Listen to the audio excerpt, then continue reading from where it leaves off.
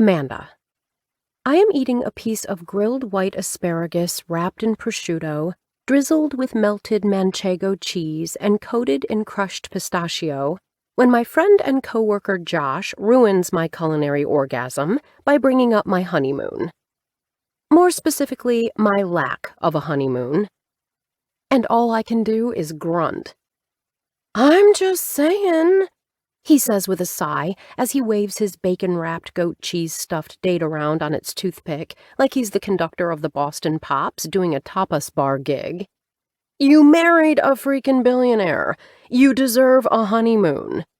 "It's not about what Amanda does or doesn't deserve," Carol insists on my behalf.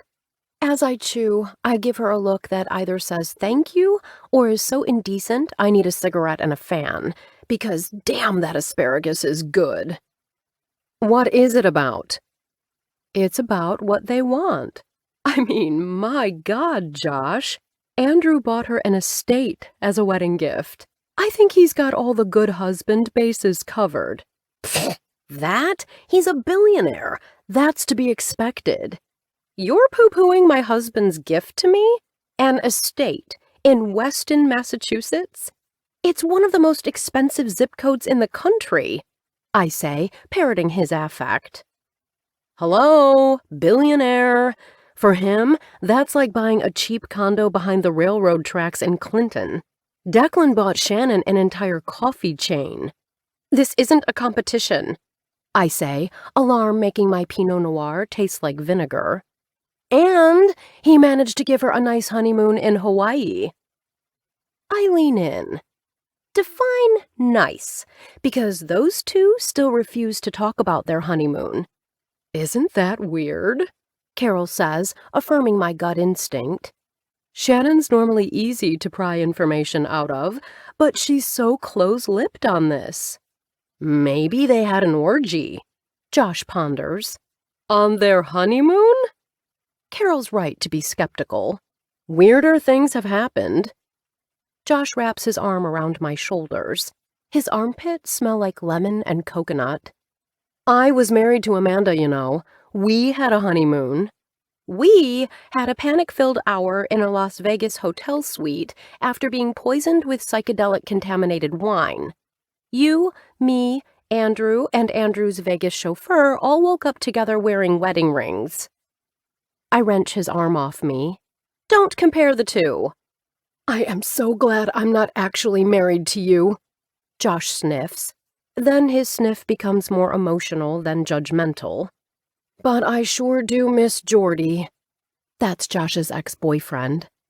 "I'm sure you do, but quit comparing." "I'm just saying, maybe Shannon and Declan are being private about their honeymoon because it's, you know, wink wink, private." "Declan doesn't strike me as the swinger type," Carol declares. "Right?" I add. "He's not the sharing type. Have you ever tried going to a tapas bar with him?" Josh straightens up, frowning at me. "Did you just say topless?" "What? No! Tapas.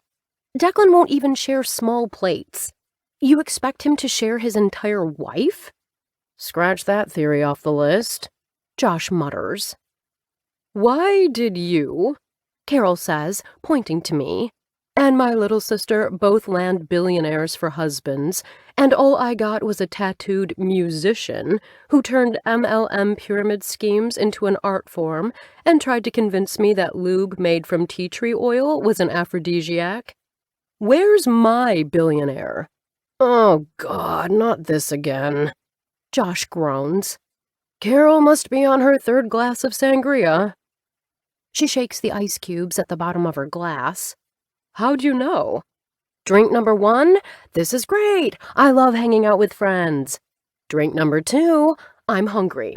Drink number 3, why can't I get a billionaire?" Josh says, ticking off the list with his fingers. "What's drink number 4? Carol asks. "I hate drink number 4, he says, turning red. "It's when you start to tell us how long it's been since you've had sex."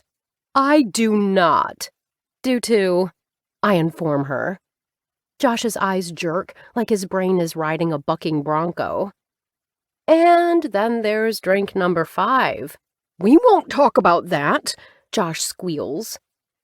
Carol gives him a head tilt and raised eyebrows, her sangria paused halfway to her mouth. What on earth? I don't have 5 drinks when we come out like this. No, it was Matilda's wedding, remember? She invited everyone in marketing to her wedding when she and Dryden tied the knot. The reception? The one that was all about candles in mason jars and a goat as a flower girl? On the farm in West Boylston? That one? Josh says primly, turning even redder. I did drink heavily that night. I'd just gotten my 2nd child support check from Todd, ever, from the Pennsylvania Department of Corrections. $23.12. And then we came to the wedding and... What did I do after drink number 5? Talk about my dry sex life? Josh looks like he's choking on a cocktail stirrer. You asked Josh to sleep with you, I blurt out. Might as well get this over with. Carol laughs. Did not. You did, he says, twisting away, his neck at an unnatural angle, like a swan procreated with a pipe cleaner. You were, very specific about what you wanted. He makes a face like he's imagining eating something he doesn't like. Carol's turn to blush. I did not hit on you. You're not my type, Josh. Sorry. But you did. Josh grabs the edges of the table, which is made of stone, dark and grooved, with deep scratches and years of sweaty glasses. If I did, I was clearly beer-goggling it. Vodka goggles, not beer. I correct her. I'm sorry, Josh. Sorry I offended you. You're definitely not my type, so it would take that much vodka to get me to hit on you. You managed to turn an apology into an insult like it's programmed into you. Carol laughs. Blame my mother. Josh huffs and steals the last goat cheese stuffed date with a flourish. Anyhow, we got way off track. Carol looks at me. About that honeymoon you never had? It's fine. I'm not exactly suffering. Josh and Carol snort in unison, and just like that, everything between them is mended. Never underestimate the power of a common jealousy target. When you marry a guy like Andrew, the word suffering is stricken from your vocabulary, Carol instructs me. She's always had that tone the eldest child gets when talking to a younger sibling. No, we're not biologically related, nor did her parents officially adopt me, but I'm basically a de facto little sister. Which means I get all the irritation of a big sister and none of the long-term benefits. I don't need a honeymoon, I say flatly. Your life is no longer about what you need, Amanda. Josh intercedes. Seriously. His palms go up in a gesture of supplication. I'm not poking you. Carol snickers. He gives her a death glare. I mean that your life is all about wants now, not needs. The needs are covered. So think about what you want. Heart of hearts, if you could have a honeymoon anywhere in the world with Andrew, where would it be? Because he can give you that. He can give you anything. Heart of hearts? I ask, still a little stung for reasons I don't quite understand. Carol gives me a genuine grin. That, or she's been lying about how many drinks she's had because she's suddenly touching and friendly. I want to confide in her. If I could go on a honeymoon with Andrew, anywhere? For how long? I clarify. 2 weeks, Josh says. I would say 3 weeks because that's how Europeans go on vacation, but people in the U.S. are weird about long vacations. That's because we don't get 6 weeks paid time off, Carol says. 6 weeks? 2 weeks? Ha! I chortle, the sound simultaneously exactly right and terribly disturbing. I'll be lucky to get 48 hours alone with him, and half of that will involve his phone and answering texts. Nope, you get 2 weeks of nothing but him and his attention. Josh emphatically declares. I think that is a really, really big dose of Andrew. You can't handle that big a dose? When Josh tries to be deeply inappropriate, it always comes out like Mr. Rogers is hitting on you. It's simultaneously flattering and soul-destroying. Please, stop. Carol sets down her skewered grilled shrimp covered in basil. You sound like Pee Wee Herman. I do not, Josh protests, adenoids performing a cheerleading routine. You prove me right every time, she says, grinning. Back to your honeymoon, he grumbles. 2 weeks. No way! He runs one of the biggest companies in the world, the one that provides you with a salary and benefits, I point out. And you deserve 2 weeks of time from your new husband, Josh emphatically replies. I give them suspicious looks. You just want me out of the office for 2 weeks straight. Why? So you can have fun, Carol chirps. So we can clean all the orange stains off your desk, Josh replies honestly, nose wrinkling in disgust. Our current repertoire of chemicals isn't cutting it. Is that why my desk smells like bleach every morning? Someone had to intervene. I don't eat that many Cheetos. Show me your cuticles, Josh demands. I sit on my hands. I am not a piece of meat for you to view at your pleasure, I inform him. Carol and Josh give each other conspiratorial looks. I did it again.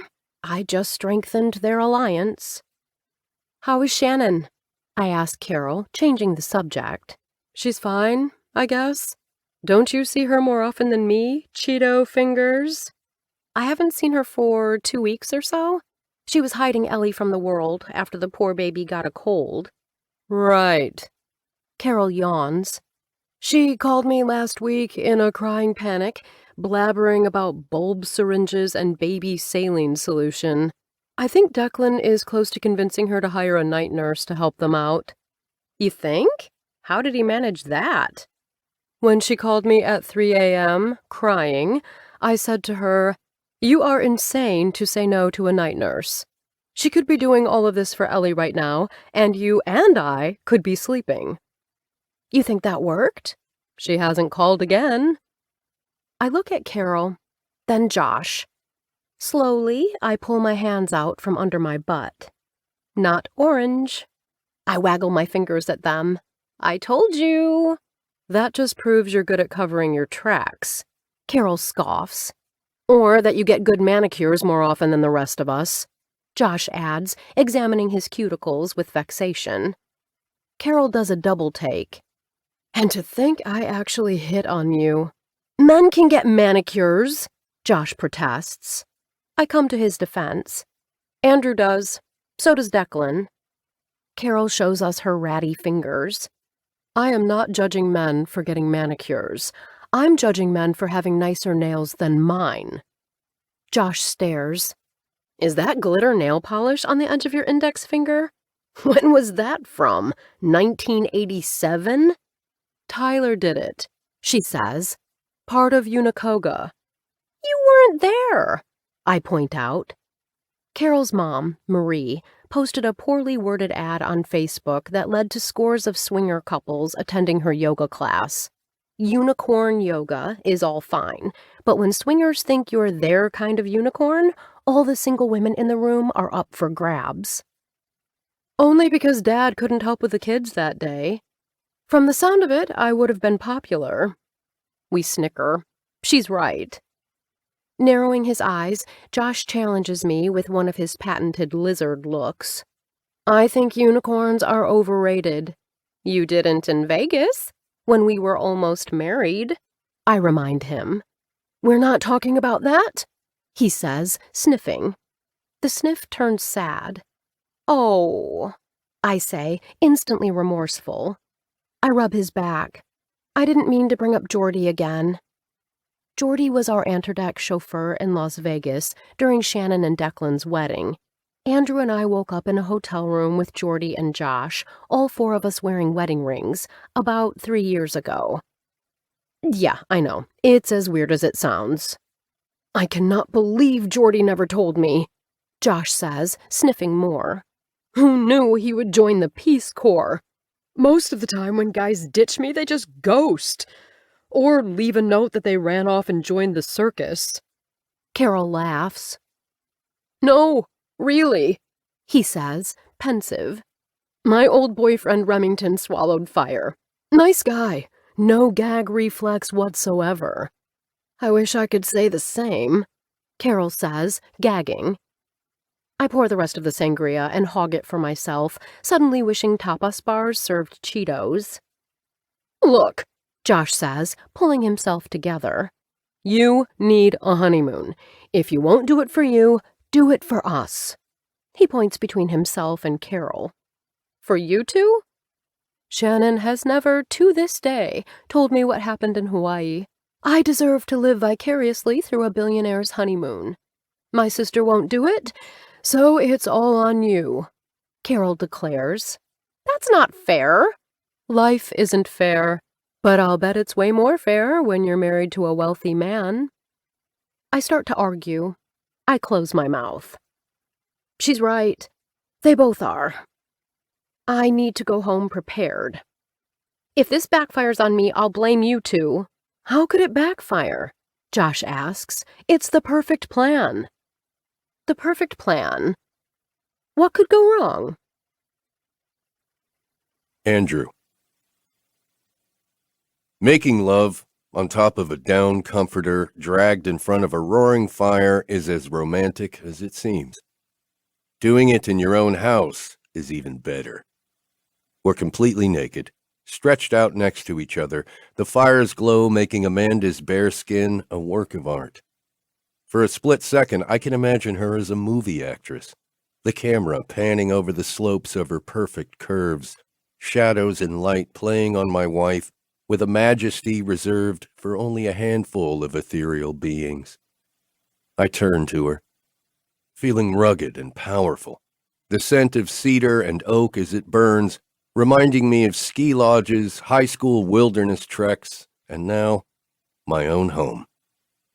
My childhood home is rapidly becoming ours, the shift slow in coming.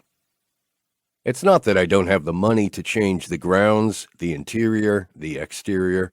All of that is doable. What I don't have is time. Or, to be blunt, the will.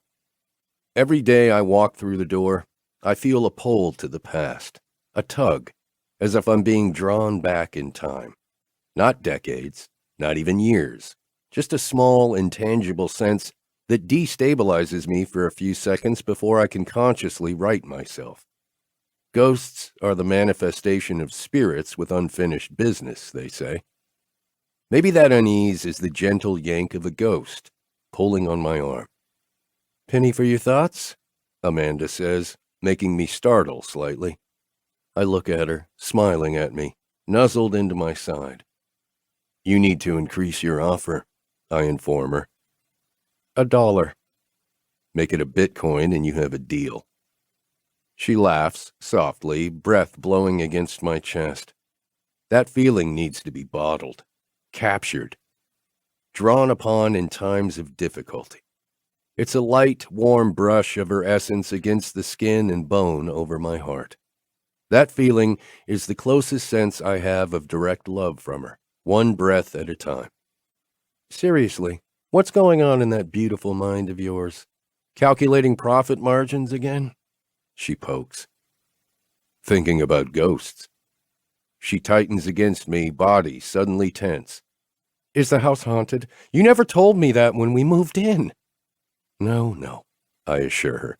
It's not. Just, I have my moments here, you know? Your mom? Sometimes. You see her? In ghost form? No, nothing like that.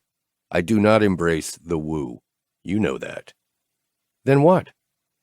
It's more that this place is a time capsule. A time capsule? Are you regretting buying it? No, not one bit. I kiss her temple. Nothing destabilizing about her. You know, when I was out with Carol and Josh for tapas and sangria tonight, they brought up our honeymoon. What honeymoon? Exactly. You want a honeymoon. Now? We've been married for 2.5 years. Honeymoons don't have expiration dates, Andrew. Why not just ask for a vacation? You have a problem with the term honeymoon? Fine, a honeymoon. What would we do? She reaches between my legs. More of what we just did? I could get behind that initiative. Where? How long? I don't know where, but I know how long. She strokes me. Ha. I mean, how long do you want the honeymoon to be? 3 days? I might be able to swing 4 or 5. 2 weeks. 2 weeks? I laugh. I realize I am not supposed to laugh when Amanda abruptly stands up, pulling the warm-down comforter with her, and plants that beautiful ass of hers on the sofa. Uh-oh. I mean, honey, I say, smoothing this over. 2 weeks for a CEO of a Fortune 500 company is like a year. Am I not worth it? I have stepped on a landmine complete with tripwires, but I am wearing a blindfold and earplugs. Of course you're worth it, but finding 2 weeks without business trips or meetings in the time frame is impossible. Impossible? She goes silent. It's not a sad kind of silence. It's the kind where the temperature rises. It's a low-pressure system converging with a wind movement in which warm, moist air below runs into cool, dry air above, building an F5 tornado or a Category 5 hurricane. Amanda is a great name for a hurricane. I wait her out. That's what you do when you're in a landmine field and essentially blind, deaf, and male. If I had a life-threatening illness, would you do it? She challenges. What? If I had limited time on Earth, would you take 2 weeks out of your life to spend only with me? Her long silence and her strange calmness set off every alarm in me. What have I missed? Did you have a doctor's appointment this week? What's wrong? Nothing is wrong, she says. Hypothetically, is there anything that could happen in our life to make you clear 2 weeks to spend only with me? Oh, shit. She's got me. When you put it that way, then it's not impossible. It's just that you aren't making me a priority. A flood of business books flip inside my mind, like butterflies made of hardcover print stock. Essentialism, rocket fuel, purple cow. The subtle art of not giving a fuck. The basic premise of all of them distills down to one singular concept. Your life is what you make it. Priorities are a reflection of your inner state. Arguing with her could be so easy right now, as her eyes reflect the blaze of the fire, potentiating what is already aglow. Debating the merits of her point could take the sick feeling inside me and make it feel more righteous, less intense.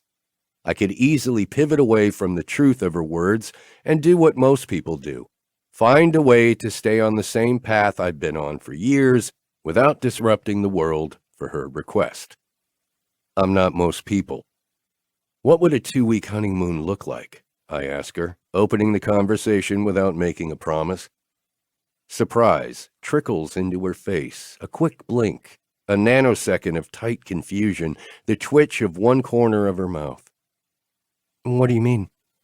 Pitch me. Pitch you? You know how to pitch. Pitch your proposal to me. That's not how this works. I'm not bidding for your honeymoon contract. I lean back, plumping a pillow under my head, giving her a full, unfettered view of all of me. Maybe you are. A pillow whaps my junk with a surprising thump that makes my ass clench. I am your wife. I don't bid for your time, or at least I shouldn't have to. Those last 3 words come out like Amanda turned into a demon. You should pitch me. I already proposed to you. I look at her engagement ring, now paired with a wedding ring. Remember? How could I forget? You proposed in a garden shed at a rooftop restaurant while we hid from people. Of course I remember. You taste better when I kiss you in closets. Maybe I should propose we honeymoon in a closet for 2 weeks then. As long as there's water, food, and chafing cream, I'm all for it. Before she can hit my crotch with another pillow, I turn, reaching for the nearly empty bottle of wine, and pour myself some more. Amanda might pelt me with cushions out of anger, but she'd never dare to tip over a glass of good wine. That would be a waste. The look on her face when we make eye contact is disarming. What about 2 weeks like that? I was joking, obviously. Not in a closet, but here. Here? In the house? Yes, a staycation. What the hell is a staycation? It's where you don't go to work and just stay home. Why would anyone do that? It's for people who don't have the money or don't want to spend the money going away on vacation. Who needs to do... Oh, right, people without money. But not just people without money, people like us. Andrew, what if we take 2 weeks and stay at home remodeling? Remodeling? I don't have those kinds of skills. I hire people for that. We have to make decisions. Clear out whatever we don't want. Renovate. Make this house ours. You are a mind reader. I was just thinking that earlier. Bullshitter! You're shining me on. I don't bullshit you, Amanda. When you offered me a Bitcoin for my thoughts, I was thinking about how we need to make this place ours. Put our own stamp on it. The stem of the wine glass feels heavy in my hand. You said you were thinking about ghosts. They're related. So, you'll really do it? Give me 2 weeks of 100% of your time, and we can make design decisions and invest our attention in making this estate ours? Radiant with excitement, she gives me a look that fills me with heat. Huh. There comes a time in every marriage when you realize the right path is actually the compromise path. Make you a deal, I tell her, staring her down with narrowed eyes that are intended to challenge. You go to Gina and get her to sign off on me being gone for 2 weeks. If you can get that, it's a deal. You expect me to get permission from your assistant for you to have 2 weeks off. What kind of CEO are you? You own the company. I own much of the company, but the company owns most of my time. Gina is the manager of all that. You get her on board and we'll do it. If that's the case, you're not really the boss. Gina is. You're starting to understand. You're serious. Gina is as good at managing my work life as Grace ever was for Dad and Declan. She gasps, the sound so abrupt that she starts coughing hard. She's that good now? Yes. Determined eyes meet mine. Challenge accepted. I reach for her hand and shake it. I hope you succeed. You assume I won't, though. I assume nothing other than this truth. We're about to go for round 2. You sure you've got the time for that, Mr. McCormick? Your life is tightly scheduled. I'll squeeze in you. Don't you mean squeeze you in? No. And I show her exactly what I mean. Chapter 2. Amanda. Thanks so much, Gina, for meeting me for lunch, I say, glad there's no wind on this fine August day. Consuela, Connie, to Andrew and me, has been kind enough to offer lunch once a week for those of us who are addicted to her inspiring food, and I dangle a big flame-roasted and perfectly seasoned carrot in my husband's executive assistant's face. Lunch at one of the most exclusive restaurants in town. No, not one of them. The most exclusive. Thank you for bringing me here. This place is great. Gina talks as if every sentence out of her mouth is a question. It leaves me with my eyebrows perpetually jacked up, like my eyes are getting the brake pads replaced. Nerve endings in my ears connect to my brain, forming expectations that my skin and muscles have to manage. We are primed to hear questions and to respond, not to hear statements phrased as questions and absorb. Connie comes over to our table with a sampling tray of marinated olives, mushrooms, cheese, and almonds, with a little fig cake that makes me want to move to Spain. Amanda! And you are Gina, yes? She gives Gina her hand, the gesture proper and pleasant. I believe I have spoken with you on the phone regarding Andrew, but we have never met in person. Nice to meet you. Gina's grin is spectacular. Connie blinks exactly once, touches my shoulder, and retreats. Ladies, I leave you to your talk. If I have learned anything in my years of business, it is this. The combined energy of a man's assistant and his wife is greater than the sum of his board of directors. All power to you. She winks, but you will not need it. The expression on Gina's face makes it clear she doesn't quite get Connie's joke, not joke. This wine is amazing. It's really okay to drink during lunch? We're working. It's a working lunch, I say. Drink up. It's on Anterdeck, too. But that's a violation of human resources policy, she says, deadpan. It takes me a couple of seconds to realize she's joking. It's the inflection. As she sips more wine, she laughs. I pick up an olive and start eating, pairing it with an almond at the last second. Gina, you know why I've brought you here, right? To fire me? Her laugh makes it clear she knows Andrew couldn't function without her. God, no! I gush, going along with it. He really can't function without you. Isn't that great? She says, swigging more wine, eyeing an olive like it's a tiny incendiary device. You've got all the job security you could ever want, I say, buttering her up. She bursts into tears. That wasn't part of the plan. I'm sorry? Great, now I'm saying my sentences as questions. You're sorry?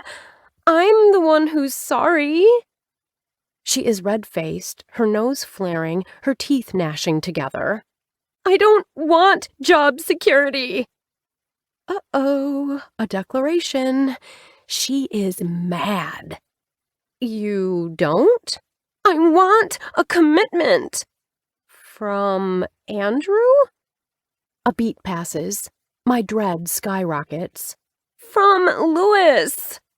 Who is Louis? Dread pours out of me via a huge relieved sigh. My boyfriend? The one I bring to all the company parties? I am drawing a total blank. He's an accountant, wears a blue suit.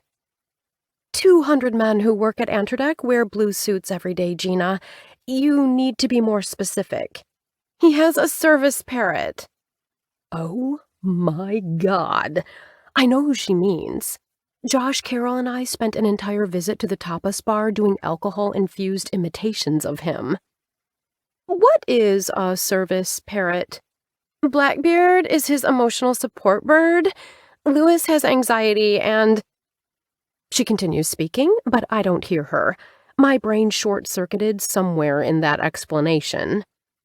And then he said that monogamy is a social construct designed by the rich to control the poor and middle classes, and I started to realize he's just avoiding the proposal. Gina finishes, sniffing. Connie walks out with 2 tiramisu cupcakes, putting the plate between us. She pats Gina's shoulder and says, "Eat dessert first, and Louis sounds like a cheater. Cheaters don't change." But then I wasted all this time trying to make myself fit into his world, she wails. The look Connie and I share could cut a diamond with exquisite precision.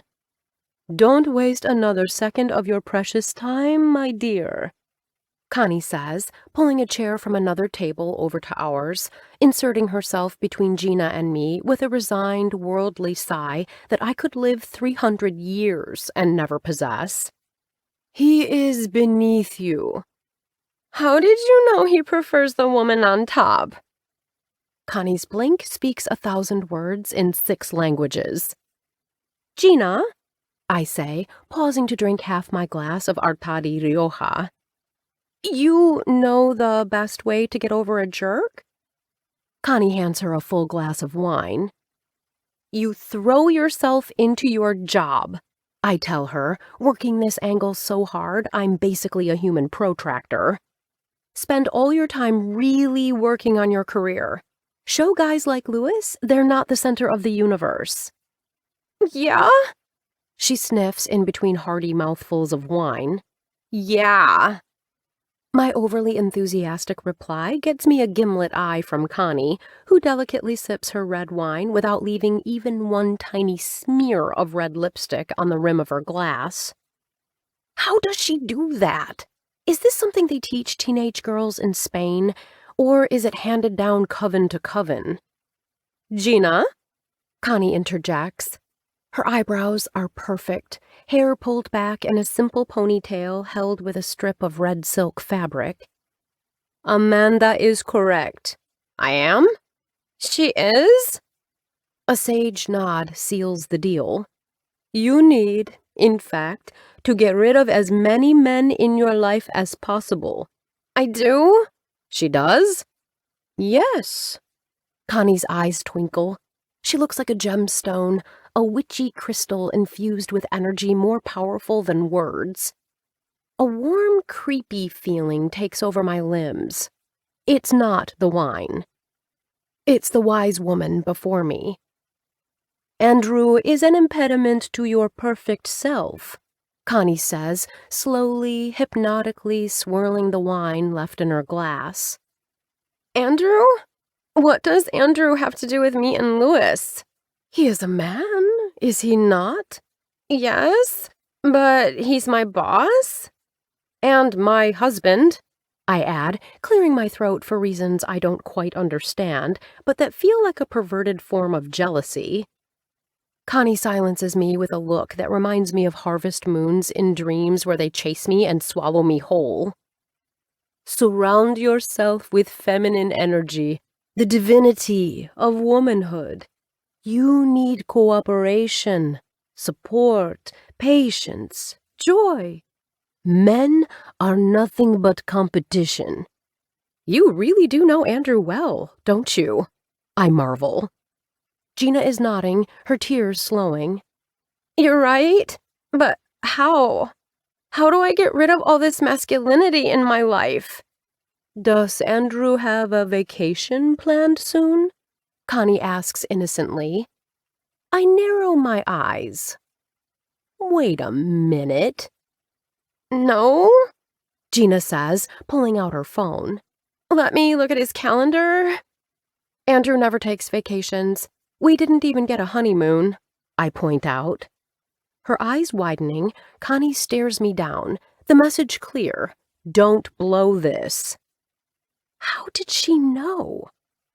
That's right, Gina murmurs, eyes glued to her screen. You didn't. I asked him about it and he seemed to blow me off. He did? Connie's indignant voice is formidable. Why do people with European accents always sound so authoritative?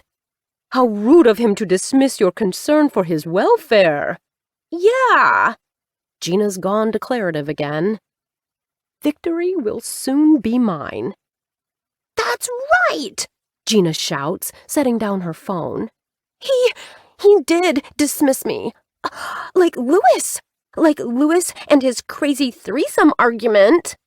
Threesome? I lean in. That's what the anti-monogamy speech was about? Yes, can you believe it? Well, Connie demurs. A good threesome is to be treasured. My turn to glare at her, my message loud and clear. Don't blow this. I am not a prude. Gina's voice goes uncertain.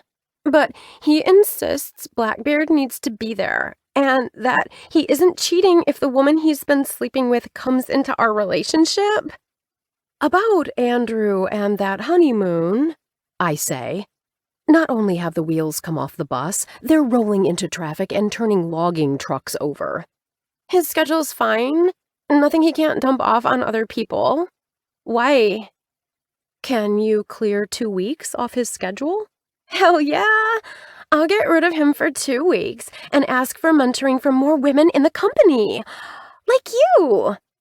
She reaches for my hand. I would be gone for those 2 weeks too, Gina. Oh, right. Why would you want to spend time around so much masculine energy? She asks. Visions of my morning lovemaking session with Andrew flash instantly into my mind. Oh, uh, uh, um, because Amanda has a grand estate in Weston that she is now in charge of managing, and it is woefully out of date. Remodeling is a large undertaking, and the effort is so great that she will need time with Andrew to bring the property to a standard befitting a Fortune 500 CEO's private home. I point to Connie. Yeah, that. That's why. A diabolical look takes over Gina's features. Either that or the wine makes her spunky. I like it. Men hate remodeling, right? They hate decorating and picking out colors and tiles and all that. So Mr. McCormick can spend 2 tortured weeks remodeling while I get time to focus on the feminine divine.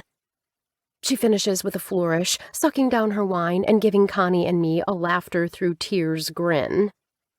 Perfect, we say in tandem. Note to self, never ever piss off Connie. Andrew. Gina is running late. She's not the type to take long lunches, and after 2 hours have passed, I'm starting to get annoyed. The phone messages are piling up. Someone came into the office to ask about a parking spot issue for a department director, and my favorite coffee isn't on my desk at 2 p.m. Huh. They say you eventually become your father, but I didn't know it would start so soon. Conference calls have dominated my day, with a lunch meeting that ended on a sour note. A walk to the coffee shop would be a nice break. If annoying. I text Amanda. Coffee? Gina's not here and I'm going to get my own. No immediate answer. I've gone down the elevator and am in the revolving door at the building entrance when I get a reply. Poor baby. Can you manage the walk all by yourself? Need a user manual on how to buy coffee? Whoa, I reply. What did I do to piss you off? We're having an asshole boyfriend summit, she replies. We who? None of your friends have boyfriends. They're married or single. Gina, she answers. Who's Gina? I reply. I don't remember Amanda having a friend named Gina. Your assistant. Way to prove the point that men are dismissive and feminine energy is more supportive and enveloping, my wife shoots back. You're with Gina? My caffeine-deprived mind is calibrating as new information comes in. That explains the 2-hour lunch and missing my afternoon coffee. I reach the coffee shop, open the door, and get in line with everyone else. They're all on their smartphones, necks like giraffes, finding tasty blades of grass low to the ground. I know. I should get my coffee from my brother's coffee shop chain. I don't, because this place is closer. We're having lunch at Connie's, Amanda replies. I freeze. My wife, my assistant, my high-powered celebrity chef friend. They are together, and they are likely talking about me. Are you talking about me? I type quickly, sending before I realize men are at a deep disadvantage when it comes to modern communications. We're evolutionary designed to act first, manage later. This does not serve us well in times like, my phone rings, like this.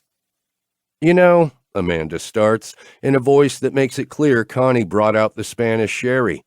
You shouldn't assume that when a group of women connected to you get together, you're the topic of conversation. That is so egotistical. It is. I shuffle forward, the phone zombies all moving in unison as we get closer to the order here sign. I count 11 people ahead of me. Gina has an app on her phone for this. It is pre-programmed with my drink order, Amanda's drink order, my credit card, you name it. Wait, what? Did you just agree with me? I did. Can you put Gina on the line? Why? Urgent work matter. Shuffling sounds, then, Andrew? Sniff. What's wrong? Can you order my afternoon coffee for me? Oh, my God. I forgot? I can't believe I forgot. I'm useless. Sobbing follows. I hear Amanda loudly call me misogynistic and something about smashing the patriarchy. I'm cool with that. Smash it nice and good. After Gina puts in my coffee order. No need to come back to the office, I tell Gina, turning on the charm as my temples start to throb. The customer at the counter, an older woman with short gray hair who is wearing a soft camel-toned cardigan, pulls out a piece of paper with a long list of orders on it. I hear her say, "Church Youth Group," as she smiles at the cashier. Gina, just put in the order. I'll pick it up myself. You stay for your lunch and have fun. You deserve it. Really? Sniff. Give me my phone back, Amanda says in the background, then yells at me. You're manipulating your assistant while she's having a personal lunch? And what, my dear, are you doing having lunch with Gina? Are you two plotting against me? Stunned silence greets me. I know what she's up to. This is about that honeymoon conversation. She's playing Gina. Good for her. Buys me time. What? No, of course not. In the background, I hear, Tell Andrew I put the order in. I used my phone app. He can get it at the pickup counter. Success. I look to the right and see the special app pickup line. 2 people. Sweetie, I don't want to take up one more minute of your precious time bonding with Gina, I tell Amanda. I can imagine her face right now. Teeth clenched, pert nose, cute and red at the tip, cheeks pink, eyes angry. I'm getting turned on just thinking about it. I frown. Even I have a line. Think I just crossed it. I cannot believe I married a man who can't order his own coffee, she huffs. Wrong. I did just order my own coffee. I simply used a method you would never consider, but I did it. The goal is the end result. The process doesn't count as long as it's moral and legal. Tell Connie I said hi and make reservations for us to have dinner there next Thursday. Gina can check my calendar for the exact time. Andrew, you'll pay for this. Gotta go, I lie. Sultan on the other line. She hangs up on me before I can do it. Double success. Because a call hang-up doesn't count against you if they do it in anger. But then the dreadful text follows. You know, the post-call text. The one I normally pretend not to see. The one where they get the last word. Where they say all of the smart-ass comments they wish they'd said when the conversation originally happened. Call me right now, you pig lover, for I have a question, the text says. Whoa. I squint at the phone. That's not Amanda. It's the Sultan. Shit, I conjured him. The lie to Amanda is biting me in the ass. And with a 9-figure deal negotiated and construction barely on schedule, I have to answer. Hello, Omar, what's up? This is not a business call. I brace myself for a 40-minute conversation about the Sultan's sex life, questions about American politics, and, worse than all of that, his obsessive search for a rare pessary once worn by Jane Austen's chambermaid. My cock. Let me call you, he replies. I groan. Dude, there's one person ahead of you. Have some patience. Some small man with a shaved head, thick-rimmed glasses, and a flannel shirt last fashionable during Bill Clinton's first term says to me. I glare at him. He backs up and finds Nirvana in the coffee stirrers. My phone rings. Unknown caller. I answer it, shifting my weight from one leg to another, knowing he'll want to FaceTime. Omar, so glad to hear from you. Put me on FaceTime, Andrew. I cannot derive any benefit from this conversation without watching those superb face muscles of yours. I'm in public right now. Public? Doing what? Getting coffee. What is the getting part, Andrew? I am in a coffee shop waiting for my coffee. It's almost up. Waiting? Why do they not bring the coffee to you? Here we go. If Amanda and Gina wanted to talk about the patriarchy, they should have taken this call. My assistant, I change course midstream, knowing my explanation will get me nothing but shit from the Sultan if he hears that I'm fetching my own coffee because the woman who works for me is taking personal time. Appealing to his baser nature will get a better result. I am here because it is a visual feast of female flesh. The little hipster in line in front of me suddenly goes still, like a rabbit listening for prey. You Americans, I love it. You get tits and ass with your caffeine.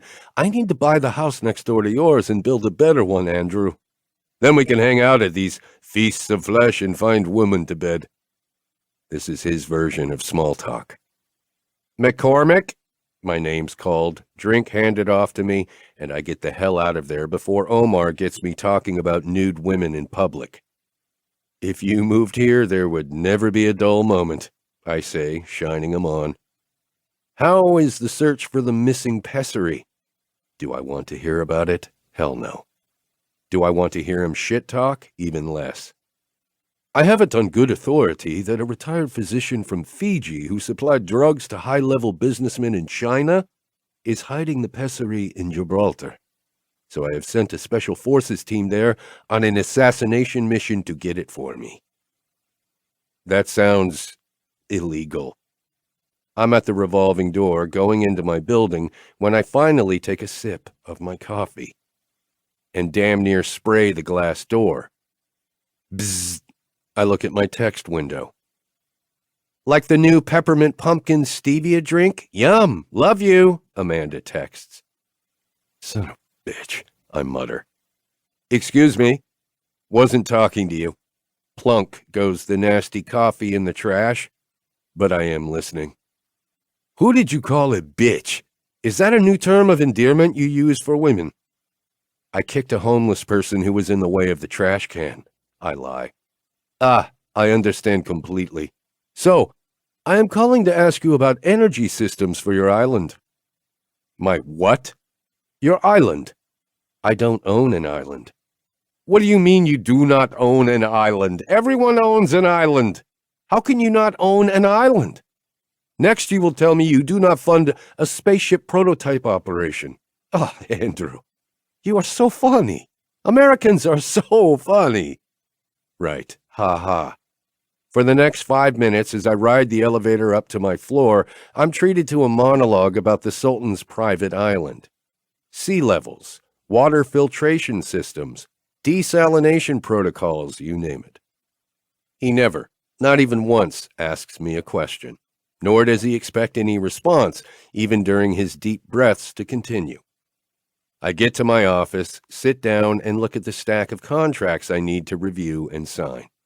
My agenda's glowing on one of the 3 screens on my desk, and CRM software with escalated issues glowers at me like my dad's disapproval after I lost a swim match. Andrew, let me show you my island. I need the opinion of someone almost as powerful as me. Join me in my world.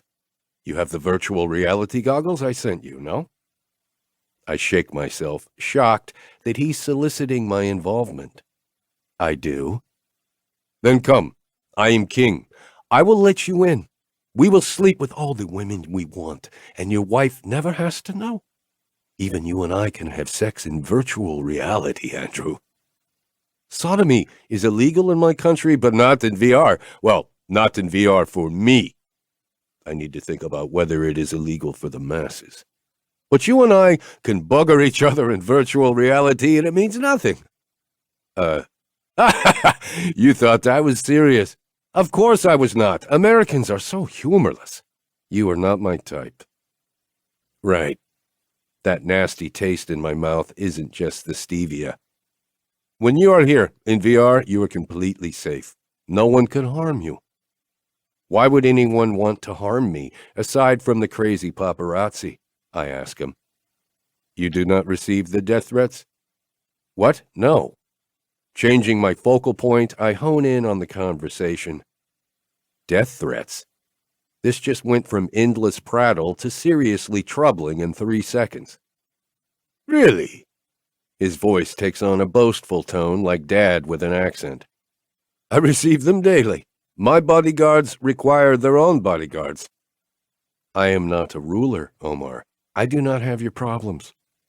Or your wealth. I don't say that part aloud. Some people want a piece of me. Some want me in pieces. That is why I'm so focused on securing my genetic legacy. He moves from topic to topic like a dragonfly on a New England lake in late summer. How are you doing that? I ask, regretting the question instantly. Cryogenics. Cryogenics will solve everything. It's not just for storing sperm to create 700 babies with surrogates, you know.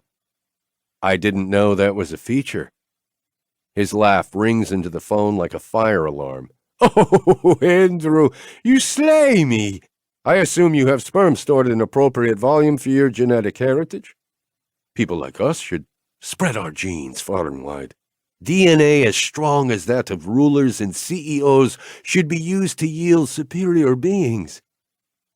I like to use my sperm the good old-fashioned way, Omar.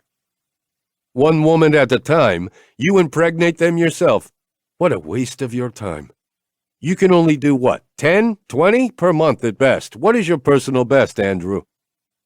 He's asking for a number. First person to mention a number always loses. Dad taught us that when we were kids. My number could never compare to yours, so I wish to avoid embarrassing myself by answering your question. Right answer, he laughs. Oh dear, I must go. My team has captured the retired physician in Gibraltar, but no pessary. Should I have him beheaded? The live video feed shows they are waiting for my command. No, show mercy. Mercy? He says the word like he's never heard it before. I wouldn't have him killed. He might know about other rare Jane Austen artifacts. Beheading him would cut off the supply of information. Good call. I will let him live. You are a wimp, Andrew, but you are amusing. Beep. Call ended. I lean back in my chair and rub my pounding temples. Tap, tap, tap. It's Carol, my sister-in-law's sister. The connection means nothing, but her sister and my brother made a little girl a few months ago, a child I'm uncle to, and Carol is her aunt. More than anything, though, we're employer and employee. She marches up to my desk holding a coffee from the same place I just left. Here, Amanda said to send this. Wary, I take a sip. It's normal. Thank you? No, thank you. Anterdeck just bought my department mid-afternoon coffees. Amanda called and asked me to do the run. Something about teaching you a lesson but not being too cruel. Mercy, I say, contemplative as I take another sip. Mercy is underrated.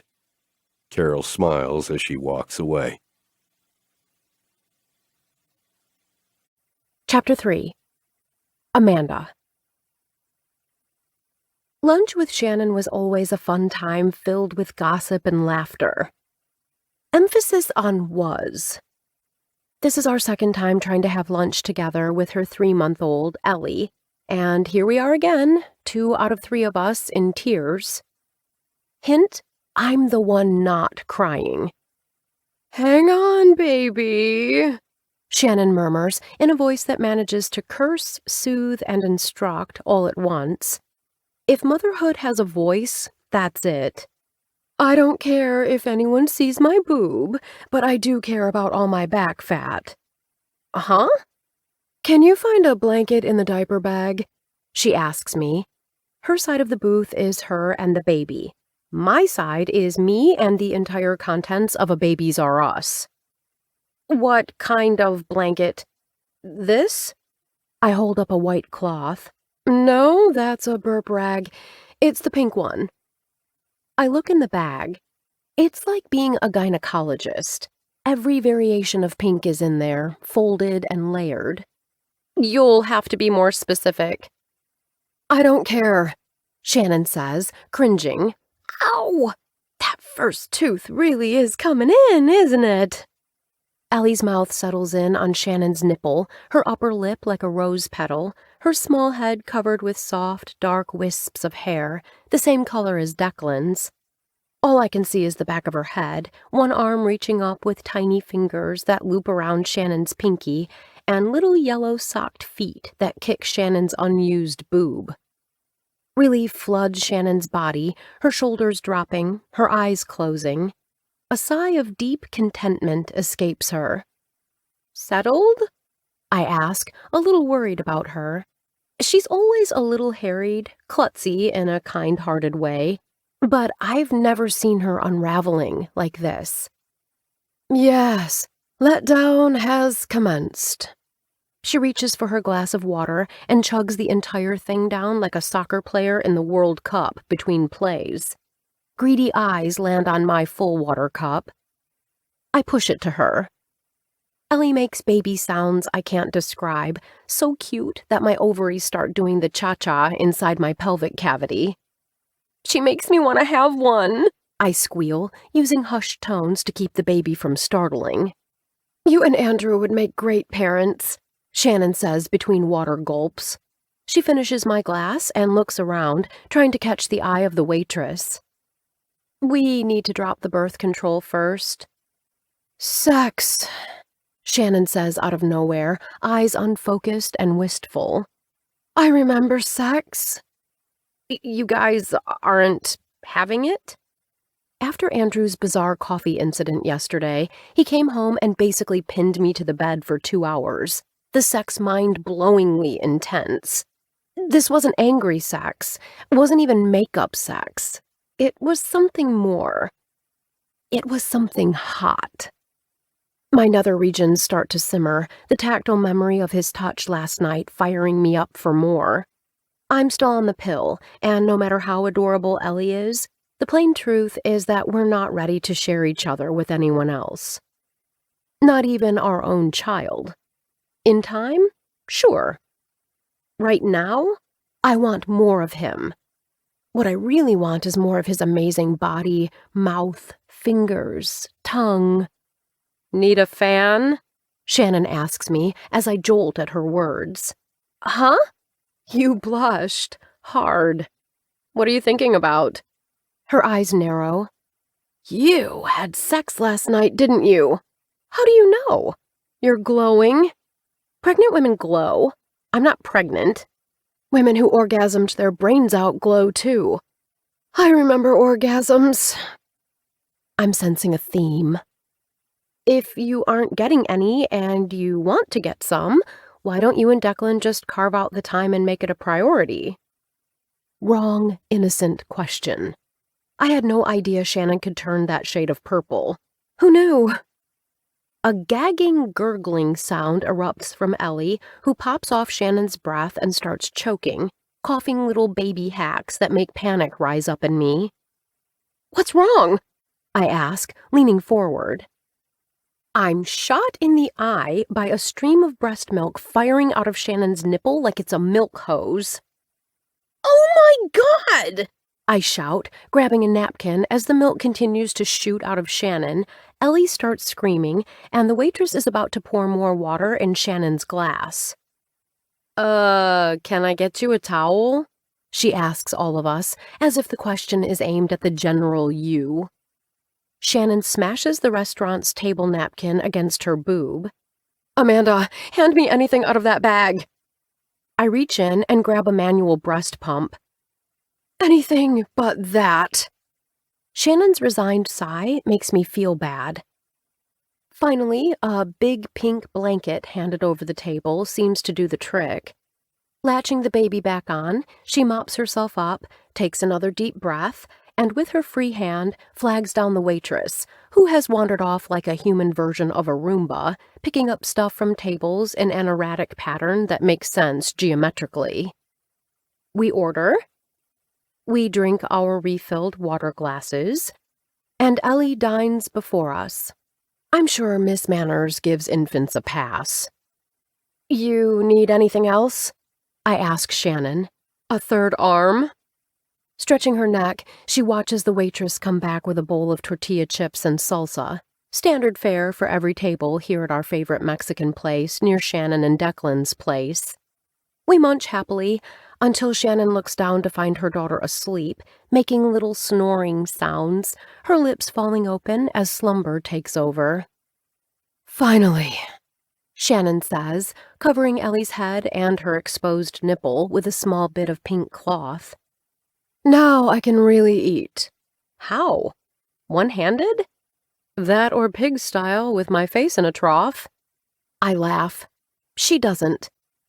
Motherhood is not for wimps. "I can cut your meat for you if that makes it easier," I joke. Her face is serious. "I will totally take you up on that offer." "So, how is it? The glory of motherhood?" My own milk is seeping down my stretch-marked belly into my crotch. My period just started yesterday after 3 months of exclusive breastfeeding. Declan needs to go to Jakarta for a week to negotiate some coffee purchase, and my mother is already planning Ellie's first birthday party, complete with all her leftover unicorn horns from Unicoga. How are you? Her fake grin makes me laugh. "Better than you? Pretty sure that bar is so low anyone can be better off than me." "Are you happy?" I ask her. She grins, taking a chip and scooping a hellish amount of salsa onto it. "Very." She eats. I eat. We grin at each other. "I will say," she mumbles around her food, "I'm glad we waited a few years before we had kids. All that time together was wonderful and important." "Important? Why?" "Because this is the opposite of romance, and you need the romantic foundation to be there. Having a baby is an enormous kind of love. It's almost too big, hard to leash or rein in. So you have to be partners. And you can't be someone's partner in putting a third person first if your own needs haven't been met first." I've never thought about it that way. I take a heaping dose of salsa and shove it in, munching. Too late, I realize I got a big chunk of jalapeno in there. My turn to eye Shannon's water glass. "Neither did I until our first month raising Ellie." As if she reads my mind, Shannon slides the bowl of sour cream at me. I take an entire spoonful to soothe my burning tongue. With the baby asleep, Shannon one-handedly plows through the chips and salsa until the bowl is empty and she drinks her water. Making milk isn't really a superpower. It's a basic biological process designed for infant survival. But like any system, the calibration has to be there, and the raw supplies involve calories and water. Lunch is the perfect environment. Is this some kind of warning? Because once you guys conceived first, Andrew backed off the whole baby thing. No competition other than his joking that we need to conceive twins. All our let's have kids discussions have morphed into isn't Ellie adorable and so much work discussions. Declan won in the competition between the brothers. "Those two." We shake our heads as the server delivers our food. I got a grilled chicken fiesta salad. Shannon ordered fajitas. After the server leaves, I stand and hold my arms out. "Let me hold Ellie while you eat." Her O of shock makes me laugh. "You're serious?" "I need to practice eating one-handed. Besides, I just watched you demolishing those chips. You're starving. Let me huff the baby." Bending carefully, I slide one hand under the baby's hips, the other at her neck. With machine precision, I get her in the crook of my arm, the blanket still tucked around her. I snuggle back onto my side of the booth with the physical dexterity of a jewel thief and look over at Shannon. Half her fajitas are already gone. "Did you inhale your food? Cover one nostril and just suck hard?" I ask, agog. "What?" She's chomping away. "I'm hungry." I'm guessing that's new mother for I'm hungry. The beauty of holding someone else's baby is that you get to hold a baby. Soft and pure, they don't judge. They are in a constant state of being. They smell like warm skin and sunshine. And when they cry or poop, you get to hand them back. An image of Andrew holding Ellie a few weeks ago flashes through my memory, making me smile. The rich aroma of cumin reminds me of my plate, the scoops of guacamole and sour cream begging for attention. Ellie wiggles in my arms, her heat making me sink into my seat, rooted in place. She's a grounding influence, contentment spreading. As I am in this moment, I'm at peace. She's sleeping in my arms, and an ache begins inside me, one seated by her simple presence. I want this. I want this bad. Babies are a contagion, aren't they? They're like the Ebola of the newly married friend world. One couple starts, and bam, soon everyone has baby fever. And by the time the epidemic is over, we're left with stretch marks and minivans. This is so good, Shannon gushes, finishing her last fajita and staring at the plate like it's disappointing her by being empty. I didn't realize how starved I was. Is she okay? I can take her. She's fine. Enjoy the luxury of using both arms. It is a luxury these days. Amanda? Shannon? We both turn toward the sound of the female voice, one I know all too well.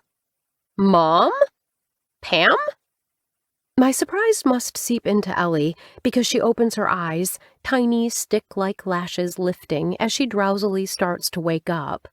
A snurgly little sigh escapes. I don't move. She settles back down. Mom's hand cups the back of Ellie's sweet head, twinkling eyes meeting mine. You look like a natural holding her, Mandy. Amanda, I whisper reflexively.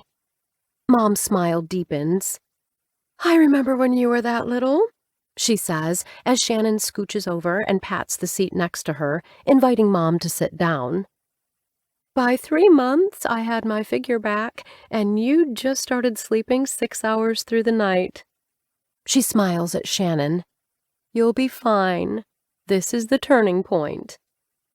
Shannon takes the baby blanket and carefully covers her front with it, shoving the dish of rice away. Ellie has 1 3-hour sleeping stretch, she says with a sigh. Declan is really pushing to call in that night nurse he wanted to hire. Mom chortles, loud enough that Ellie startles, but she calms fast. Night nurse? Leo slept like a lumberjack back then, and I had to go back to work at 10 weeks. No paid maternity leave, she says with a sad smile, reaching forward and brushing a strand of my hair behind my ear with a maternal touch I'm starting to see in a different light. We had to get you to sleep, so we could. Leo worked in a factory. Being sleepy meant accidents. I snort. I'm sure his drinking didn't help either. My dad left when I was 5 after losing me at Fenway Park and scaring my mom to death by getting in a car accident. For hours, she thought I was dead until I found my way to a police station on the other side of Boston. Dad was an alcoholic. He later killed 2 people in a drunk driving accident and is in prison. He gets out next year. And I definitely don't care. Leo's drinking was casual then. I wouldn't have had a baby with him if he'd been the way he got later, Amanda. Her return to my older name is a clue. She's emotionally walling herself off, the Mandy slipping out earlier in a moment of nostalgia. Your father was a good man. Until he wasn't. The drink got him. Shannon's gone somber, eyes darting to look at Ellie over and over, as if she wants her back, the conversation too bleak, too stark, the sudden dip too much. Mom lets out a self-conscious laugh and beams at the baby. Listen to me. I'm making this all about my own messes. You and Declan made a miracle, Shannon. She's beautiful. Shoulders dropping, Shannon relaxes. Thank you. What brings you here? Lunch. I'm seeing a client here in town. Looking behind us, she suddenly stands. In fact, it looks like the gaggle of women are all back from the bathroom and headed to our table. I'm working on a modeling insurance contract. New project involving models and base jumping. They really do go to the bathroom in herds. Quick kisses and waves, and Mom is off, looking like a turtle in a herd of peacocks. Ellie makes a sound of contentment. Then her entire face turns a weird shade of red. "Shannon?" I ask as she watches Mom, who is half a head shorter than the tall, willowy women, who all look like young gazelles. "Is Ellie supposed to be this color?" A gurgling sound comes out of Ellie's diaper region. The red face goes purple, and then heat. "What is going on?" I ask, my hand and wrist so hot suddenly. And then I'm hot and wet, in a band around my waist. Shannon's face turns to horror. "Oh no, diaper malfunction," she whispers, frantically searching for her bag. What? My nose gets it before my brain understands. Ellie has just... "Oh, Amanda, I'm so sorry. It looks like Ellie shat up her bag and all over your arm." I look down and follow Shannon's eyes. A dark yellow stain travels along the crease of my arm and Ellie's little body. The redness of her face has faded, her mouth in a contented smile, even her breathing a clue that she's sound asleep. "Sure," I whisper, mortified. "Now you're happy." Did I mention I'm wearing a cream-colored shirt today? Sheer, with a white shell underneath? Shannon waves down the waitress, who shuffles over. When she looks at me, her eyes widen. "We need to have this wrapped up," Shannon says succinctly. "And the check." She pulls a credit card out of her wallet and hands it to the server. "Can you make it fast? We tip well." 3 little words that make any server move nice and quick. "What do I do?" I ask, frozen. "Exactly what you're doing. Don't move. Once the food's wrapped up and the check's paid, we'll triage and execute." "Execute?" "The plan. Declan and I have been through this before." She looks around the restaurant. "Last time this happened, we were at a charity ball. Turns out baby poop and sequined ball gowns don't mix. No more balls for you, Miss Ellie." She gives the baby a loving smile. "Before? You've been through this before? And you didn't warn me?" "Why would I warn you? It's a given. Hold a baby, take a chance of getting pooped on." "Not a given! Not a given! Maybe for parents who've read all the baby books and scanned the baby blogs and joined the baby Facebook groups, sure, but you needed to warn me." "Too late now," she titters. The server appears with breakneck speed, food wrapped, check ready. Shannon writes an obscene number, signs the paper, and stands. "What do I do?" "Hold her nice and tight. I'll control the contaminated area." "You sound like the head of a CDC team in an epidemic." "Welcome to parenting." "She's not contagious, is she?" I slide to the edge of the booth and get my footing. Core muscles I didn't know I possessed engage. I feel like I'm in a squat cage, lifting my own weight on a rack over my shoulders. Close. So close. "I've got plenty of clothes at our place you can wear. We'll pay to have it dry cleaned. How about incinerated? Because this is silk."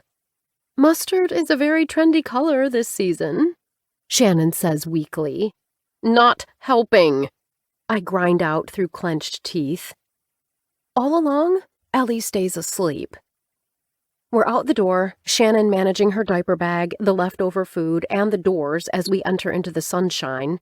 We're only a few blocks from her place, so we start to walk. "It's chilly," Shannon exclaims. "I'm fine," I say, but then again the heat of your child's excrement is warming me. "That's just processed breast milk," Shannon says with an eye roll. "It's not gross. In fact, it's pure." Pure torture. People walking past us are really studying Shannon. They look at her like she's someone they recognize. Someone they mock.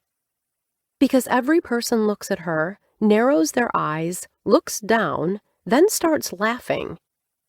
Shannon repositions the straps from her diaper bag, her purse, and my purse, twisting her body in the process as we make a left turn toward her building.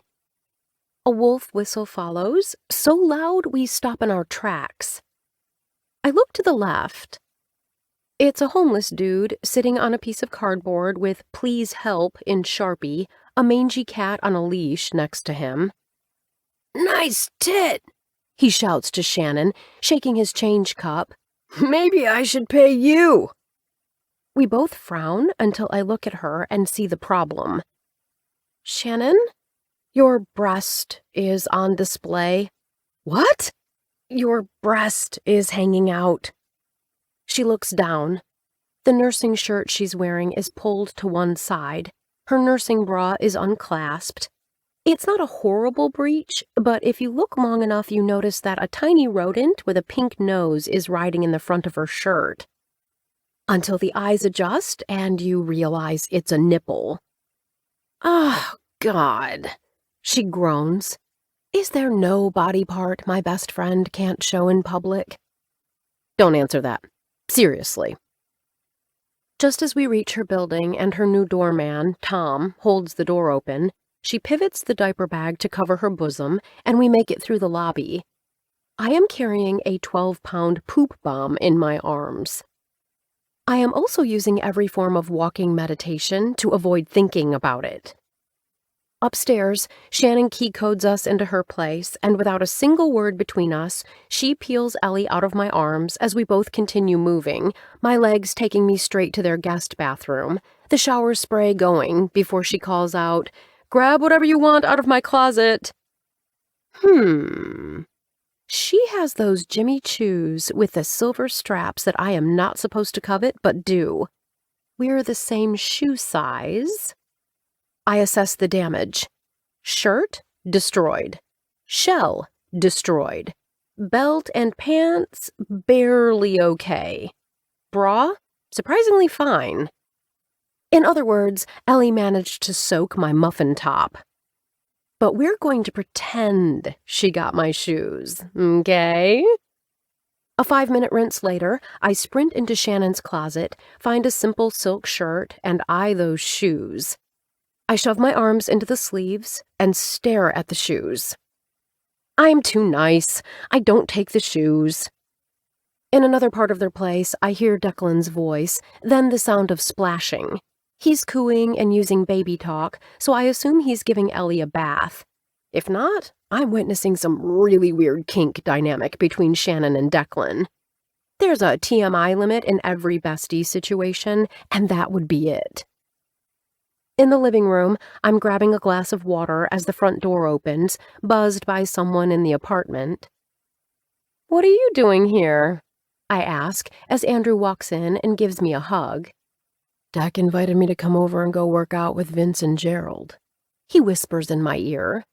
"What are you doing here?" "Just finished lunch with Shannon and Ellie." "You're working out again?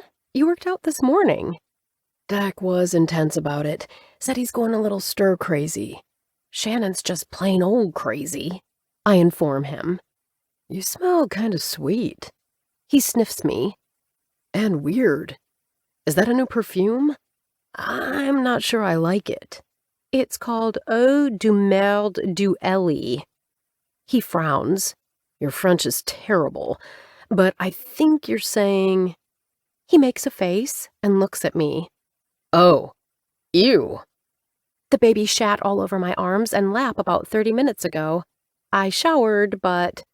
"Is that why you're wearing Shannon's shirt?" "Definitely not a scent to wear again." He leans forward and whispers, "Until we have our own kid." "You want our baby to poop all over me?" This conversation has turned very bizarre. "I didn't mean it that way." "Good." Just then, Declan comes into the living room holding Ellie, who is impossibly cute in one of those little baby towel contraptions with a hood that mimics a giraffe. Andrew starts humming the theme from Mission Impossible. He began doing it after Declan made an elevator repair crew open a panel at the top of the broken elevator, where Shannon was trapped inside, giving birth. Yeah, sounds crazy, right? Welcome to my best friend's life. Declan's face goes tight and dark as he diapers and dresses Ellie in an adorable red and white heart-themed outfit that makes me wish I were a baby again and could get away with those fashion choices. There's even a heart on her bum. That's not funny anymore. She's 3 months old, and you do that every damn time you see me. The humming continues. Declan throws a teething ring at him. It bounces off his shoulder and strikes Chuckles, who promptly walks over to Andrew's shoes by the door, lifts one leg, and... Doing CrossFit with Vince is really paying off for my husband. He makes it to the shoes in time to rescue them. Too bad about his other hand, though. Gross! Andrew shouts, holding his wrist at a severe angle so the dripping cat pee doesn't get on more than his hand. Score! Declan whispers, stroking Chuckles' neck as the cat purrs. Now we both got peed on today, I commiserate. They say couples with similar interests have the greatest sense of life satisfaction and happiness, Declan says, deadpan. Ellie lets out a sound that's close to a laugh, and that makes Shannon and Declan focus all their attention on her, Dec laughing. Are you giggling at Uncle Andrew? He's a funny guy, isn't he? Declan says, pulling her little red shirt up and giving her tummy raspberries, which just makes the little baby continue. Cause and effect. It's the backbone of life. Andrew hums the Mission Impossible theme music in response, then says, over the sound of the kitchen faucet running as he washes his hands with more ritual than a neurosurgeon, Not as funny as you delivering a baby at a charity ball. Uncle Andrew is just jealous, Declan says to Ellie, whose eyes widen as her daddy comes in close. She takes one dimpled hand and bonks Declan on the nose. He's never broken into an elevator and delivered his own sweet baby. And punched out his wife's ex. I would prefer to have my baby delivered the old-fashioned way, Andrew announces, with me in the waiting room drinking scotch and waiting to smoke a cigar. Is your name James? I ask him. He smiles at me as he shakes his hands dry, then grabs a kitchen towel from a small rack by the fridge. Fine. I promise I'll break into a non-functioning elevator, punch out your ex-boyfriend, Al, and deliver our baby in front of a crowd of paparazzi, Amanda. If that's what you want. That is so not what I want. You make it sound dashing and fun. It was agony and terror. Shannon pipes up, filling what looks like a gallon jug with a straw on top with filtered water from the fridge dispenser. Dec was great, but a hospital birth is in the cards for our next one. I want an epidural just after conception. Agony and terror is a bit much, Declan protests, bouncing lightly on the balls of his feet as he holds Ellie, who starts licking his chest. Her mouth bobs up and down in little patterns, leaving small wet spots on his shirt. You weren't the one giving birth, Shannon counters. You don't get to define my emotional and physical experience. Steve Raleigh was in one of the news articles, and he used those exact words, Shannon. He said it was pure agony and nothing but sheer terror for him. Andrew tells her. Figures. Leave it to Steve to take credit for a woman's deliverable, I say, meeting my best friend's eyes. We snort. The guys are smart. They say nothing. Shannon adds a lime to her giant water glass. Congratulations, she says to me. You're officially an aunt. You are so safe for Ellie that she pooped all over you. It takes a special kind of trust to be the recipient of that. The guys are smart. They say nothing again. Neither do I. Because I'm speechless. Remember how I wanted to hurry up and have kids? Andrew says to me out of the side of his mouth. Yes? I take it back. He sniffs. I take it all back. Chapter 4. Andrew.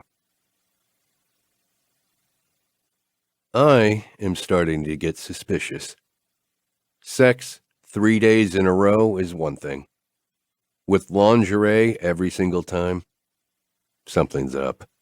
And not just a particular body part of mine. Thank you. She purrs. Purrs. I'm married to a cat, one who squints at me while smiling, her breasts splayed perfectly as she moves onto her back and stares up at the vaulted ceiling in our living room. More rug sex before the roaring fire. I know. Too much of a good thing can get boring over time. We'll cross that bridge when we come to it. Or don't come to it. I am the one who should be thanking you. I roll onto my side and stare at her, the creamy flesh still flushed with exertion. I love coming home to a naked wife on the floor ready for me. Don't get used to it. Why not? According to Shannon, once you have a baby, you never have sex again. Deck hasn't said anything. You think your brother is going to spontaneously volunteer how he's not having sex? Her eyebrows fly up, breasts bouncing beautifully as she laughs. Good point. I frown. So it's true. What's true? Babies are nothing but cock blockers. I'm pretty sure they're more than that. But you don't deny they lead to less sex. My hand has a mind of its own and caresses her torso, loving the feel of her body. Maybe when they're little and needy and you don't get much sleep, but eventually people have more sex again. Eventually is a long, long time, Amanda. We just had sex, and now you're worrying you won't have enough sex at some undefined point in the future? Yes. Why? Because I am a guy. What does that mean? You sit around thinking about all the ways you might not be able to get enough sex in the future? That's pretty much the definition of a guy, honey. I thought it was the other way around. All you do is think about having sex. We do. And you think about not having sex? No. We don't think about that. We worry about that. Why would you, of all people, worry about not getting enough sex? Well, maybe worry is too strong a word. How about evaluate risk levels? If sex gets to be too infrequent, we need contingency plans. You need a sexual deprivation contingency plan. Maybe. I'm in really murky waters here. Just a minute ago, you said yes. Okay, let's go with that. You know what? She sits up, a gleam in her eye. I know one way to make absolutely certain you can have as much sex as you want. You do? I sit up too. I suddenly have a vested interest in this conversation. Yes. It's called a honeymoon. I lie back down. A trap. I walked right into this, didn't I? We can have lots of sex without a honeymoon, I remind her. But Andrew, you said this is an obsession, almost a compulsion all men have.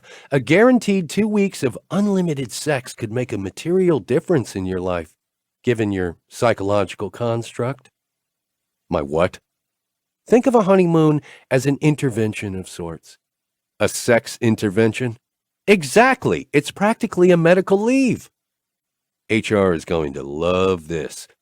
Come on, Amanda. You know I can't take 2 weeks off.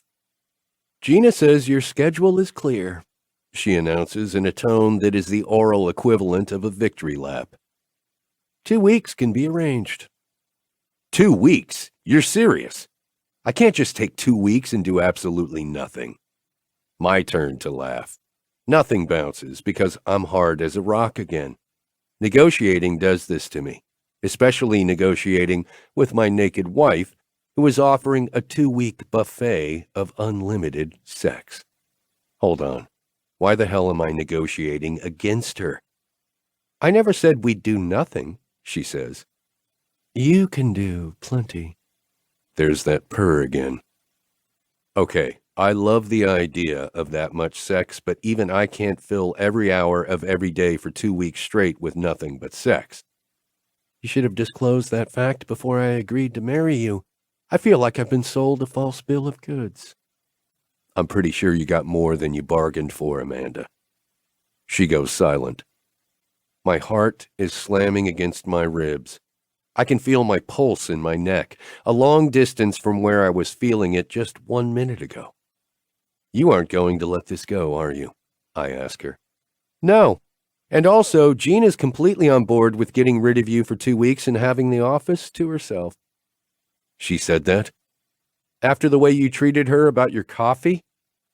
That's not an answer. And you got your revenge. That peppermint pumpkin stevia monstrosity was awful. Good.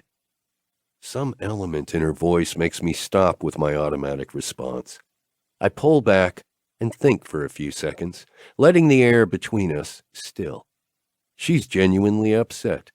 I'm authentically convinced I can't take 2 weeks to jet off somewhere exotic. My phone buzzes. Reflexively, I check it. My brother is selling one of his islands in Polynesia to fund a nuclear program. Would you like to buy it? The Sultan. Work. More work, Amanda says with an exaggerated effect, her hands thrown up in the air in disgust. I stare at her. Wouldn't you? Do you know what happens to nipples when a woman raises her arms? They stare you straight in the eye and dare you. If we took this honeymoon, I say slowly to her breasts, a real one, where we go away, where would you want to go? If she says deserted island, it's going to be hard not to say yes and buy an island in the middle of nowhere. Oddly enough, she averts her eyes and frowns. Bzzz. I'm ignoring that. I want to hear your answer, I tell her, really intrigued by her reaction. Get it out of the way, then turn the damn thing off. I look. And I will be in Boston tomorrow for a meeting with a friend who has perfected preparation. I will pick you up at 11 a.m. on your rooftop. Bring 10 jars of marshmallow fluff, a gross of condoms, and 20 Lush bath bombs. Please tell me your home has a solar setup, water filtration, and a private massage therapist. I blink at the list of provisions. Gina is going to have a field day ordering that combo for me. My home has a swimming pool, the best wine collection in the world, and a fireplace George Washington leaned against while planning to fight the English. Who are you texting with? Amanda asks, peering over my shoulder. The Sultan. That crazy guy? She shudders. Don't worry, he's not visiting. I watch as 3 dots appear on the screen. I had no idea, Andrew. Your poverty state troubles me, he texts back. In addition, you are delusional, for I have the best wine collection in the world. Perhaps you imagine you are me. I understand the adoration, but I fear you require an intervention. I am coming right now, my friend. I assume you have a helicopter pad in your backyard. The thought of bringing the Sultan here to my actual home is a bad idea. You are right, I reply, shining him on. It would be best to meet as quickly as possible, and you are a good friend to see through my troubles. Where? In Fitchburg, Massachusetts. I do a double take. Did I read that right? Fitchburg? I type back. That's not an area you would like. You will see, he types back cryptically, followed by a set of GPS coordinates. This is how people end up buried in sewer pipes and never found, isn't it? By the time I extricate myself from the phone, I see Amanda is on hers. What are you doing? I whisper, on hands and knees now, approaching her with a steady interest. Her hair is a mess made by me.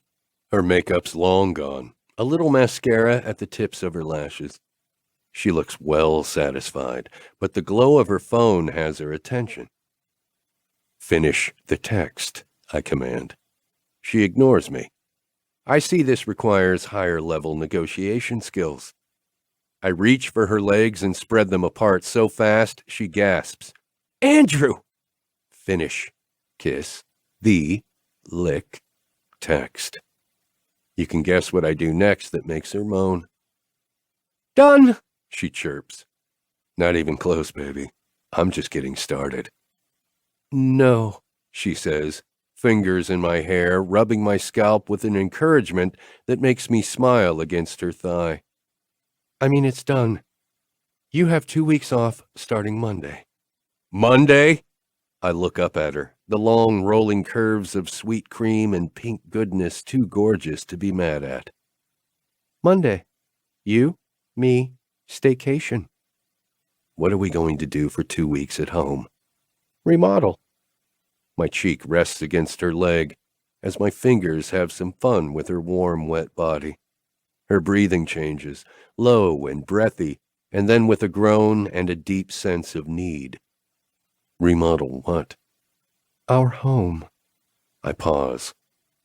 You want our honeymoon to be here, in Weston? For 2 weeks, I'll live here and be 20 minutes from HQ and not go in? Not work at all while we redo bathrooms and pick out floor tiles? It's a bit more than that, but yes. We can't remodel this entire place in 2 weeks. Reality television shows do it in a week. We don't have corporate sponsors, and speaking of which, don't say a word about this to my dad until it's all done. Why? Because if he gets it in his head that there are reality television shows devoted to remodeling, and we're remodeling on our honeymoon, she pales. Good point. He'd have a camera crew and Ty Pennington at the house with the snap of his fingers. That's why the entire idea is crazy. Only the James part is cray-cray. The rest is happening, Andrew. You really want to spend 2 weeks picking out doorknobs, fighting over whether to paint the hallway baby beige or early ecru? You want that as a honeymoon? The Sultan's texts ping in my head. Buying an island would be preferable to remodeling the estate. It's not that I feel a need to preserve my childhood home as is, and redoing it to make it ours has its perks. But the idea of taking 2 entire weeks off work seems impossible. You're serious? I ask her, moving my hand to resume my earlier important work. I may not be a man who works with his hands every day, but in bed I am. Do I sound like I'm... Gasp. Joking? You sound like you're about to orgasm, Amanda. Oh, do I? And what does that sound like? Let me show you. So, she says, struggling to speak, you'll do it? I thought I was doing it. No, not that. I mean, don't stop doing that. She inhales sharply. The honeymoon, the remodeling. Tell you what, for every orgasm we have, I'll take a day off. That's a bit unfair, don't you think? You can only have 1. That means I have to have 13. Then I'd better get to work. Chapter 5. Andrew. It's 4 p.m. on a Friday. I've lost 2 UK deals that were supposed to be ironclad. I only got 1 orgasm out of 14, or maybe 17, it was hard to tell for hers, this morning during my second round of sex with Amanda, and I've committed to clearing my work decks for 14 days starting Monday. So what am I doing? Standing next to a stray dog taking a piss on a dented lamppost in good old Fitchburg, Massachusetts. The GPS coordinates my chauffeur, Gerald, followed brought us to this rinky-dink dead-end road right off a neighborhood Gerald informs me is called the Cleghorn. It looks like the neighborhood my dad grew up in, over in South Boston. He brought us there exactly once. None of our relatives remain. He just wanted us to see the poverty he dragged himself up from to create a Fortune 500 company. Places like this don't feel real. I know they are real. I have genuine compassion for people living in poverty, but I don't understand it. Out of the blue, the thought that I've made a grave mistake in not bringing Amanda overpowers me. She would understand. Not because she grew up in poverty, but because of standard deviation. As humans, we can understand each other within limits, and one of those limits is the standard deviation. Being within the same range means it's easy to understand another person. Being one standard deviation in either direction, in this case economically, means we can understand even if we cannot know the other person's lived experience. Two or more standard deviations blows that sense of understanding to smithereens. And right now, as I try not to have both a cat and a dog pee on me in the same week, I'm pretty sure we're looking at far more than two standard deviations of where the hell am I? A red-headed woman, young and bright-eyed, walks past me on her way to a building with a steel door. She unlocks the front door and gives me a lowered brow look. I'm an outsider, that glance tells me. And I've just been noted by an insider. Andrew, Gerald says, scanning the area. We dispensed with Sir a while ago. This place is safe-ish. But where is the Sultan? My phone buzzes with the text. VFW is all it says. Gerald spots the place before I do, pointing across the street up a hill. There. He looks at his own phone, finding the Google link. Closest VFW hall. Why would the Sultan meet me at a veterans hall? Because he's unpredictable and nothing he does makes sense? You're observant, Gerald. That's why you pay me. The hall is so close, it's easy to walk a few blocks. Every yard is unkempt, cigarette butts haphazardly strewn on grass, in the margins between greenery and concrete, on the asphalt like a piece of warped art. I'm in a suit, and so is Gerald, so we stand out. People look through open windows, but not a single door opens. Kids ride bikes down the long, steep hill, looking at us, but ultimately too engaged in their own play to stop. It's a place full of humming activity, but it's all simple. People getting into cars on side streets and gunning engines. Children running and biking. The slow crawl of non-residents driving through. The VFW looms. I should have let him land his helicopter in my backyard, I mutter, as we approach the worn white clapboard building with a sad sun-bleached sign. What the hell does a VFW hall in an economically depressed city have to do with billionaire preppers? No idea, Gerald says. But this reminds me of West Side. Gerald teaches art classes in a rundown part of Boston. Really? I've been there. This is nothing like it. A dog with entire patches of fur missing limps by, tail wagging with happiness as it spots a kid playing on a faded red plastic slide. You've been there at night and walked to exactly one bar. Try going there during the day. It's the same? Poverty has a way of being the same no matter what the circumstances. He shrugs. So does being rich. There's a sameness you can't break out of. Try telling that to the Sultan, Gerald. He likes to imagine he's the only rich person on earth. Then he's as delusional as the person who buys a lottery ticket for a chance at riches.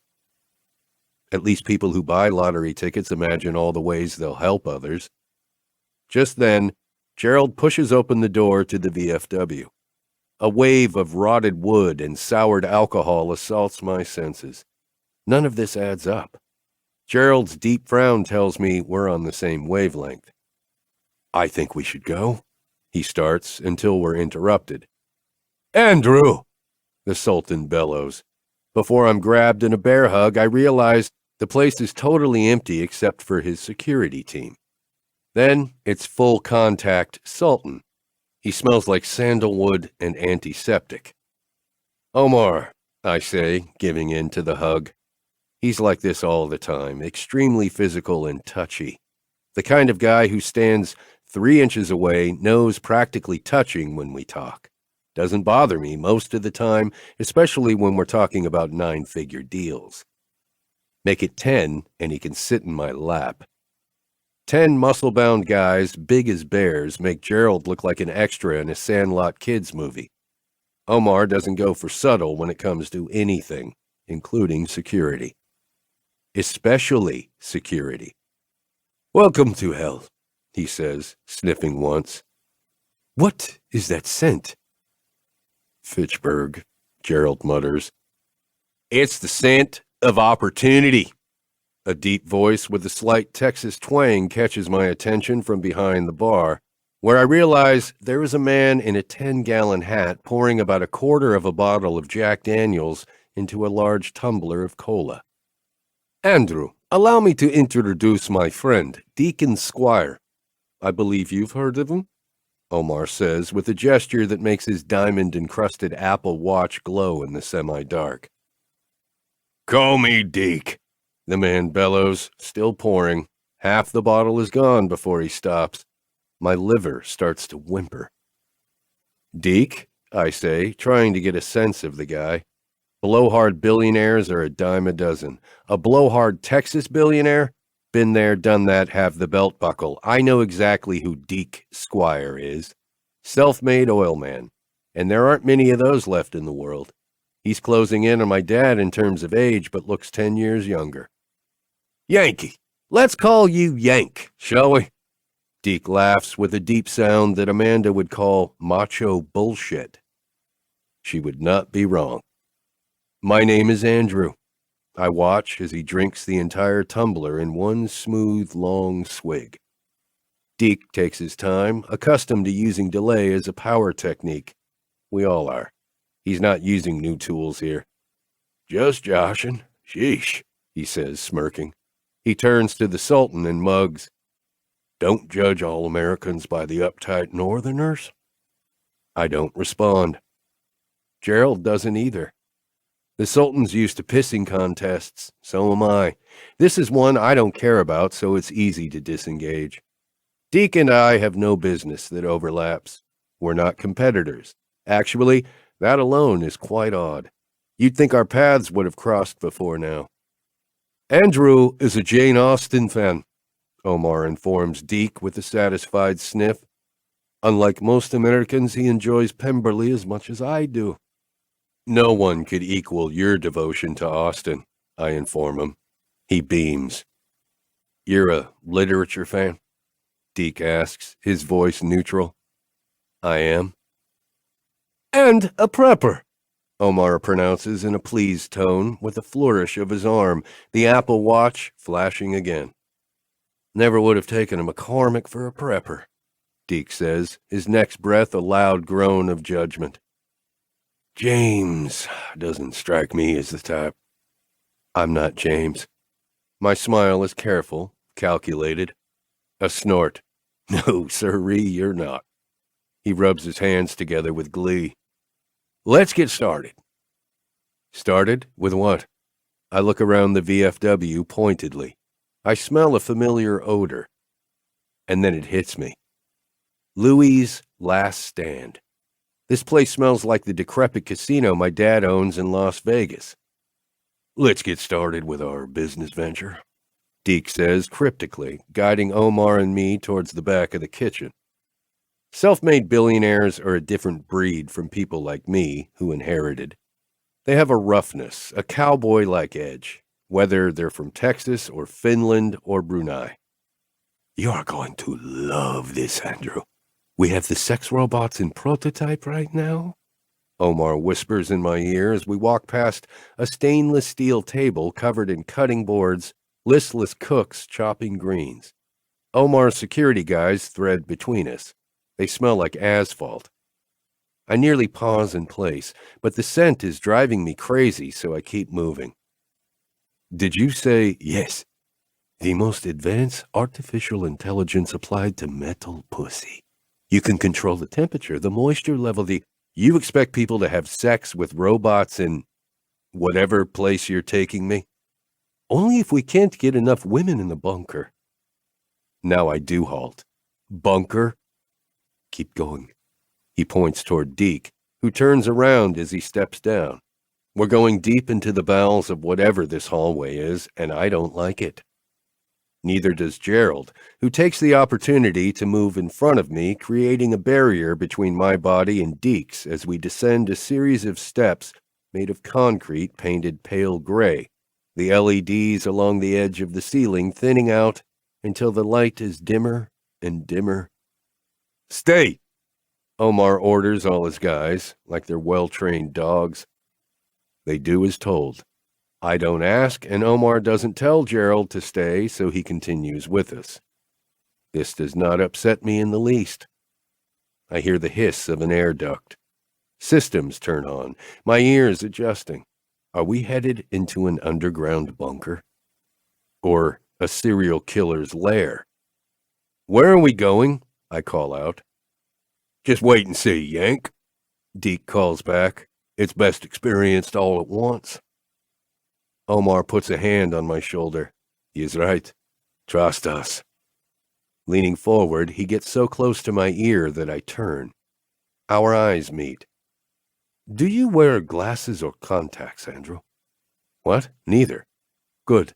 No LASIK needed then. What about your wife? Why are you asking me about our eyesight? I ask as we go down yet another set of stairs.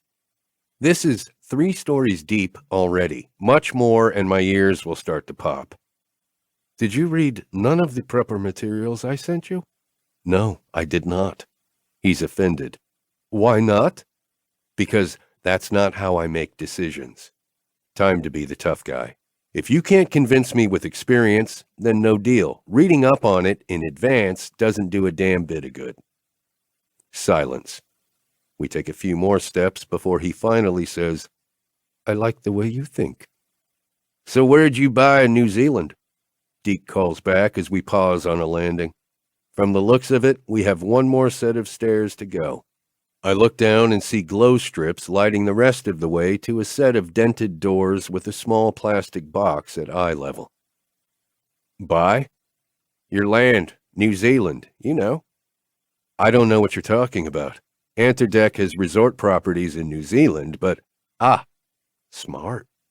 Deke taps his temple. Disguise your New Zealand hideout as part of the company.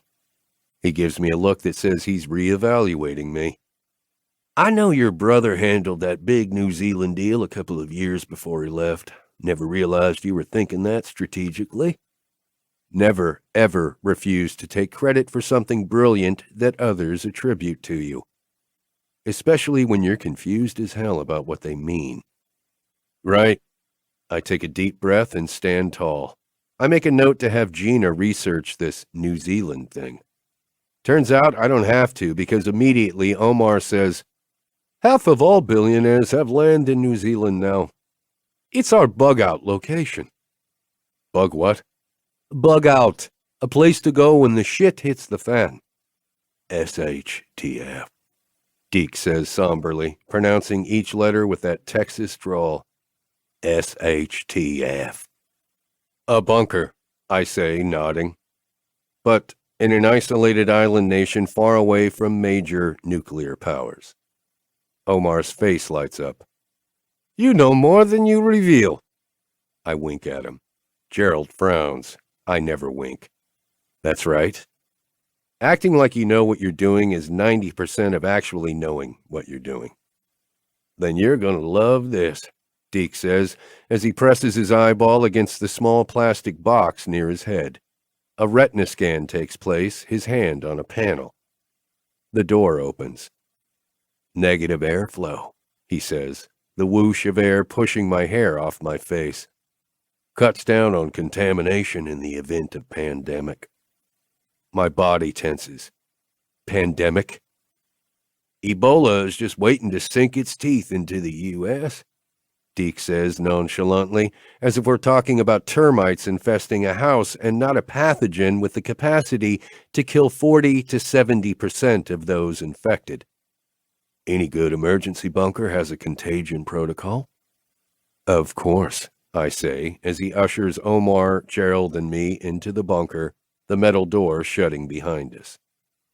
We're in a holding tank of some sort, the walls covered in plastic, the shiny metal underneath and painted concrete below us, neat as a pin. I'm not going to make you go through full decon, Deke says, eyeing my suit. No one needs a cavity search when they're looking at an investment. He winks, unless you're into that kind of thing. Investments or cavity searches, I joke, because I'm really into money. Rectal probes, not so much. Hearty laughter greets my comment. But Deke never answers my question. I don't ask it again. The chances of societal collapse are enormous, Andrew, Omar tells me as we enter a long, wide hallway that reminds me of any generic research facility in a sci-fi film. All grays and transparent plastic sheeting, concrete and steel. 2 armed guards with assault rifles and flak jackets give us respectful looks. We have to prepare, Omar continues. Climate disasters, governments toppled, pandemics. It is not enough to secure our fortunes in shell companies and offshore accounts. Deke nods. We need to be protected from the worst of humanity, Omar declares. Looks like you're protecting yourselves from humanity, period. They both nod. I go cold. For the next 20 minutes, I'm treated to a discussion of energy storage, evaporation techniques for water collection, air filtration systems, power sources, and stealth planning. It's focused more on systems and has an element of one-upmanship that makes my mind turn off. I let emotion take over. Not external emotion, of course. None of these guys get to see one flicker of that. Instead, I let myself take in their emotions. People are highly readable when you're not in reactive mode. You can learn a great deal from someone who is explaining a process to you. The meta-awareness is better than any truth serum. Omar's into the whole billionaire prepper thing because he's rich and bored, and has the attention span of a hummingbird. Deke's in it for bragging rights and maybe a profit angle. The slick way he's using phrases like 10,000-year clock and cryogenics opportunities that synergize with research labs on site makes me wonder how much money some of my peers are dumping into this. Deke isn't selling hope. He's selling fear. Fear is a greater motivator. I'm not buying any of this, not one bit. I could stop this show right now, open my mouth, say my piece, and leave. I don't. I don't, because underneath the bluster and the spectacle, there is a truth. That truth is this. We're fragile. I'm fragile. Amanda and I are not as prepared as we could be for disasters beyond our control. Economic collapse? We're fine. Natural disaster and power sources go down? Not fine. Contagion? Definitely not fine. The other contingencies, like social revolution and armed gangs roaming the streets, I can't control for that. In fact, now it's time to say something. Deke, Omar, this is great. I smack the wall hard. The gesture means nothing to me, but I've learned that it holds power for some men. But what about agility, flexibility, portability? In the face of some social collapses, you don't want to be stuck in place in a bunker. You want to be able to pivot, move, stay mobile. Deke grins and walks us into a gorgeous underground living room with windows built into the walls, the glass an LED screen that flashes various scenes from above ground. Not the actual scenery of Fitchburg, Massachusetts. Some careful designer selected each scene for its beauty and tranquility, I'm certain. We've got that covered. Bug-out bags and four-wheelers galore here. We make sure there's a bag for everyone, 2 four-wheelers per family, and whatever else your pocketbook can handle. Nothing about this is connected to money, I inform him. His laugh is expected, grating and harsh. Everything is connected to money, Andrew. And you sure as hell ain't no clone of your old man. He'd have a damn heart attack if he heard his hand-picked CEO heir saying that. You want me here, Deke, or my dad? I turn to leave, Gerald right behind me. 3 steps. I make it 3 steps before he grudgingly says, Stay. You ain't seen the best of it yet. So far, none of this impresses me. Really? Maybe I overestimated you, Deke says, looking at Omar like he's the reason I'm not going along with all this. Or maybe your setup just isn't that impressive, I reply before Omar can open his mouth. You say nothing about this is connected to money. Omar asks me, ignoring Deke.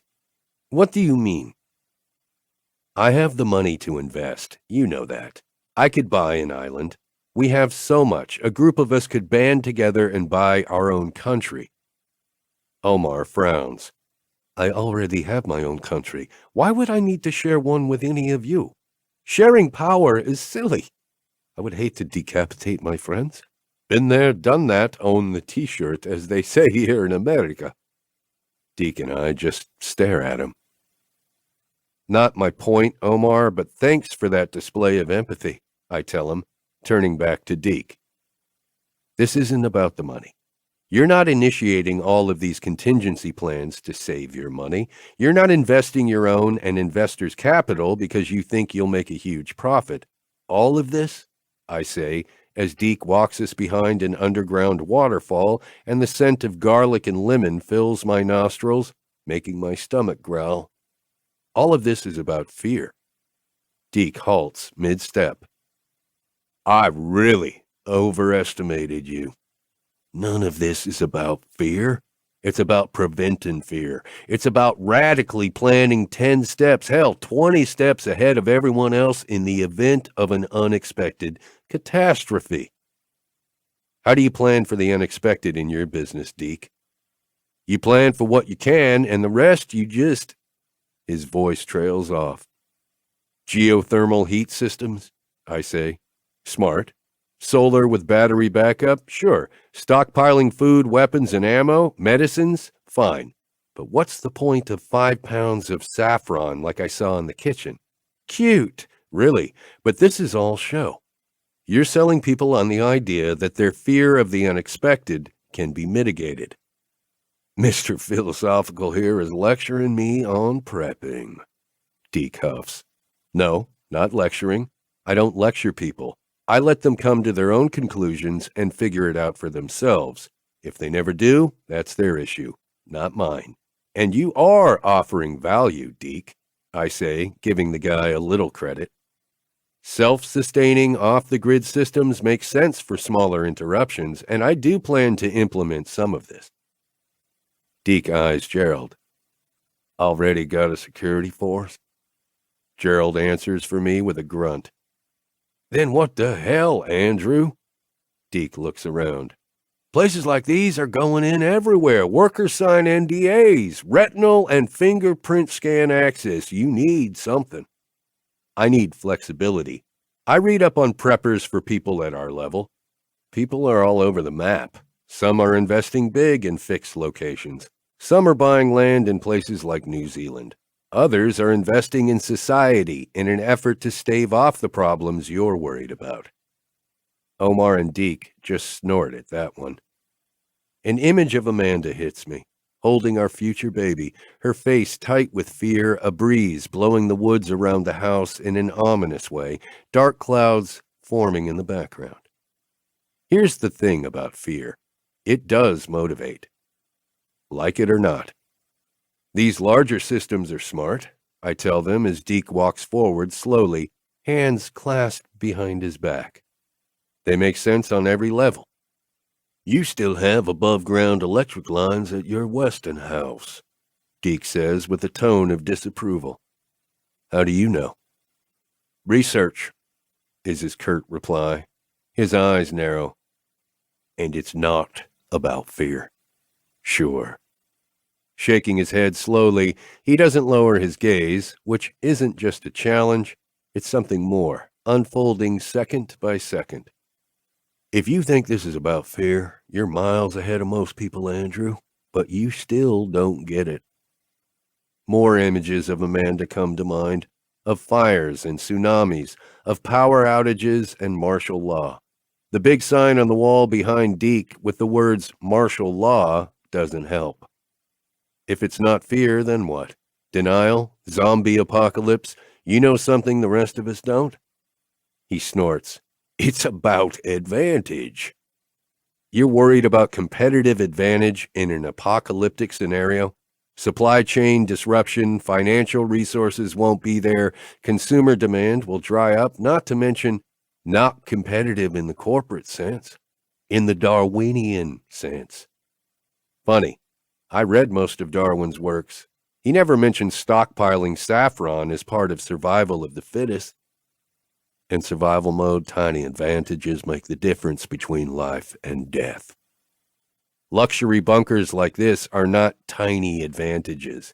If anything, they're burdens. Not when we band together. We'll have a security force, mercenaries. Omar's face splits into a huge grin. And all the sex bots! This isn't about advantage, I say, completely done with this conversation. It's about winning. Now I see your resemblance to James, Deke declares, as if I'm supposed to be pleased with myself for realigning his way. You care about winning above all. Anyone who doesn't prep your way is a sucker. His face falls. You have a wife.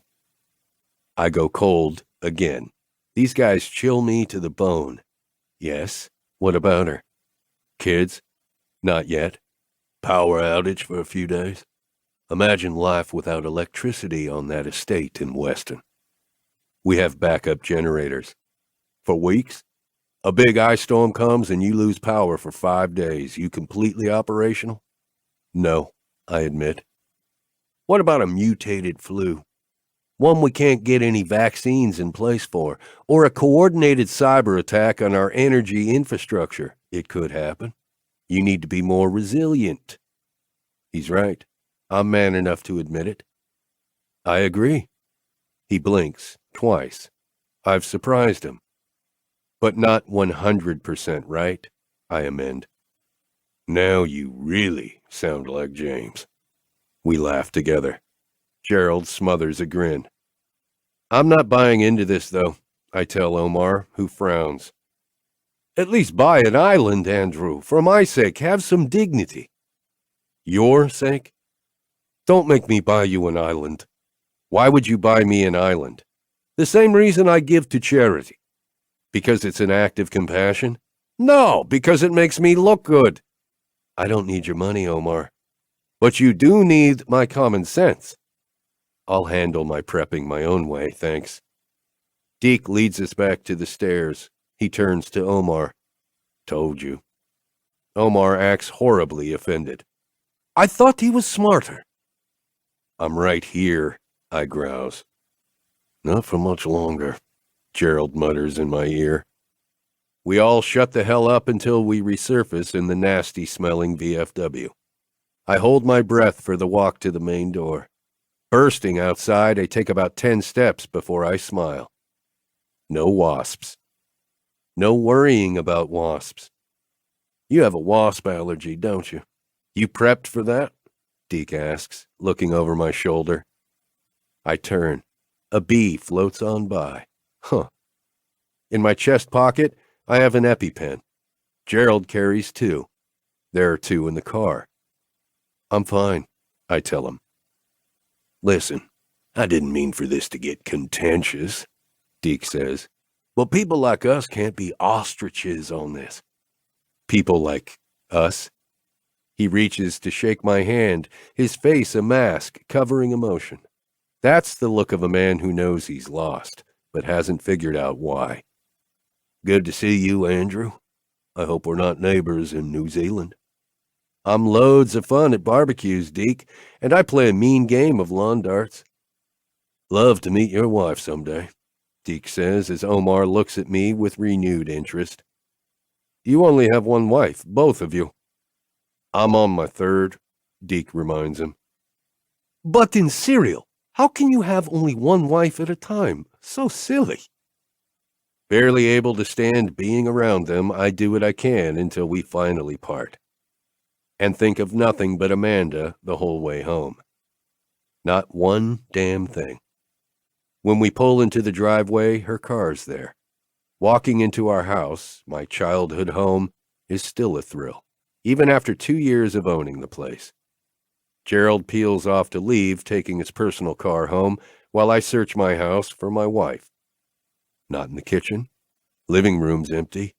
Bedroom is wifeless. I text her. Bzzz. I turn around to see her phone plugged in on the nightstand on her side of the bed. Where is she? Hey, she says from the doorway, breathing hard, her hands in gardening gloves, face pink and shining with sweat. You're home early. I am. After all the sterile nonsense of Deke's bunker and Fitchburg, her earthly appearance is refreshing. I would hug her, but she's gross. Weren't you finishing up some business? She asks, sniffling. Why are you sniffling? Allergies. Something in the pollen out there is driving me crazy. Pollen? Wasp allergies make me hate that word. No wasps, don't worry. Good. Ready for our honeymoon? She crosses the space between us and wraps her arms around my waist. You didn't touch poison ivy, did you? She cups me. I yelp. No, but I wouldn't mind touching a snake. Her hand makes it clear she's turning my trouser snake into an anaconda. The snake gives full permission. Snakes can't talk. If they could, this one would tell you to keep going. You didn't answer my question. The honeymoon? Is this an offer to start now, with the sex part? There's a sex part? She squeezes and laughs. I thought it was all remodeling. Now, this is where I have to be careful, and not just because Amanda's literally got me by the balls.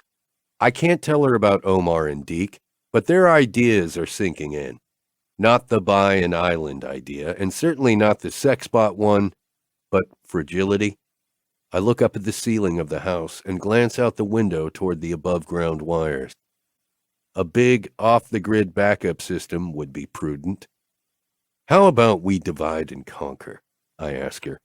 I'll handle the bigger systems, you make the remodeling and decorating decisions. How 1950s of you, shall I fetch your slippers too?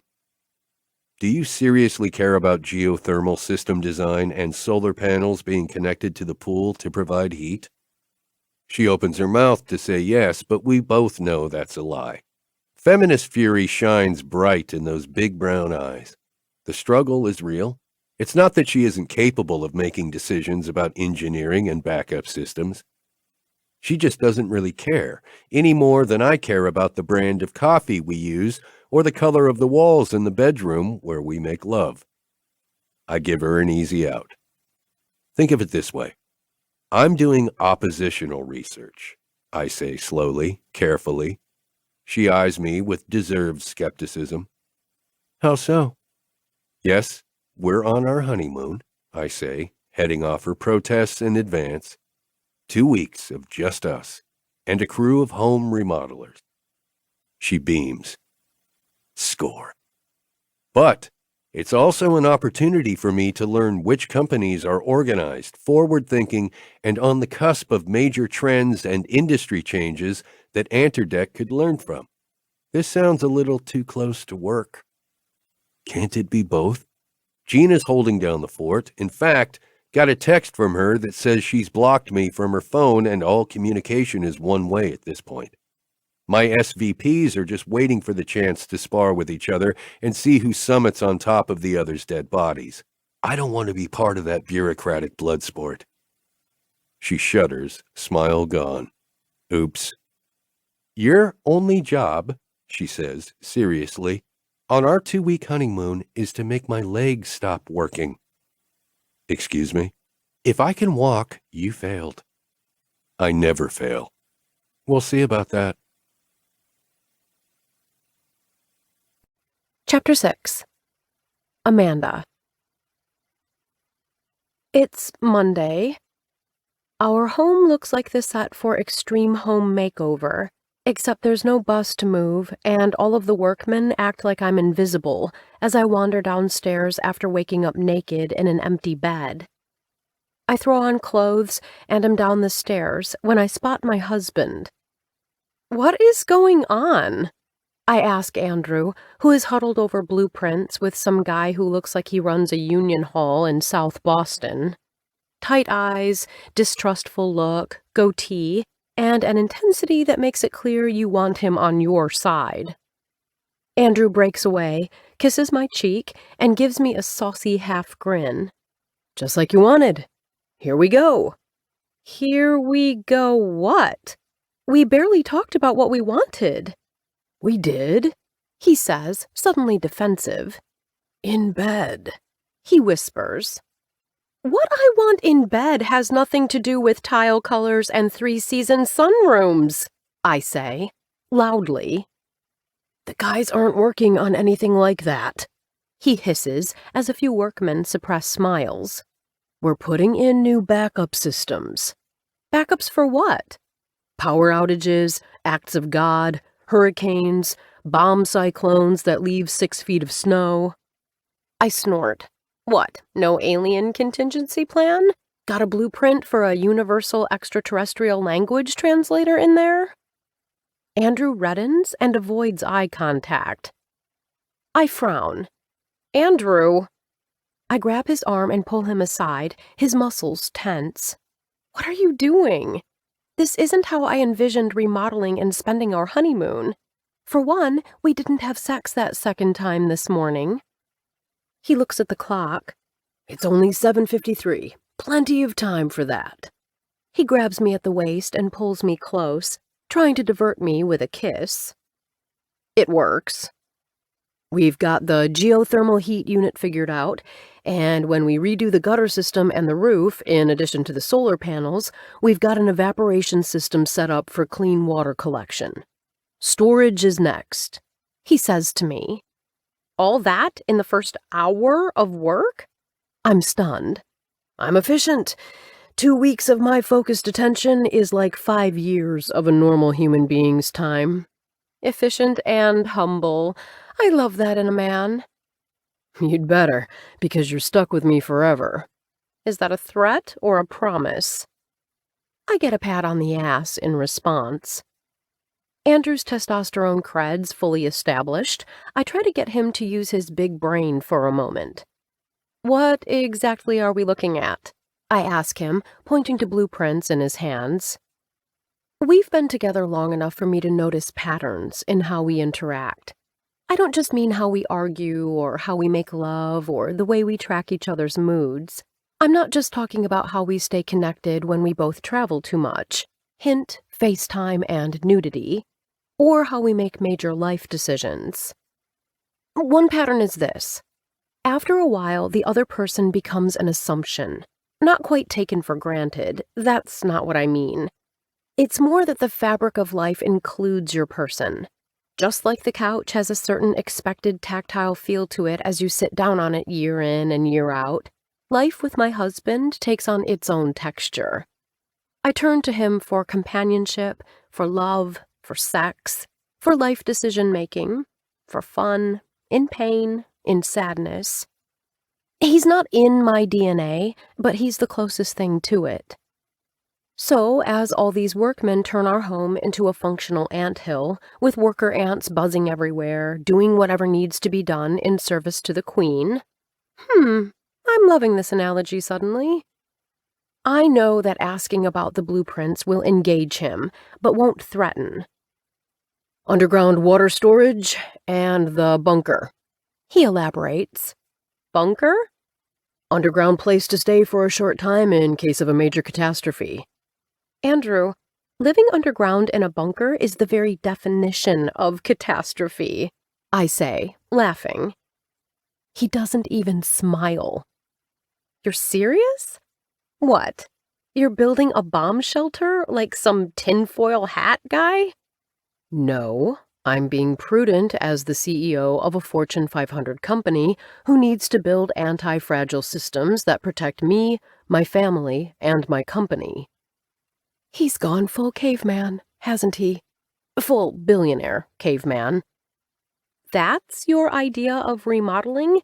You sound like a crazy prepper. You know about preppers? Of course I do. Shannon and I used to watch those nutso prepper shows on the National Geographic Channel. Nutso preppers. He crosses his arms over his chest and gives me a look that invites me to explain. My mouth goes dry. His eyes are amused, but there's a guardedness to him. Long gone is the man who was sweaty and naked with me in bed a couple of hours ago, promising a second round shortly. In his place is this questioning CEO who looks like he's running a construction site instead of remodeling our family home. Yes, Nutso preppers. Are you planning to store 5 years of food in the basement? Put lead-lined concrete walls in a bomb shelter with a zigzag entrance so the radiation is less? Are you stockpiling ammo and buying fish antibiotics by the case? Fish antibiotics? When your doctor won't give you a prescription, it's how preppers build their medical war chests. I explain. You and Shannon really did watch those shows. I told you. And most of those preppers are crazy.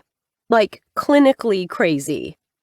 He nods. Stupid, too. I wouldn't go that far. I backpedal. The whole point of prepping, Amanda, is to be ready for a true emergency. In a scarcity situation, you don't want to be a target. Stealth prepping is where it's at. I look at the cattle herd of men and a rare woman in a hard hat coming in and out of the house and yard. Stealth? One raised eyebrow makes my point about his hypocrisy. They're just putting in systems. None of the bigger engineering work is a tip-off that we're prepping. So you admit it. We are prepping. Or, I mean, you are. I am. I do not know what to say to that. How far are you planning to go? All the way, baby. Did he just wink at me? Andrew! It's not really prepping, he says in that aggravatingly reasonable tone, as if I'm the unreasonable one. I am not planning to store 5 years of food in a bunker. Good. 6 months to a year is enough. I'm a mobile prepper, anyhow. No farm in New Zealand for us. He's speaking another language, right? You don't make sense. I might not make sense, but I can make love. We just did, I say under my breath. 2 hours ago, and you said we'd do it again. His hand touches my hip. You're still standing? Yes. Then I'm not doing my job. He caresses my ass. One of the workmen sees it and smirks. Andrew! He takes my hand and leads me back upstairs, nodding at some guy who rolls up the blueprints and marches off, a sense of purpose in his step. You said last night that my entire job on this bizarre honeymoon was to make sure you couldn't walk straight. Andrew whispers in my ear as I blush. But I don't stop walking. I was kidding. I wasn't. By the time we reach our bedroom, my pulse is banging against my skin like deal shoppers on Black Friday at the doors of a Walmart before opening time. Andrew flings open the door to find a team of electricians rewiring something in the walls. Sorry, you need, this room? One of the guys, a ginger with freckles and safety goggles covering his eyes, asks the question, his buddy snickering at the implications. Andrew slams the door shut and moves on to Declan's old room, which is filled with the window replacement team and a group of painters stripping the old striped wallpaper off the west wall. Another slammed door and a look of anger driven by frustration. I can't believe this, he mutters, then gives me a surprised look. And you're having the wallpaper removed? You said I could make all the decorating decisions. Declan's room looks like Ralph Lauren's time capsule circa 1991. I sniff. Smells like it, too. How much polo did he wear when he was a teen? Too much, Andrew says, eyes skittering back to the door. But you're redoing every single room? Isn't that the point of remodeling? I can feel my temperature shift, just enough to move out of sensual mode and into pre-combat, complete with hands going to my hips. I think you're right, he says, blinking hard, processing the reality. Strip it down to the bones. Wanna do that to me? I like your flesh too much, he murmurs, the mood shifting decidedly back. How about the treehouse? I joke. If it comes to that, we'll do it, he says, pinning me to the wall in the hallway, his searing kiss making me ready to climb on him right here, on the runner, and just go at it. Someone clears their throat. Mr. McCormick? It's Geeta, the lighting designer. She's tiny, under 5 feet, and has clever, ever-watchful brown eyes under bangs cut so sharply they look like a ruler made of hair. We have an amp issue. I know I'm amped up, I say under my breath. Andrew releases me and snaps at her. Deal with the electrician. He needs permission to increase the budget. Permission granted. He barks as we tear toward the stairs, my legs working overtime to keep up with him. Where are we going? I gasp. Treehouse. I was kidding. I'm not. Why not the Tesla? I ask as we head outside. You'd do that? I'm being sarcastic. I'm close to dragging you to the office. You promised you wouldn't work on our honeymoon. It wouldn't be for work, he says through gritted teeth. My turn to do the yanking. I grab his hand and pull him to a small shed at the edge of the property, close to the treehouse. It's unlocked, so when I push the door open, we get instant access.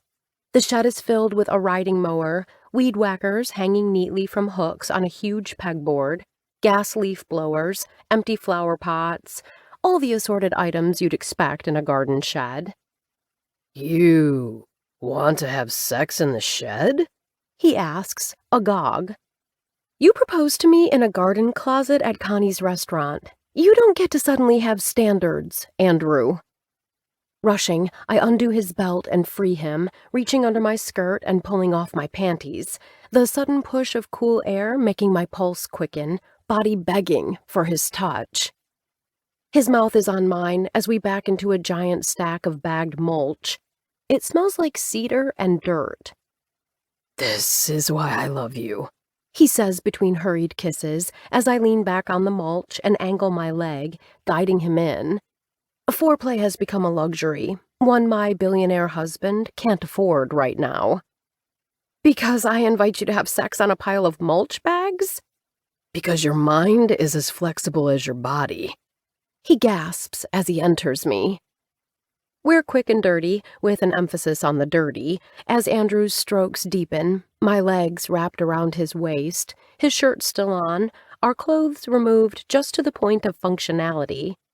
As he goes deep, my fingers curl hard against the plastic, and one fingernail breaks through, sending a ragged spill of mulch down our right side.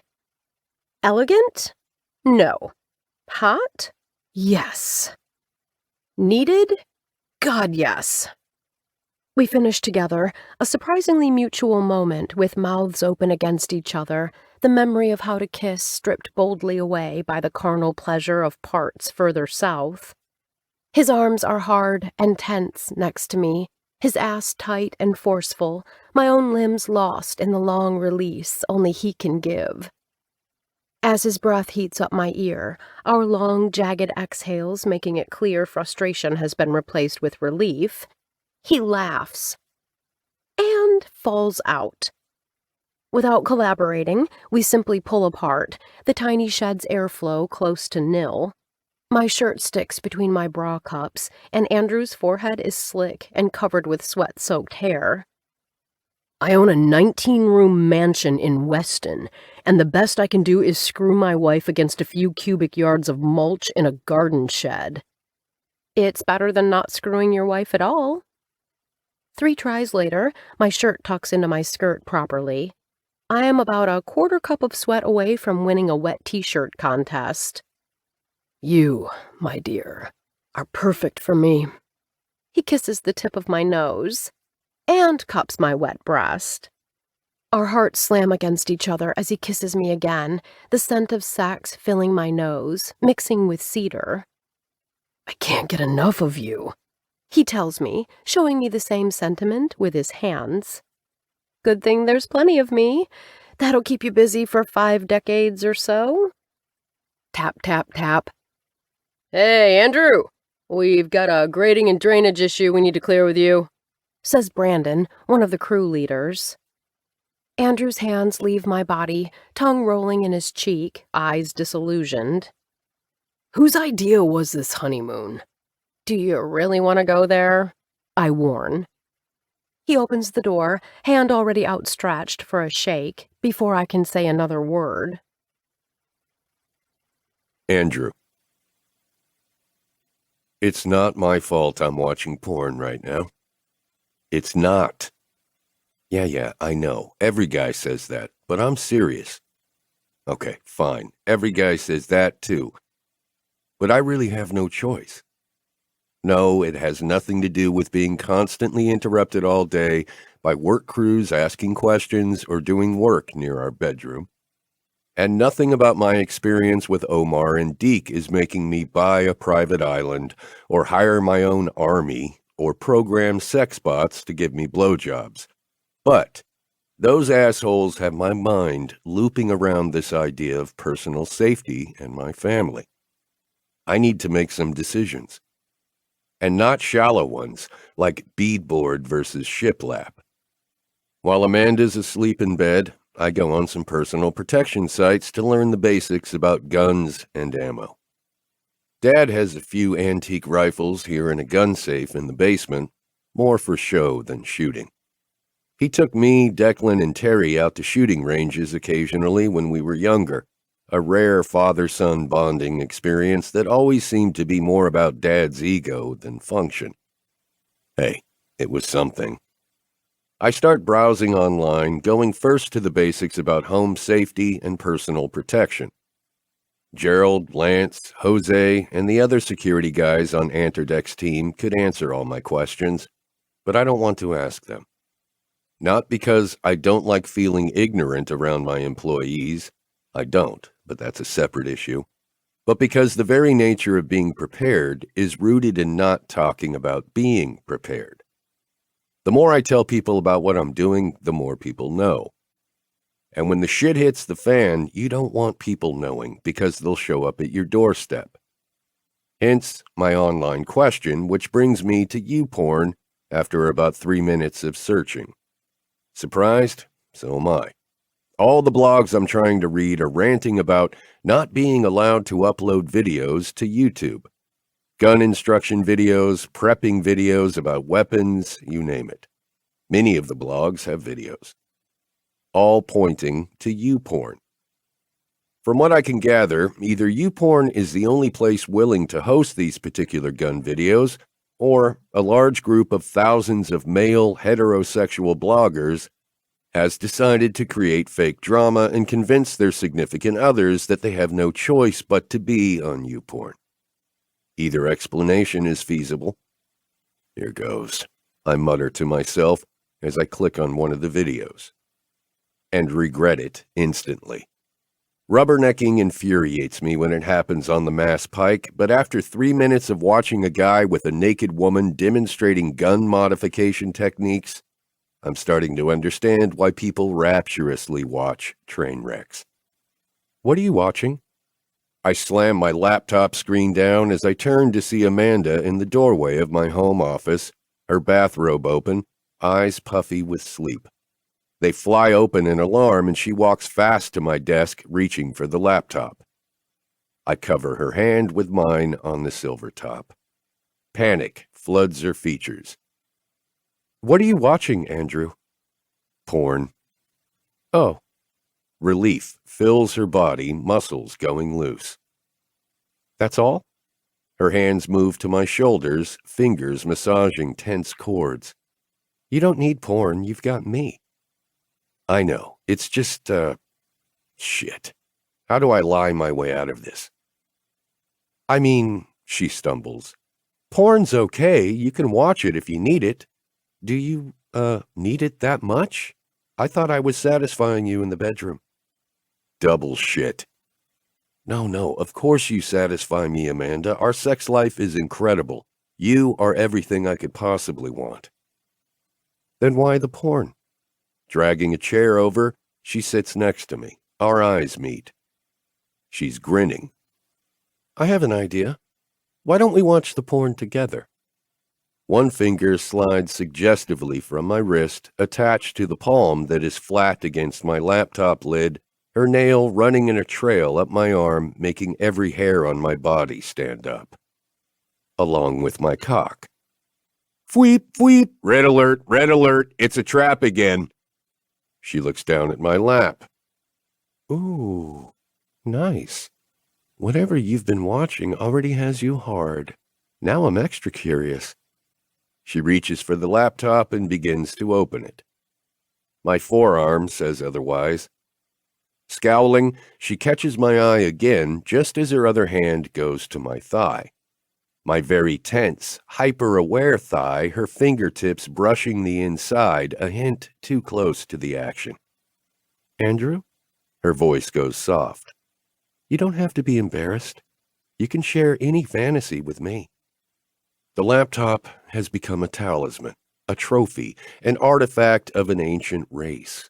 It holds the key to everything in my relationship. I cannot let her see what I was watching.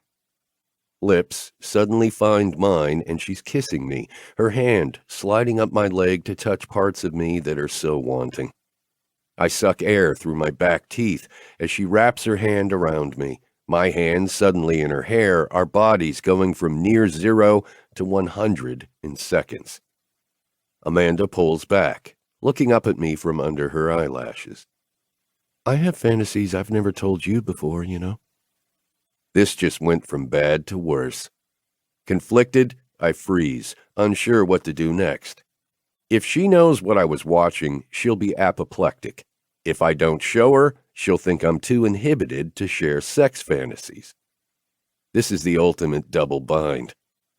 A double bind with her hand all over my erection, begging me to let her spill her most erotic ideas, and to fulfill them. Uh-huh, is my romantic reply. Hey, you think you could do better in the same situation? Go ahead and try.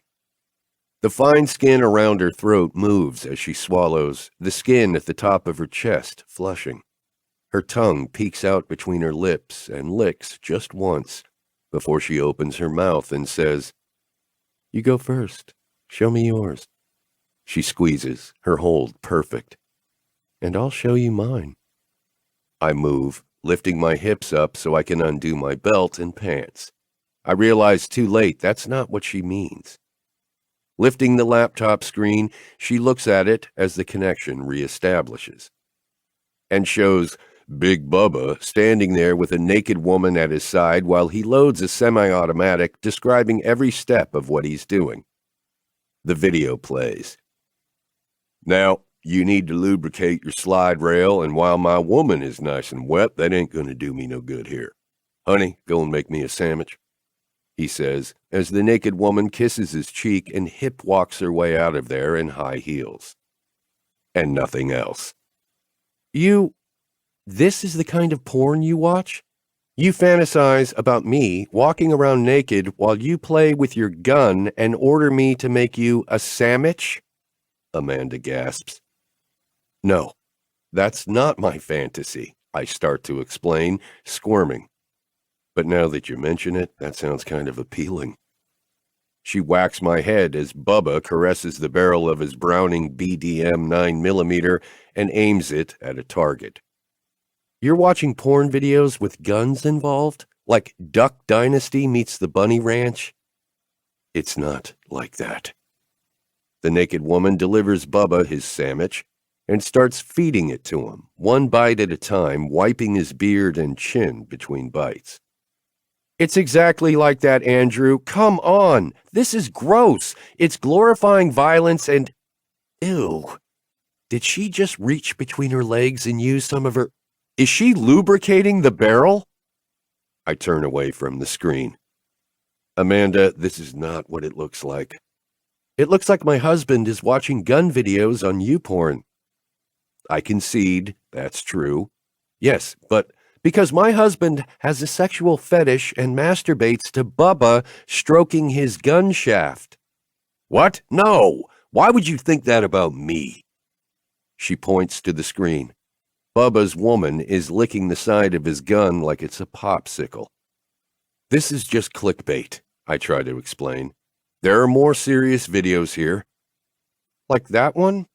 She points to the right side of the screen where a video titled, Blow Your Target While Blowing Your Wad is on the trending list. Sigh. I reach for the touchpad and kill the video, then initiate a quick search to prove a point.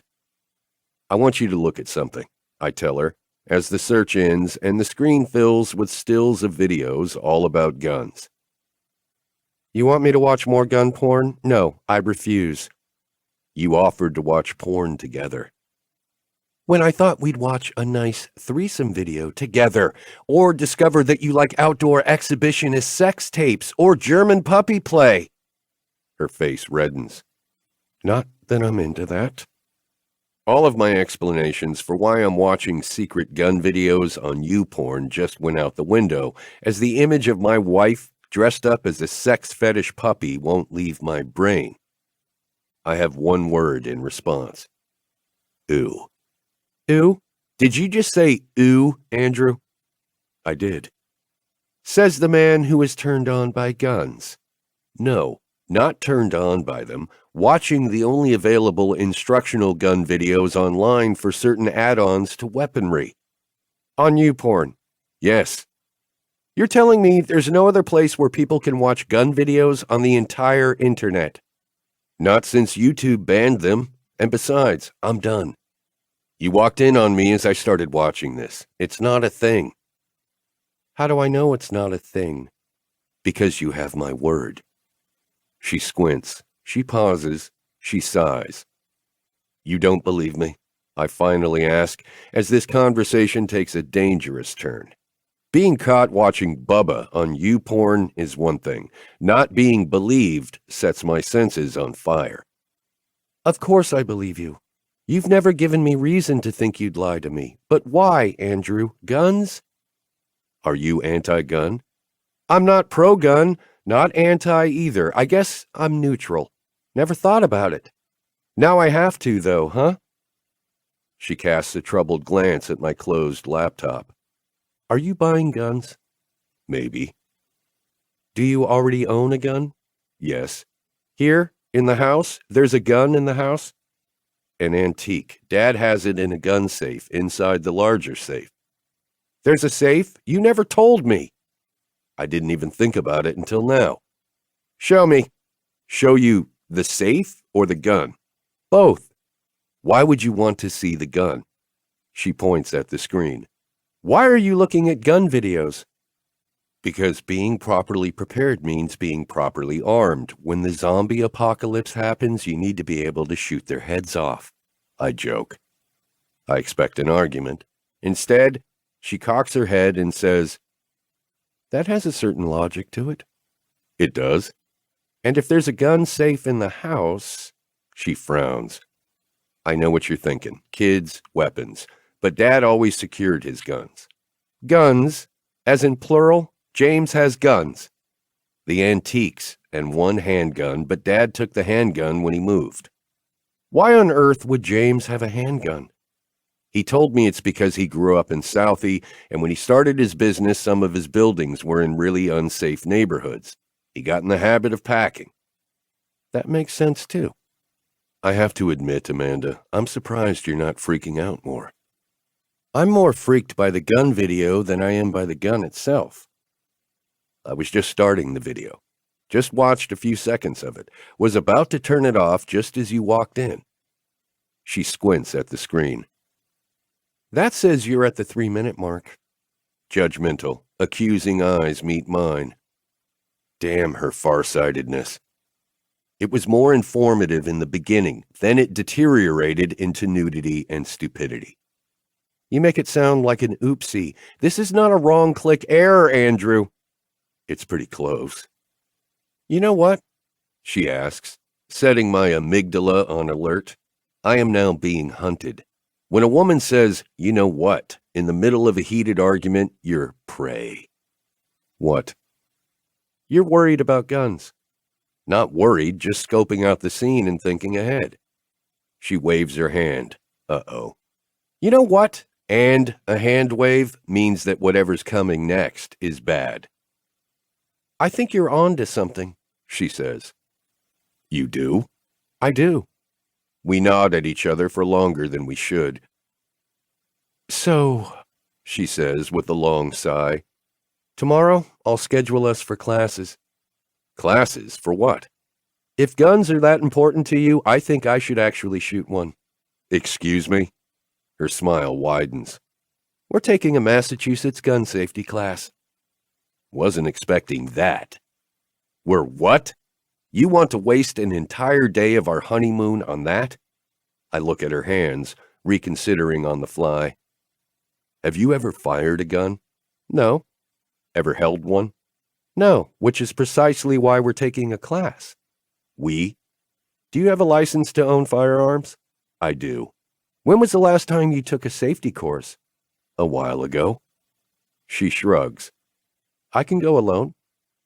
The image of her alone in a room that is 95% men, with most of them likely heterosexual and all of them on a testosterone kick of some kind, makes me rethink. Fast. I'll join you. Need a refresher course. Really? Really. Then it's settled. You'll never ever watch gun porn again. I wasn't watching gun porn. Then giving it up will be easy. You're never ever going to stop making fun of me about this, are you?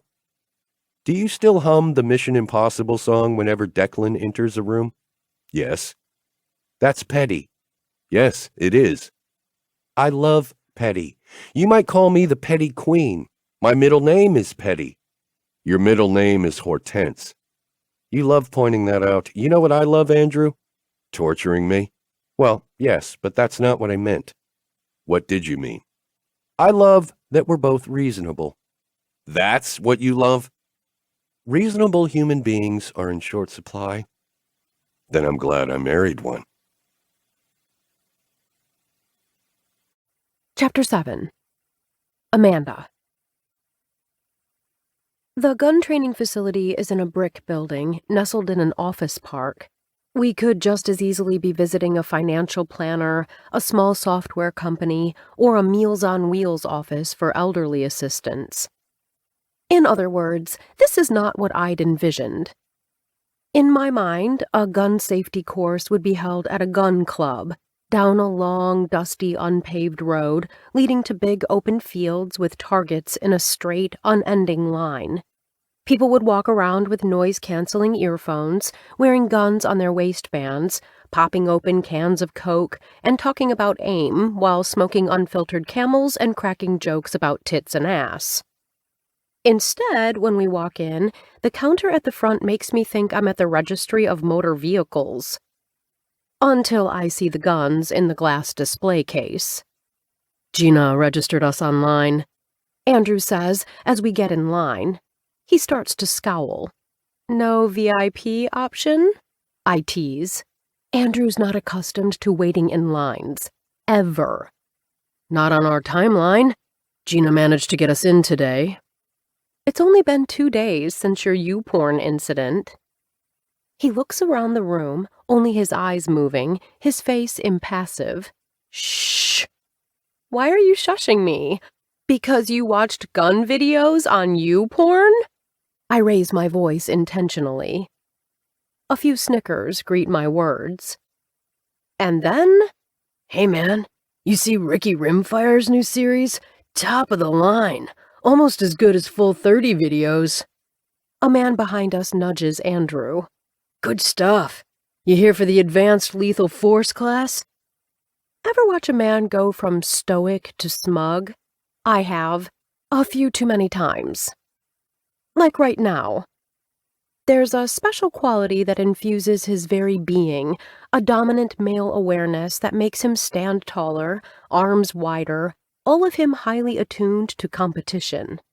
Make no mistake, when you have this many men in a gun safety training center, you're getting your daily RDA of smug. Vitamin S is plentiful here. A playful hand goes to my shoulder as Andrew smirks and says, Taking my wife, her first time. A gun virgin. The guy half purrs, half growls. Nice. My old lady's a used-up gun whore. I look up at Andrew and bat my eyelashes. Just think, honey, someday I can be a used-up gun whore, too. Life goals. He winces as the word whore comes out of my mouth. He damn well better. Everyone's got to start somewhere, man. Andrew says to the guy, using a voice that makes me think my husband has been microchipped and is currently being controlled by a character from Santa Clarita Diet, who is about 5 seconds away from being eaten by Drew Barrymore. We reach the counter. "Amanda McCormick?"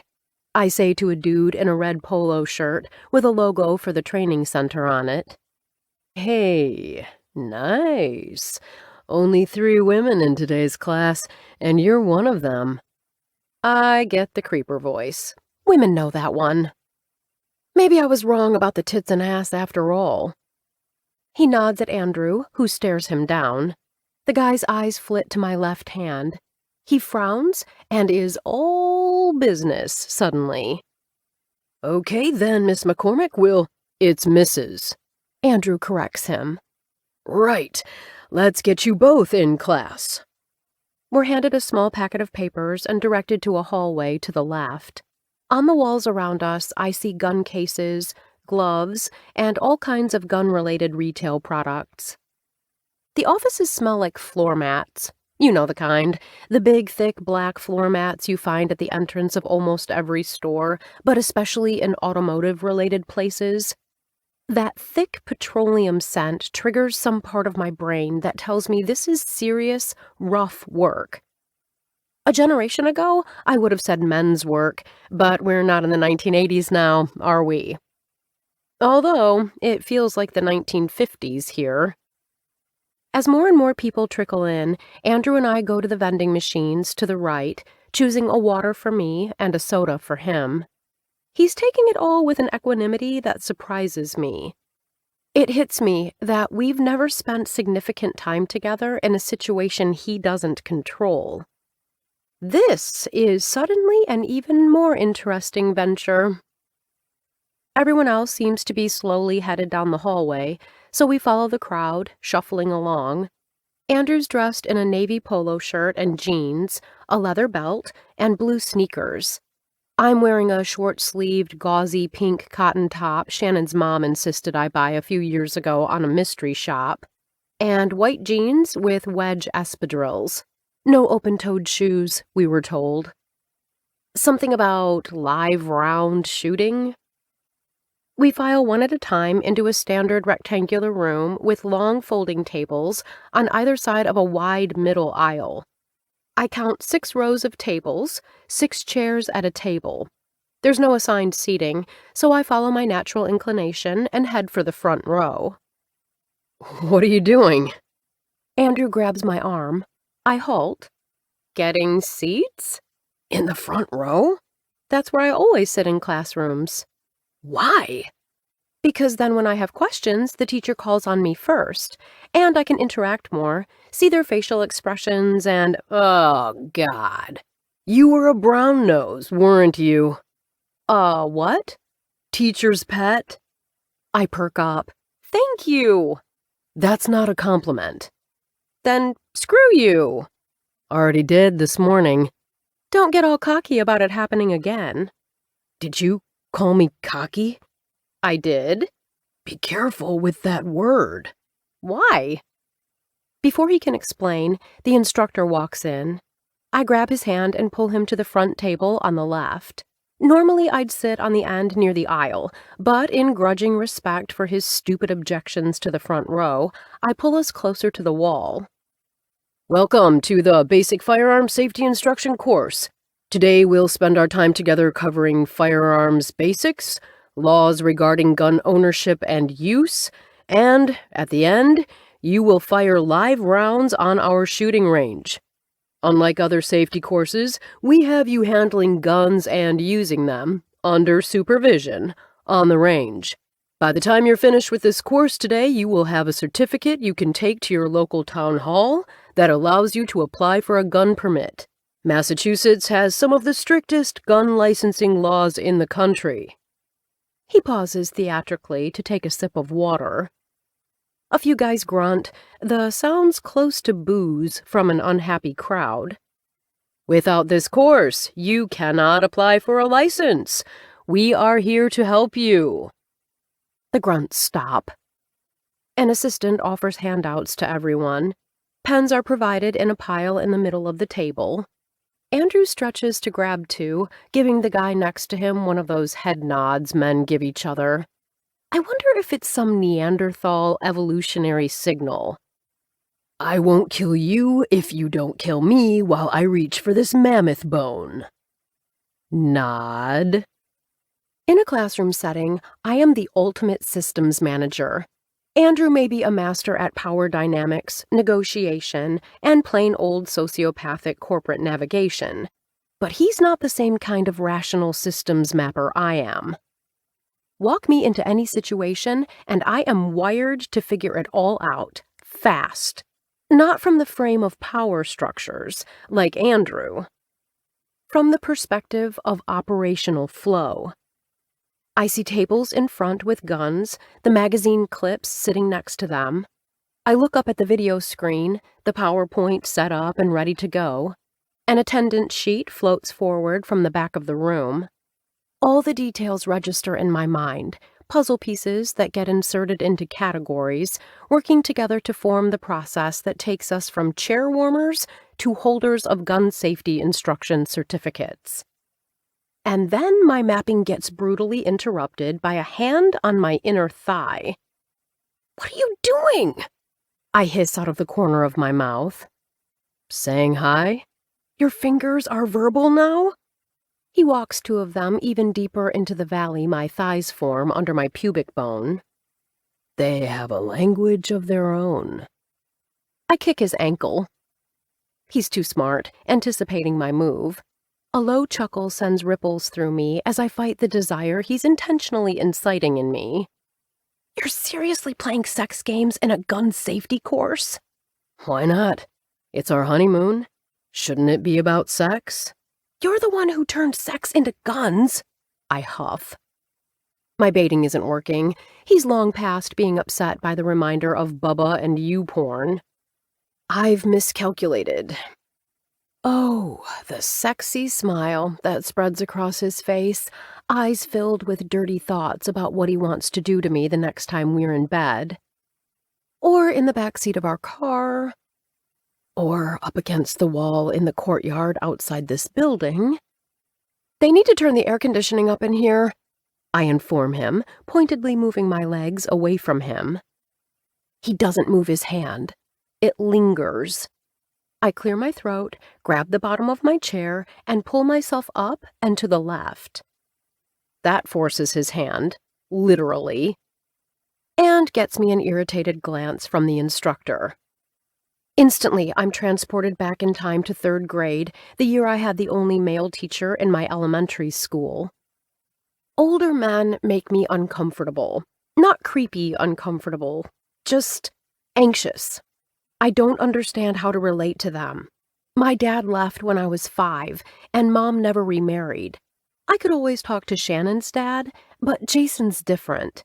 He's kind and a natural teacher, with so much patience, you'd think God handpicked him for Shannon's mother. Because you need 9 lifetimes of patience to be married to her. Being glared at by an older man who is an authority figure triggers every people-pleasing cell in my body, a full-blown panic explosion that turns my blood into tears and my heart into a cantering gelding. The man is not happy with my behavior. Neurons chatter with each other at breakneck speed, humming at frequencies that eventually make every atom inside me quiver with something close to fear, but not quite. It's not shame, not regret or remorse or abject humiliation. It's the visceral knowledge that I've done something wrong under the authority of a heavily armed man who represents an entire class of people I do not understand. But should. It's the should that is so crazy-making. Then again, isn't it always? Andrew grabs my hand and squeezes, giving me a concerned look. What's wrong? The teacher glared at me. He starts to laugh, a mocking tone that makes me cringe. He stops abruptly and leans in, his body heat a comfort he cannot understand. You're shaking. Am not. The instructor clears his throat, and this time he glares at Andrew. who pulls his head back, broadens his shoulders, and raises his eyebrows in the universal gesture of, "You got a problem with me?" The instructor looks away and continues talking. Victory manifests in strange ways when it comes to nonverbal conflict. The next hour is spent touching guns. Rifles, handguns, revolvers, big guns, little guns, magazine clips, bullets.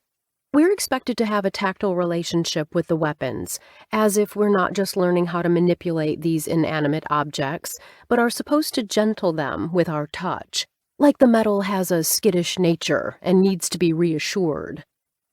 We also have lots of downtime as we go up to the gun tables in groups of 6. "What kind of license do you have?"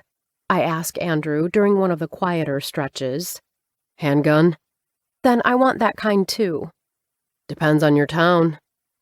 I scan the printout for Weston. "Actually, honey, don't even worry about it," an older man behind me says. I turn to follow the source of his voice.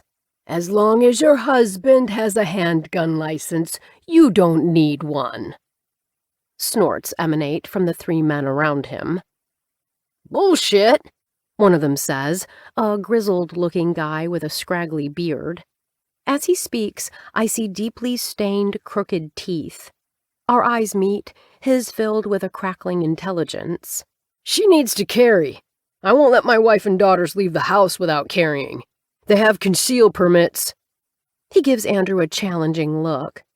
"You got your conceal permit?" "No." He scoffs. "Why not?" "Because we have a bodyguard everywhere we go who's armed," I explain, not thinking about how that'll sound until Andrew gives me an incredulous look that says, "So much for fitting in." "And I'm the fucking Queen of England," one of the guys says in a falsetto British accent. It takes everything in me not to laugh. Andrew puffs up, rolls his eyes, and pointedly ignores the guy. For all eternity. The rest of the classroom portion involves short videos, more PowerPoints, a detailed discussion of local towns and the relative ease of getting a handgun permit in each, and a hands-on demonstration of revolvers, rifles, and handguns that makes me glad I'm taking this course. I could do without the politics, as the instructor makes pointedly negative comments about various gun laws. But one thing we all agree on is this: gun safety is paramount. "All right, folks," the instructor says, clapping his hands together and rubbing them with glee and a smile. "Time for the fun part, live round shooting." Every time the course moves on to the next phase, I'm reminded of how socially programmed we are in formal school settings. Gun safety class isn't high school or middle school, no, but it has an order, and it involves a group of people taking lessons. We shuffle out of the room, clutching purses and notes, and assemble in a ragtag line down the hall. "This half," the instructor says, cutting off the group right behind me as I stand behind Andrew, "can go take a break, get drinks and snacks, look at the merchandise up front, but be ready in 20 minutes. "Smoke break," one of the men who reeks of tobacco says, leaving sight quickly as our half of the line moves forward. "You need goggles," the instructor calls out. "Any lead allergies? Heavy metal? Only allergic to white snake," someone yells, getting snickers and laughs in return. The instructor waves his hand dismissively, but he's laughing. There's a thick door with a small window that separates us from the shooting range. 5 people can fire at the same time, and there's an instructor with each student. 2 more students line up behind whoever's currently shooting, I discover, as Andrew moves forward. I get an encouraging hand squeeze before he goes through the door. He ends up shooting first at his station, so I can watch him but not be in there at the same time. As he puts the goggles and noise-canceling earphones on, a sense of elation fills me. Akin to pride, it's undefined, but it has to do with being together, watching him in action. holding shared space together. But at a gun range. This is so weird. People come out holding paper targets with bullet holes. Most of the holes are way outside the target perimeter, but once in a while someone comes out with an actual hole in the target's heart. Applause greets them, along with low whistles of approval from the rougher men. Just like that, I'm determined to earn that whistle. Bizarre, right? But remember, most of the crowd is male, older than me. Some primal childhood core component of my sense of self is screaming to be the center of that attention. Doesn't matter if I'm in a presentation, at a cocktail party for Anterdeck, watching my father-in-law coo at his grandchild, who is also my niece, or buying tampons from some dude at the drugstore. If the person is a man my father's age, or close enough, my brain lights up in the regions designed to respond to praise. Praise I never got from him. Will I always seek this out? Will I always be uncomfortable around older men? I don't know, but there is one thing I do know. I'm going to shoot the hell out of that bullseye. Grab a pair of goggles before you go in, and as soon as you're done shooting, come on out. Don't linger. One of the instructors calls out before the door opens, and I'm allowed in. Andrew's on the opposite side of the range. It's ice cold in there, the air redolent with an industrial scent that feels more vibrant than it has a right to. That much energy shouldn't be present in the same space with people grasping in their hands a weapon that kills with one shot. Then again, maybe that's exactly why that kind of vibrance fills the space. A holy respect washes over me as I step into the first column and watch the person ahead of me, his face tight, shoulders hunched, elbow pulled in as the instructor explains some detail that makes the guy change his angle slightly. At any point in here, someone could turn 3 feet and fire a live round into the small crowd of people at the back. People like me. Impulse control is a funny construct, isn't it? We're biologically wired for survival, but we also have this tremendous drive fueled by curiosity and risk. Thankfully, we're socialized by all the rules about not hurting others, because if we weren't, moments like this could become tragic. A social contract exists. Don't harm others. Even when you can. I turn my attention to Andrew at the other side of the room, taking in the vision of my husband holding a gun, face set in steely determination, shooting a target that represents a human being, but that is really just a pale piece of paper with thick black lines on it, and nothing more. His upper body moves a few inches back, broad shoulders rippling under his shirt, as the gun fires and the kick produces kinetic force strong enough for him to need to hold his core. His legs are apart, not too far, but enough that his thighs and ass tighten with the rebound of every shot. My body goes numb and fizzy, hard and warm, as I watch. He's graceful, strong, powerful, determined, and holding a device that kills. Mastering power you never ever want to use requires a deep well of goodness, honor, a direct lifeline to a moral core that has confidence in using it if needed, but that fervently prays that moment never comes. The measure of a person isn't in how they use their power. It's in how they don't use it. I make a tiny scared sound as my shoulder is tapped, and I throw my arms in the air, surprised and biologically triggered by the interruption of kind but no-nonsense eyes behind goggles. "Your turn," one of the instructors says, his beard thick but trimmed, glasses under his goggles, the arm touching me thick with muscle and covered in rolling, colorful tattoos. "Oh, okay," I say as I step forward. Andrew is talking animatedly to his instructor, holding the paper target. I can't see it across the room, but I'm sure he nailed it. "Second thoughts?" my instructor says. "What? No." I catch Andrew's eye. He gives me a thumbs up and crosses the room, violating the rule of not lingering, But when did my husband ever care about other people's rules? You'll do fine, Andrew says, ignoring the sour look from my teacher. Everyone misses their first time, he adds, touching the same shoulder that the guy just shook.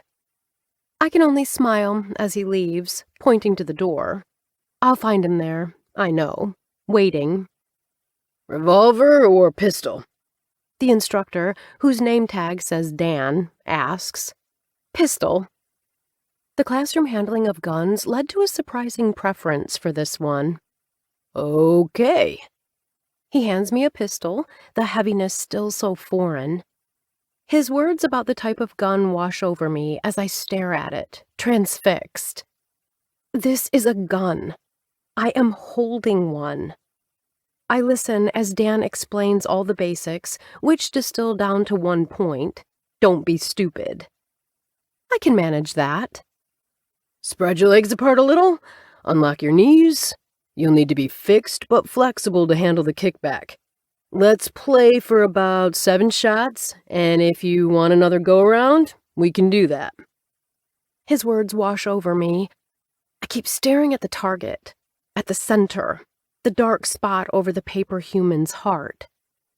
And then I'm holding the gun, right hand wrapped around the handle, left hand supporting under the butt of it, my index finger on the trigger. It takes a lot of effort to pull that trigger, more than you'd think. Everything important should take effort, more than you'd think. Focusing my eyes on the sight, I take in all we've been taught, mixing it with my social conditioning about guns, which is 100% from media influences. Mom never owned a gun. No one taught me how to do this. I'm here now, standing in a place filled with my fellow students, firing. Pop, pop, pop. Our whole beings centered on driving a piece of forged metal through a pretend heart, to kill a pretend bad guy, to use the power. On the top of the gun, there's a small metal piece, almost like a razor blade with a notch in it. That's the sight. My mind wants to focus on the distant target, but the training kicks in. Level the sight. Center the target. Practice your power. My finger holds, waiting until it all lines up. And then I just flow. Click, boom. My shoulder flinches with the rebound.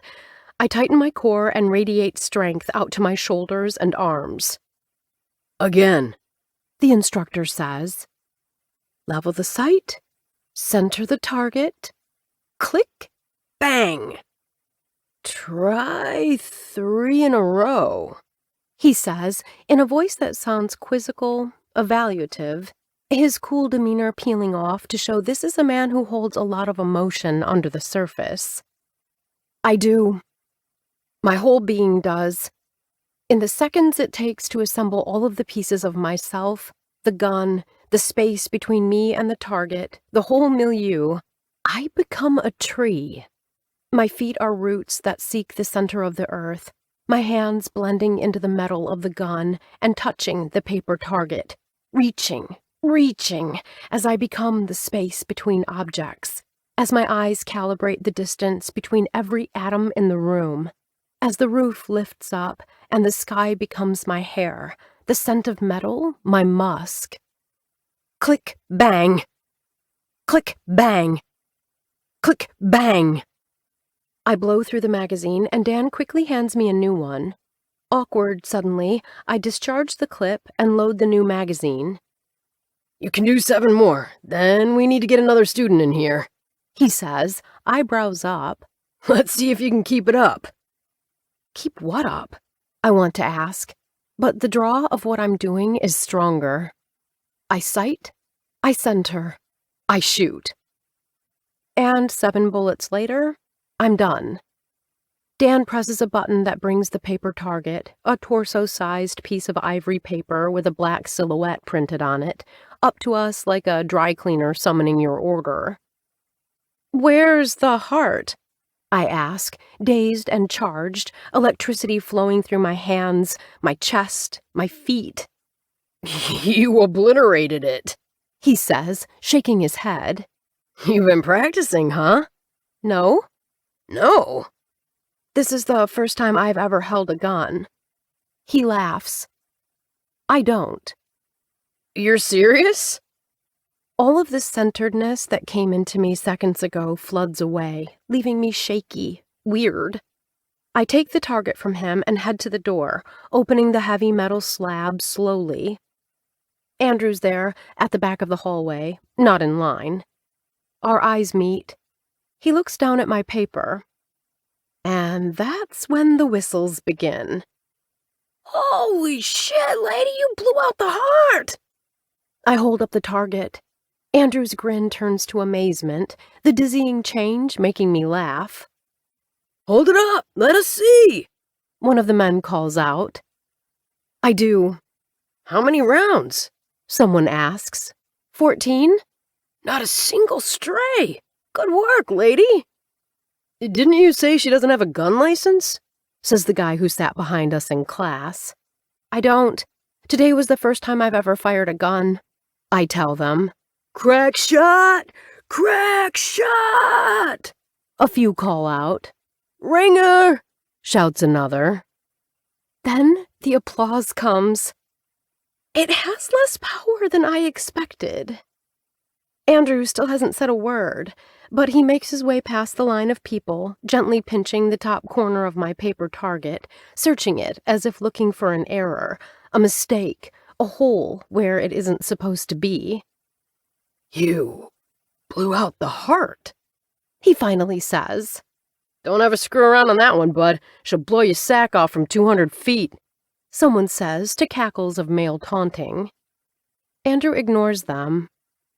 Is this good? I ask, shaking the bottom edge of the paper. The line erupts into spontaneous laughter. One of the men takes Andrew's target out of his hand and holds it up. Most of the bullets hit the heart, but a few are in the outer rings of the target.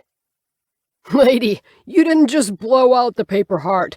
You blew the fuck out of your husband's ego.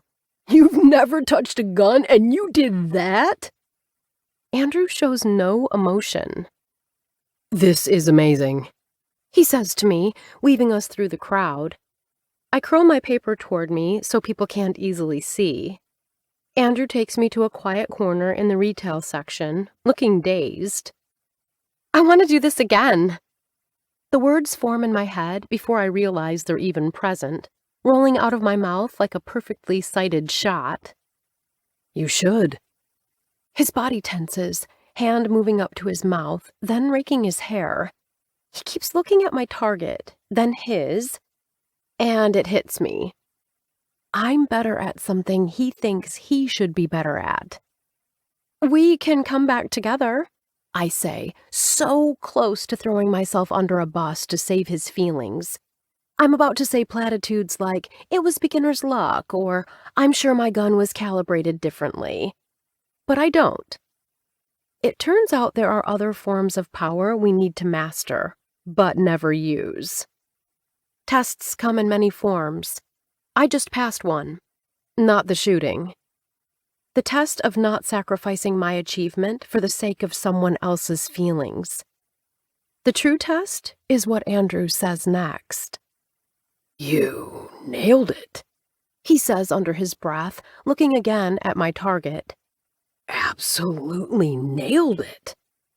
Brow down in concentration, he peers at me with a look I've never seen before. Congratulations. How did it feel?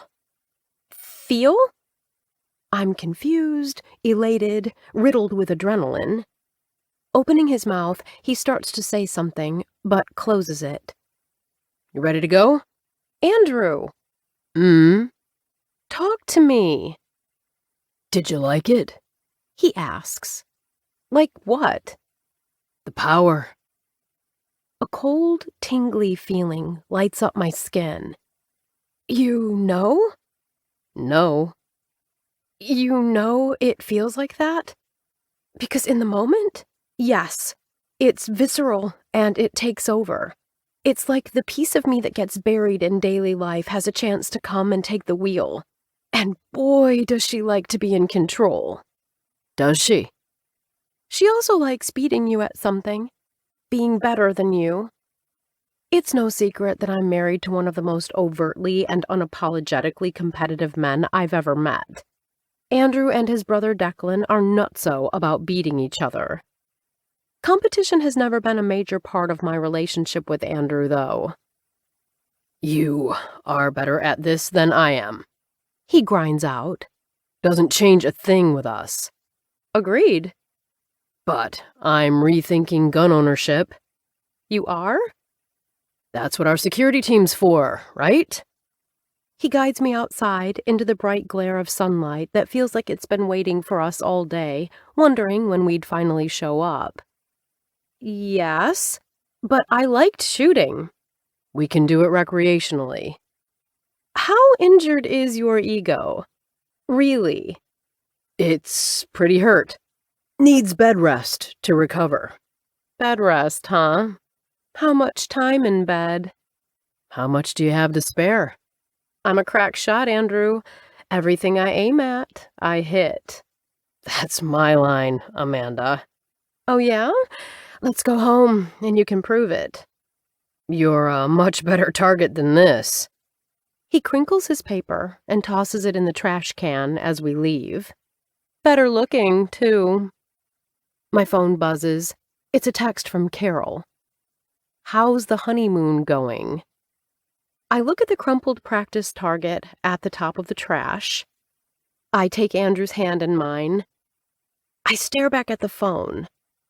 How in the hell am I supposed to answer that? Chapter 8. Andrew. The pool stays. This entire remodeling process has been stressful, but also fascinating. Major systems are underway, and all of the prepper crap Deke and Omar instructed me on turns out to be surprisingly practical, minus the sex bots, private islands, mercenary armies, and saffron. Pools are impractical, but I don't care. When I'm doing laps, my mind can go to corners of myself that don't get much attention anywhere else. My arms pull the water back, propelling me forward, legs and hips and the rest of me coordinated for one purpose, to move forward. Yes, there are parallels outside the pool. Life is nothing but forward motion. But in the water, I'm the one moving of my own volition. I push the water out of my way so I can glide through it. Any given body of water has boundaries, but the water itself really never ends. Yes, there is a surface, there is a bottom, there are sides. But you can swim forever in an endless Mobius-like environment. It's like the womb, only bigger. The indoor lap pool that Dad installed to help me gain a competitive swimmer's edge is a relic. Not that it's fallen into disrepair, it hasn't. The windows still shine brightly in the morning sun, and the condensation hasn't broken through any double-paned glass. But it has the feeling of something from the mid-2000s, and the Andrew I was then is a far cry from the man I am now.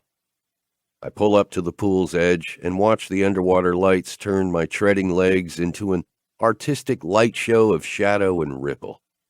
On nights like this, when the house is empty of everyone except Amanda, I swim naked. It's a luxury I indulged in when I was at home and Mom and Dad were gone, Deck and Terry off at Milton or college. After Mom died, I found myself alone in the house a lot. So, naked it was, and naked I am now. Freedom in the water, completely unencumbered by social norms in the form of a Speedo, connects me to some deep mammalian part of my brain. All of the water touching all of me at the same time makes me more of a whole man, a whole person. I can become part of the water while staying separate from it, commanding my arms and legs to push me into space I make, propelled forward because I want to, over and over until I reach the end. And then I decide. I decide whether to stop or whether to keep going. Grief hits me hard, as if it's been dumped into the pool, a chemical that disinfects as it stings. Underwater, we can't breathe. We die if we do. Lungs are for air, air that sustains us. Out on the water, we modulate our air to meet our needs. Air gives us oxygen. Air plus vocal cords gives us words, volume, control. Underwater, gasping for air means death. And death is exactly what I'm grappling with as I sputter to the surface and get to the edge as fast as possible, my throat in spasms, my heart twisted because it's being pulled into the past by memory. I decide whether to stop or whether to keep going. 15 years ago, that's exactly what I did. Coming to in a hospital bed, finding out Mom had died for me, sacrificing her soul and her life by choice to save mine. A piece of me died with her. A bigger piece of me lived with her, though, lived with her inside me. There was a point when everything fell apart, when Dad blamed Declan and Terry fought with Dad, when I learned Dad wished Dec had chosen Mom over me, and it felt like we were all just pieces of dead skin in a wind tunnel, spinning and spinning, peeling off and shredding, until there was nothing to cling to when I had a choice. Stop or keep going. Grace made us all keep going. Mom did too. I saw her once. It was the day Terry moved out, grabbing as many personal items as he could and disappearing, swallowed by the world outside Anterdec, his disappearance treated like a servant vacating his post, like a pool service guy who moved on. Declan was gone somewhere, Dad was a human volcano, and Mom came to me. Appeared out of nowhere, from the grave. She didn't say a word, just looked at me with eyes that stretched across plains of pain.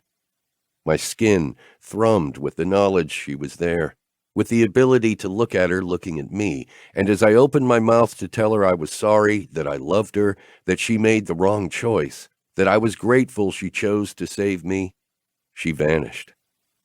Like all wishes. Poof. Amanda doesn't know. No one does. It's not the kind of story you tell people because, first of all, they think you're crazy.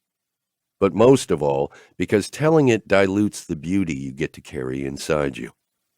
I was swimming, right here in this lap pool, turning myself into butter by doing a few miles as hard as I could. You can cry while swimming, but it's hard. You can also scream underwater. And no one hears you. The first soft notes of the intro to a song pulse out from the sound system, music muffled and low until my ears can discern the melody. Yes. The first song from the Yes album fills the room, like God Save the Queen preceding Queen Elizabeth. Hey, Amanda says softly, her voice careful. We've been in the same position before, each scaring the other during a swim. This time, I don't flinch. She's given me fair warning with the music. I relax. Hey, she strips down, the view of her body as she slowly reveals herself to me in the steamy pool room, like watching art in motion.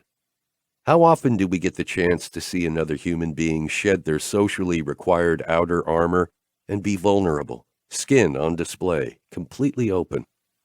I do. Every day. But not like this. In the bedroom or the shower, she moves fast, the removal of her clothes a step in a checklist, a process on the way to a final destination. Here, though, she flows. It's all one movement, broken down into smaller movements, choreographed by necessity. She savors each second, the juncture of time and touch, of lifting limbs and brushing skin all coming together as my eyes take in the sight. We ignore too much in life. We have eyes that see, but don't connect our vision to emotion. When we do, it feels like art. When we don't, we're just blank walls. As she slips into the water with me, Amanda's breasts bob, floating to the surface. Being in here is like no other moment we spend together. Explaining what it's like to be in the water with her is like trying to describe a kiss. You can do it, but why? Unique expressions of who we are don't translate. It's so warm, she tells me, delight floating across her face like sunshine between the leaves of an oak tree. the water and light in the cocoon of the lap pool spinning magic. I turned up the heat. I know you like it warm. Doesn't that make it impossible for you to do laps? No, I'm not competing anymore. I reach for her, hands enjoying the slippery magic of her skin. She kicks toward me, one hand on the pool's ceramic tiled edge, the other on my shoulder, pressing down. My feet are on the bottom, but the feel of her next to me, weightless as she moves in for a kiss, makes all my boundaries dissolve. We are the water. Dipping under the surface, she runs her hands down the length of my legs, first skimming the outer edge of my thighs, then skimming over knees and calves. She slides an appreciative hand up between my legs before breaking the surface, her hair wet and flat against her scalp, her hand leaving me to wipe her face. Tease, I say. I'm a sure thing. Kicking her legs, she smiles at me. Thanks for turning up the heat. I find one breast, physics changing the feel of her flesh, the beauty in my hand requiring less effort to hold, making me grasp a bit more. Always. She laughs. I meant the water. I didn't. Pulling away, she disappears underwater, swimming with amateur strokes for a meter or two, surfacing, then dropping until she's halfway down the pool. Catching up to her is easy. But I don't. The lap pool is a strange environment, extremely narrow, Olympic length, and created out of sheer grief. Multiple griefs, really. After Mom died and I nearly died, outdoor sports like football and lacrosse weren't on my list of priorities. Dad required his sons to have a sport, so swimming became mine. But McCormick men don't do anything halfway. We're remodeling the estate, but this lap pool, like my wife, came in the after, the period of life without Mom. Amanda never met Mom. Mom never saw the lap pool. Dad had it built as a training ground for his competitive son, the elite athlete who would pivot from one sport to another without complaint, as if it were ordained by a higher power, met as an obligation I was born with. The grief lives here, too. Amanda's presence, the songs on the Yes album, the bathwater temperature, it's all so different from the grueling laps I churned out in the drive for excellence. If I swam hard enough, made flip turns fast enough, lifted heavy enough, turned my body into a machine that won, well, maybe the grief could be redeemed. Maybe I could use it as fuel, burn it up, make it go away, transmogrify it into some useful energy that would make sense of what happened to Mom, me, and Declan that day at my soccer tournament. Water makes sense. It just is. We work around it, make it work for us, find ways to harness its power, and are consistently reminded of how little control we really have over it. Cramp? Amanda calls across the room, breaststroking toward me with a lazy set of hand gestures that almost make me laugh. No, just lost in thought. Is it the mementos? Mementos? I texted you. I found a small closet behind some heating vents, filled with old stuff of yours, Terry's, and Declan's. Trophies, artwork, report cards, pictures, stuff like that. I already have all that. Dad had Grace sort through it when we went off to college. Maybe she missed some stuff? I don't know. But I found it and made boxes for each of you. Terry, Declan, Shannon, and the baby are coming over tomorrow for dinner anyhow, so it's the perfect chance to give it to them. I'd forgotten about the dinner. Her idea. Our second-to-last honeymoon night. I thought we were on our honeymoon. You don't see other people when you're on a honeymoon. You mean like the 9,000 work crew people we've dealt with for nearly 2 weeks? Touché. She laughs. Amanda, I ask her, you're redoing all the bedrooms. I hate the yellow tile in the guest bath. Do we really need to have this argument again? No, I concede. But why haven't you changed a thing in the living room, other than the new fireplace insert? We have wood stove inserts in every fireplace now, plus an additional freestanding stove in the basement as backups for power outages.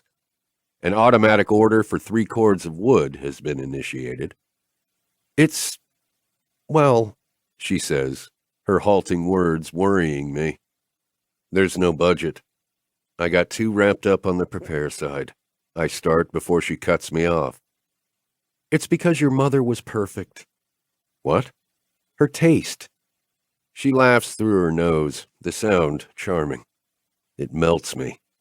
Every piece of that half of the first floor was lovingly hand-picked by Elena. Hearing her say my mother's name makes my throat ache. I love the Degas, the African masks, the carved stone pieces from Greenland, the lapis lazuli box from Chile. It's clear she lived a life where she brought back pieces of it to live in physical harmony with her, so that daily life was a reflection of all that she'd done. Yes, I agree, astounded by her insight. I don't want to change that. I want to be that. And for now, I'm not that. I want our living room to reflect us, but we haven't had enough for us for that to happen yet, Andrew. Give me more us. Take more time off. Travel. Live. Be. Mom took most of those trips alone. Or with us. Rarely did Dad go off with her. Don't be like James, then. I'm not, I vow, the words less to assure her and more to warn myself. Come here, she beckons. A few strokes later, we're standing in the middle of the pool, arms around each other, her mouth at my heart, the absence of her soft strands of hair strange. My chest starts to chill and goose flesh sprouts along her arms. Her breasts smash against me, the small of her back like the curve of a shell. The thick muscles and lush curves of her ass so ripe, so warm, so perfect. She is so perfect. Amanda. He is perfect. So perfect. We're in tandem, a twosome made of one body, yet wholly separate, distinct. The water makes me feel like the boundaries of who I am aren't real. Andrew is real. Nothing else. Melting into the warm, wet embrace of my husband has become no less extraordinary with repetition. Each again, another invitation to find a new part of myself, to let go of other parts, to take in whatever pieces of himself he will give. His hands ride up my back, gliding over the hills and valleys of my ribs, my spine, my shoulders, until he stops at my wet hair, the thickly united mass and impediment. Our skin slides as he kisses me, my thighs slick against his, feeling our differences, enjoying them. Andrew is tall, and without heels, I'm in a different position, his arms curling, neck bent, to meet me fully. I can't help but touch him, as if this is my last chance, desperation filling me with a sudden rush like a thunderstorm burst on a hot day in Florida, the coastal winds bringing a spontaneous downpour, the push harder than expected, so intense that all you can do is stop and give in. I am lost in his kiss, his touch, the way the water laps against my hip, up between my thighs, as if he ordered it to make love to me on its own. Our movement makes the light change, over and over, each second a recreated visual feast. Opening my eyes, I find him staring into them, so serious, so loving, so everything. Dipping his head, he bends to take one breast in his mouth, one hand moving to my navel, down the soft skin beneath the light-mottled water, his touch electrifying. I let myself take, his mouth and hands and sheer nakedness a gift, one I've been trained by his love to learn to accept freely, fully, without hesitation.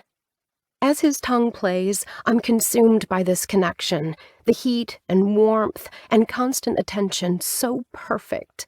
I am full. Almost. Come here, I whisper to him, moving against the edge, our past selves teachers for what comes next. We've made love in this pool before. The very first time, a gorgeous homecoming for my dear, sweet man. But this time, it's less tender, more riveting, edgier. He feels the same, pulling me in, entering me with a profoundly simple maneuver that means so much more. We're together, half on the pool's edge, half in the water, Andrew holding me up so the angle is just right as we curl in and out of each other's orbit. We gaze into each other's eyes, changed by the water, made smaller, more compact, with wet hair, no clothes, no impediments to our freedom. Friction is reduced by water, but the intensity is not. Strokes and kisses, caresses and grips, all heightened by the mood the pool sets for us. "You're perfect," he groans as we come together, my throat tight, fingertips digging into his shoulders, the grip my only way to communicate, because every ounce of me is focused on the divine feeling of him in me, on me, around me. And just like that, I float away. Not on water. On love. "You're perfect, too," I say, as we move fully into the water, standing in each other's arms, my smile buried in his chest. Good thing we found each other. This much perfection would be wasted on a mere mortal. I move one hand up and down my body. "You lucky man." A rumble of amusement vibrates under his pecs. "I'm honored you would choose a wretched beast like me to grace with your presence. So, now you admit it." He kisses the top of my head. We sigh, we breathe, we just are. "Even if you do pick atrocious tile colors?" he murmurs in my ear, making me laugh, almost swallowing a mouthful of pool water. "No matter what we do with the remodel?" I whisper, my words like water flowing over polished rocks, the taste of salt on my lips. The pool stays. Chapter 9. Andrew. On the second to last day of our staycation honeymoon, I walk into the kitchen to find Amanda standing in front of the brand new stainless steel oven, holding the manual, her face screwed up in concentration. She has one hand in a silvery oven mitt, scratching her neck. "How do I set this to broil?" she mutters to herself as I go to the coffee machine, grab an espresso cup from a small stack on the counter, and start to make myself coffee. On second thought, I put the cup back and grab a beer. We're having family over tonight after all. Beer trumps coffee. "Why do you need to broil?" I ask as I stare into the new fridge, which really does remind me of a spaceship movie set as I open both doors and try to find an IPA. Weeding through a farmer's market worth of vegetables and half a cow of meat, I finally locate the most important part of the meal. Hops. "I'm making dinner." She's distracted, reading the manual. New technology does that to the best of us. That's why I don't bother with manuals. Men are smart like that. I'm sure the catering staff can figure that out. The first sip of beer is always the best. "I'm making dinner," she says again, the words not quite sinking in as I go through the second sip, third sip. And then it hits me. "You mean you are making dinner for all of us?"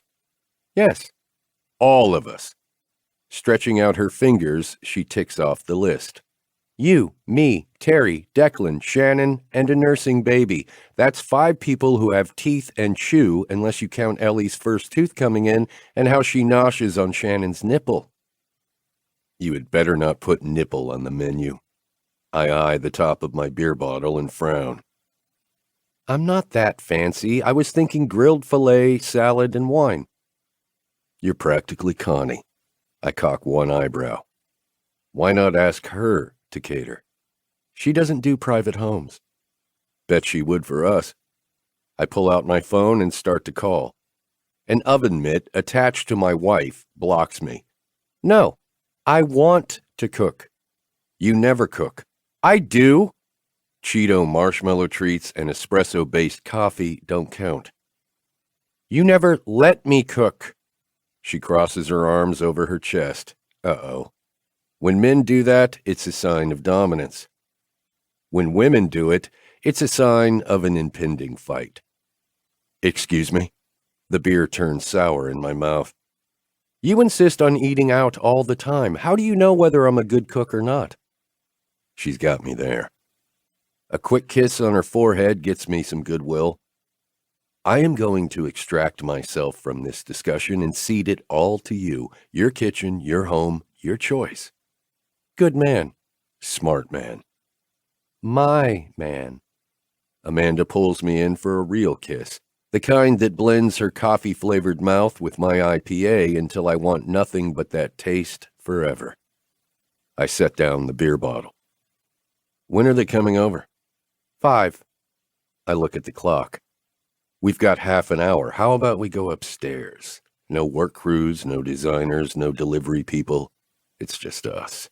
I murmur in her ear, my fingers sliding under her shirt, finding a breast that is woefully unattended. Your fingers are icicles, she squeals as her nipple hardens under my touch. Warm me up, baby. I look at the newly installed countertop. How about we christen the kitchen? Haven't had sex in here yet. Yes, we have, plenty of times. I can tell by the flush on her face that she's interested. Not in the newly remodeled one. That's part of the honeymoon remodeling deal. We have to rededicate each room. She drops to her knees, the oven mitt still on one hand, the other one reaching to undo my pants. How about we start here? She says, warm breath brushing against my now bare skin as she takes me into her mouth and I lean against the new marble counter fully. Ding dong! Teeth are not meant to be used on a penis, ever. What the hell? Is what I think I'm saying, but it comes out as a fairly long, inarticulate shout as Amanda leaps to her feet and twists and turns, hands on my shoulders as I fold in half, her head spinning faster than that chick in The Exorcist as she tries to minister to me but knows people are at the door. I'm so sorry. The doorbell startled me and I bit down and... Oh my God, Andrew, are you okay? I just hear the word bit.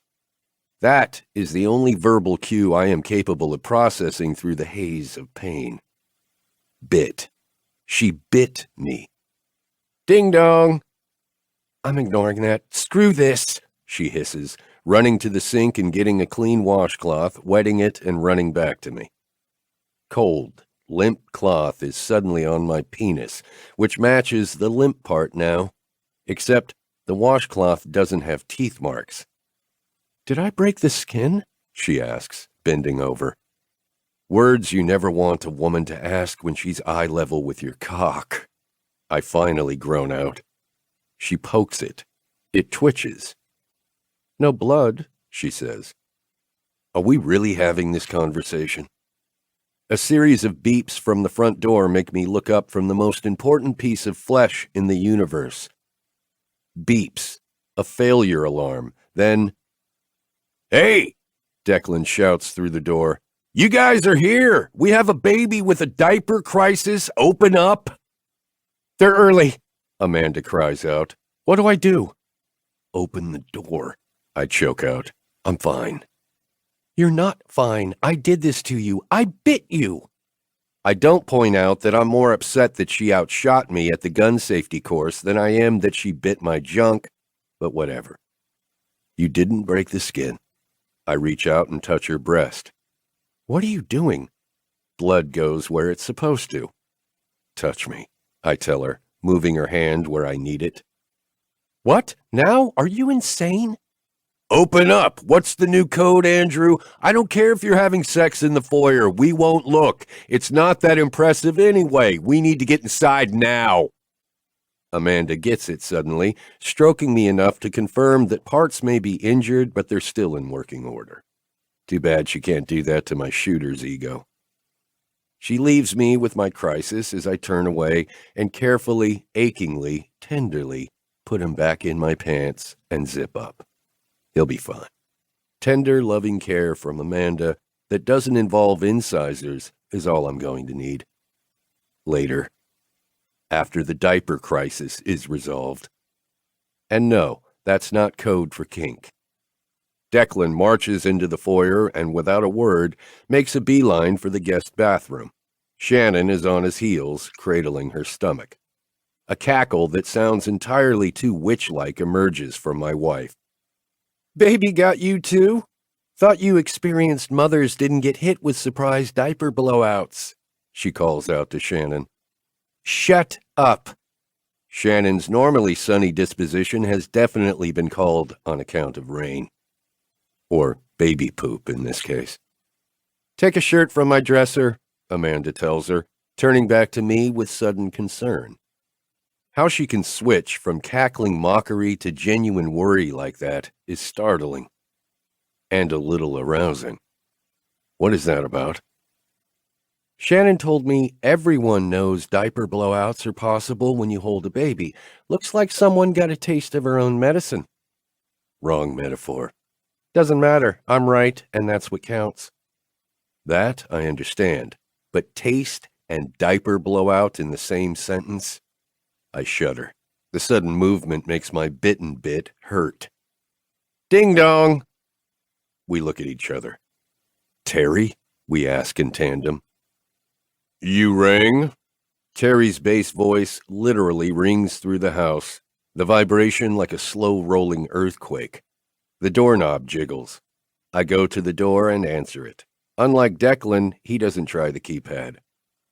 Also, unlike Declan, he doesn't have the old code. Dad refused to give it to him.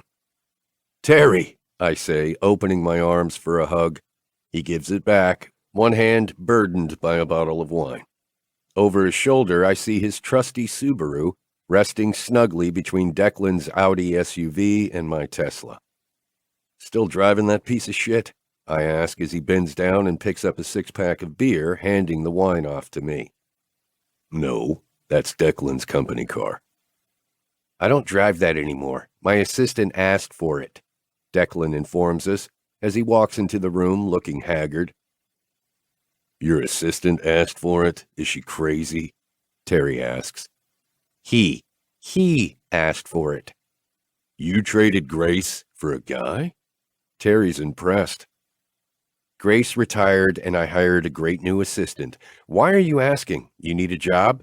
Self-imposed poverty finally getting to you? Our oldest brother left Anterdec years ago, right after Mom died. He lives off the trust fund from Mom's side of the family, which is a low six-figure pittance. Declan loves to needle Terry about this. So do I. We could use an estate manager, I say. Apartment over the garage is free. You know the place inside and out. You mean I had sex in all the important places before you had your braces removed? Terry says, one hand in his pocket, the other holding the six-pack of beer that he shoves at Declan's gut. Here. Microbrew beta tests from my friend's place in Sherborne. You mean bacterial cesspools? Any friend of yours who brews beer is probably on some watch list. Deck taunts, but he takes a bottle out and holds it up to the light. Flemish red sour ale? Gluten-free? Don't knock it till you try it. Gluten-free. What's wrong with gluten? When did gluten start to offend everyone? Deck mutters as he opens the screw top and takes a sip. He makes a surprised face. Not half bad. It needs to be all good, Terry says, frowning. Try sipping. The taste grows on you. Like bacteria, Declan says, circling back. Shannon enters just then, wearing a yellow short-sleeved linen shirt of Amanda's and carrying a grinning baby who looks like Declan. Ellie's eyes started out a dark blue but have turned brown like Shannon's, a rich color like whiskey, blended with a hint of cream. She's teething, chewing on Shannon's index finger, drooling all over her mom's hand. Mom. Shannon is a mother. There is nothing like a baby to make everyone drop what they're doing. Babies suck all the attention oxygen out of a room. Evolutionarily, they should. Their very survival and ability to function in the world depends on being cute. Like sorority girls. I see there is beer, she says pointedly. arching one eyebrow and giving Declan a look that says, "Why am I holding the baby after being shat on and you're sucking down a cold one?" He takes Ellie instantly. Whipped. I'm never going to be like that when Amanda and I have kids. No way. He catches me smirking at him and narrows his eyes. Time to hum the Mission Impossible theme. Terry bursts out laughing. Nothing like 3 men in a family. You always have a brother to team up with against the third. Recovered from the birth yet? Terry calls out as he reaches for Declan to give him a bear hug. Getting there, Shannon replies. I was talking to Deck, Terry explains as she laughs, a brittle sound that makes me offer her one of Terry's beers, which she takes with a skeptical scowl. Gluten-free? Try it. Patting the tops of her breasts, she looks at the bottle again. Do your breasts have celiac disease? Terry inquires, noting the strange gesture. Quit talking about my wife's boobs. Declan checks him. Deck, it's fine, Shannon sputters, blushing. I just wasn't sure if I could handle the milk. It's beer, not milk, Terry assures her. Beer increases milk production, she informs him. Really? It's a galactagogue, Declan adds, his face plastered with that damn know-it-all smirk he patented during our childhood. Terry crosses his arms and gives his little brother his full attention. You've become a breast milk expert. I'm a new parent. It's required. If anyone in this family is a breast milk expert, it's me, Shannon says in an arch tone. Technically, Ellie is the expert. At the sound of her father saying her name, the baby squeals. Come into the living room, Amanda insists. We do what everyone does at a family dinner. File into the kitchen. It's weird to be here like this. No big cocktail party, no corporate schmoozing, and no mom and dad, Terry announces, his voice dropping at the end. Is it? We're used to the place, I say, ignoring the comment about Dad, who wasn't invited. For a reason. After Amanda gets everyone settled with a drink, I pull her aside. We can't let them know about any of the off-the-grid systems, I remind Amanda as she fusses over a table covered with appetizers. Somehow, her simple filet, salad, and wine has expanded to include assorted olives and cheese, giant shrimp cocktail, and a fig bar thing that Shannon's about to make love to. I promise I won't leak, she says, shooing me off with a dismissive hand. Even if I disagree. It's not that they'll never benefit from the systems. In an SHTF scenario, we'll take care of everyone. Even Chuckles? I sigh. Fine. And Marie? I grit my teeth. You're pushing it. She's a human being. Remind me to up our stash of sedatives. Andrew, stop being dramatic. I am being pragmatic. She's still sore at you for the Unacoga mess. I rescued you and Shannon from being co-opted by a bunch of swinger couples who thought Marie's yoga class was about meeting bisexual women who wanted to swing, and they thought you and pregnant Shannon were the unicorns. Doesn't mean she's still not mad. She is crazy. I got the good mother-in-law. About that, she clears her throat. We really should have told Mom. Pam, why? Because she knows a lot about these things. Your mother knows a lot about being a prepper? Not prepper stuff specifically, but systems? Risk analysis? Come on, there's no one better.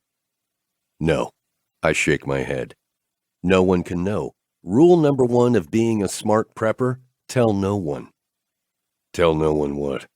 Terry asks from behind, scaring the shit out of me.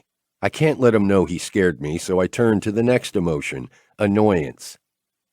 Nothing, just talking about money. Oh. What do you think of the remodeling? Amanda asks, nervously. I know it's a bit much. Why all the heavy construction equipment outside? Looks like it's out of scale for the interior work. Redoing septic, I lie. Deflection is an art form. He knows I'm lying, but how do you pry into sewage waste systems? You're keeping Dad's pool? Terry always called it that. It's my pool now, but yes, we are. You've got an outdoor pool already, and that lap pool was built for athletics, not leisure, he says in a voice I'm not used to. I forget that Terry, unlike the rest of the McCormick men, isn't judgmental. He's not arguing a case. He's genuinely asking. Call it nostalgia, I explain, laughing softly. I can't explain why I'm keeping it. I just am. Nostalgia, maybe? For all those years Dad worked you like a dog. For all the years I practiced naked in an empty house. Shadows roll over his face, representing emotion I don't understand. Got it, he says, just as Amanda puts her hands on our backs and pushes us to try some food. Dinner itself is easy. Good steaks, good salad, great company. Best of all, I get to hold a baby. No one tells you how good babies smell. Ellie is a solid sack of potatoes in my arms, my food barely touched as I make googly eyes and soft raspberries at her. She's in my lap, facing me, triple chins showing as I hold her, those sweet, chubby cheeks begging for kisses.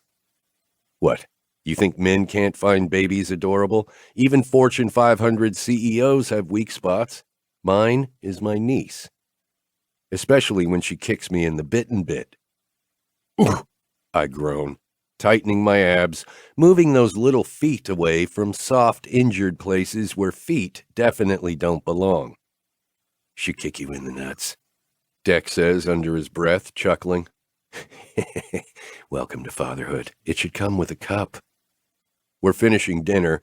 Conversation turned to political events I have no desire to consider, when Ellie reaches for my nose and lets out a ribbon of giggles so pure I'm not quite sure I heard them. Did she just giggle? Shannon asks. Wiggly arms bang against mine. She did. Ellie, did you giggle? I get a peal of laughter in response, and then a raspberry. The entire table claps. Why don't you clap for me when I laugh and stick my tongue out at you? I ask Declan. If you were half as cute as my daughter, I would. Terry holds his hands out to me, the gesture clear. My uncle time is over. His uncle timer starts as he holds her in his arms, smiling deeply as she stares back and reaches up, yanking on his beard.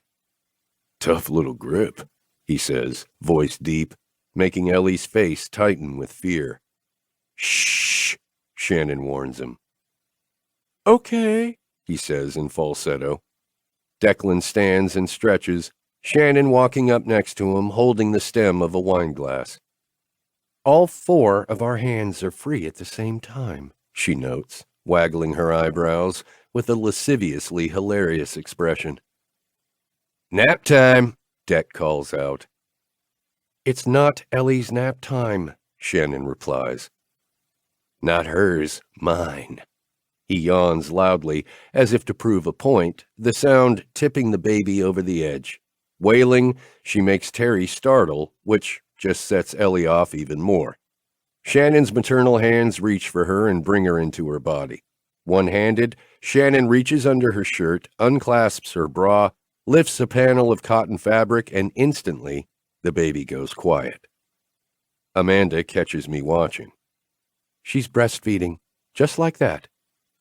How does she hold the baby and get her to attach like that? I think it's something installed in you when you grow a placenta from scratch, she says, as she walks away, laughing. I stand and follow her into the other room, where a row of boxes await us. My wife has many talents, Deck says, moving to Shannon and giving her a kiss on the cheek. We walk back into the room, each carrying a banker's box that's clearly heavy. Mine is heavier. We set them down, mine in front of Terry's, Amanda's box in front of Declan. Here, she says. This is the first of many boxes for each of you. What's in here? Terry asks, puzzled. Relics from your childhood, I explain. We had an archaeologist carbon date them. He reaches up and strokes his beard, which has more and more salt in it every time I see him. I'm only 37. That means we're 50 years apart in dog years, Terry.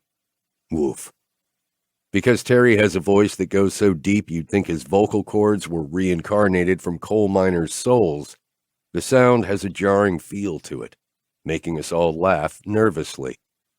Not quite all. Declan stands there, now holding a very happy baby, eyes on his box. What's in there? It has my name on it. The Shroud of Turin, I joke. One-handed, Deck opens the top and peers in, groaning. The rest of my trophies. Some notes from girls in what looks like 6th grade. A t-shirt from the volunteer week we spent in New Orleans in 10th grade. Geez, Mom, he says in a soft, teen-like voice. It's just crap we don't need. Mom didn't consider it crap, Terry declares, closing his box. Dad did. I wonder if that's why it was in that strange storage space behind the furnace? Amanda asks. How many more boxes? Terry asks her, his throat tightening as if he's fighting emotion. 3, each. We can help you load it when you go. Thanks. He finishes his beer and walks into the kitchen, frowning, looking around. You really modernized this room. We did. It needed it. Amanda told me to take a look around. What's the deal with the solar panels? I freeze. Hot water for the pool. He nods. Doesn't push. Most people don't. But Terry's the type to quietly take it all in and later come to his own conclusions. You left the treehouse. You two want kids? Yes. A wistful smile makes his beard widen. Nice. Amanda wants to leave the living room as is. None of the paintings are going. She loves Degas as much as Mom did. His smile turns tight, eyes starting to glimmer in the light. Oh, shit. Are those tears? Just then, Declan walks over, jostling the baby, who is smiling at us. Terry sniffs once, turns away, and laughs, his voice deep as always. That hasn't changed, even if the house has. Normal people go away on their honeymoon and spend a week having sex. You have to up the ante and remodel an entire estate, Deck says, as Terry looks at a figurine Mom bought in Greenland, a carved stone face that creeped me out as a kid. We can't all go to Hawaii and have a mystery honeymoon. I needle him. You and Shannon are freakishly weird about your honeymoon. What the hell happened? He turns to Stone. From across the room, Shannon's neck pivots. She's obviously listening. Why are they both cringing, like someone punched them in the nuts?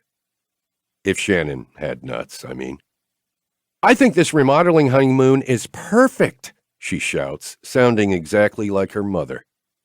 Declan cringes, again. Has Dad seen any of this? Terry asks.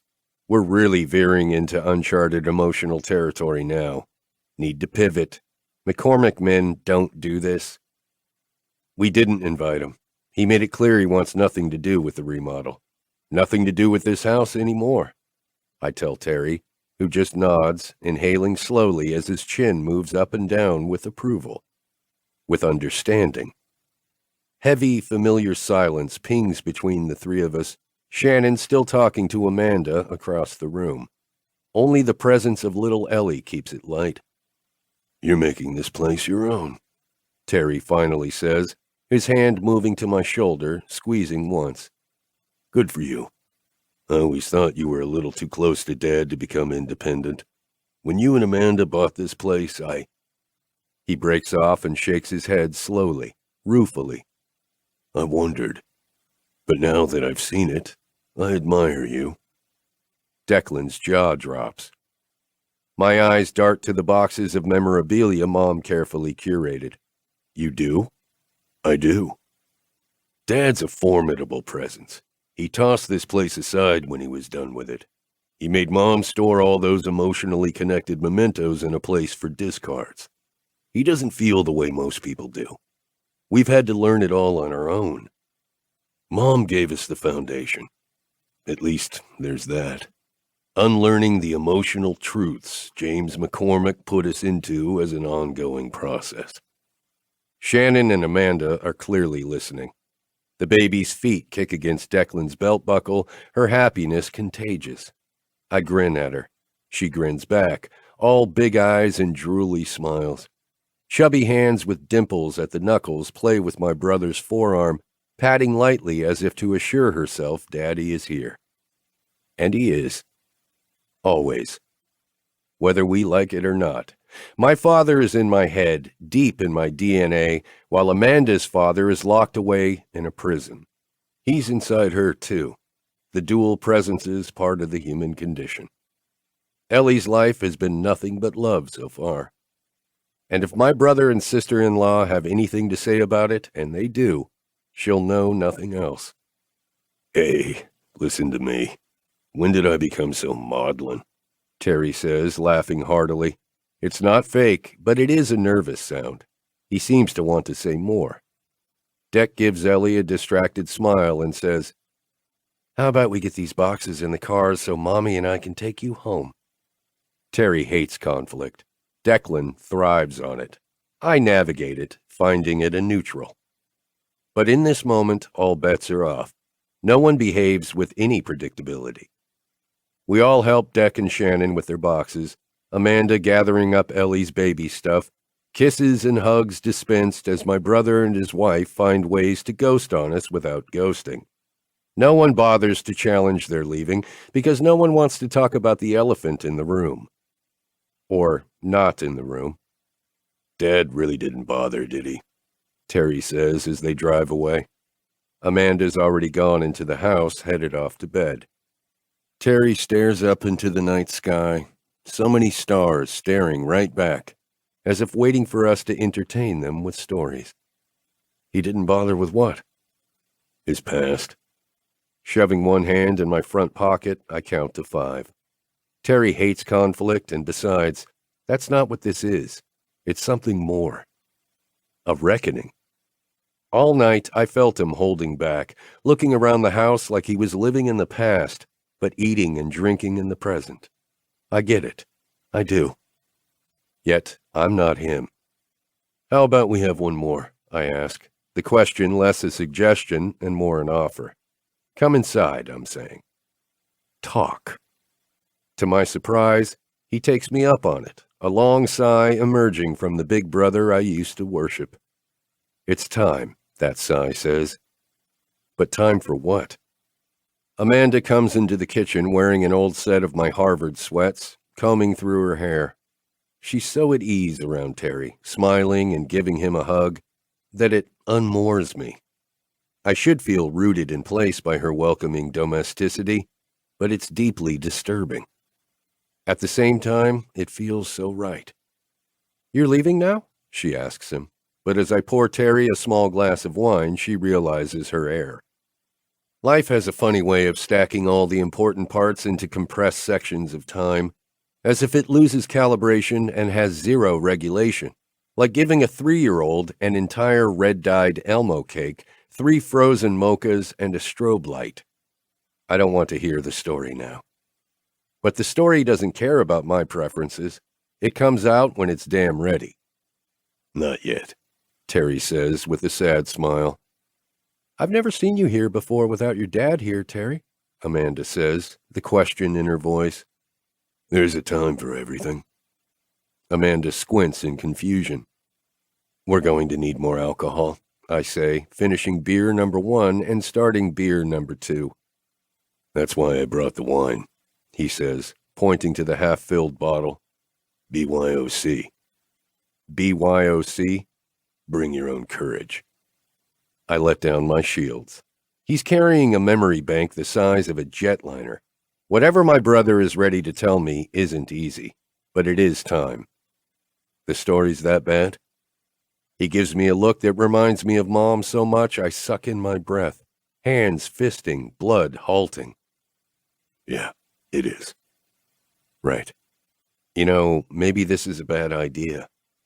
It is, but I'm doing it anyhow. You need to know. You've needed to know for a really long time, and it was easier to stay away than to face you. Me? Not you individually, just you, the collective you of the McCormick men. You do realize you're one of them, one of us. Sure am.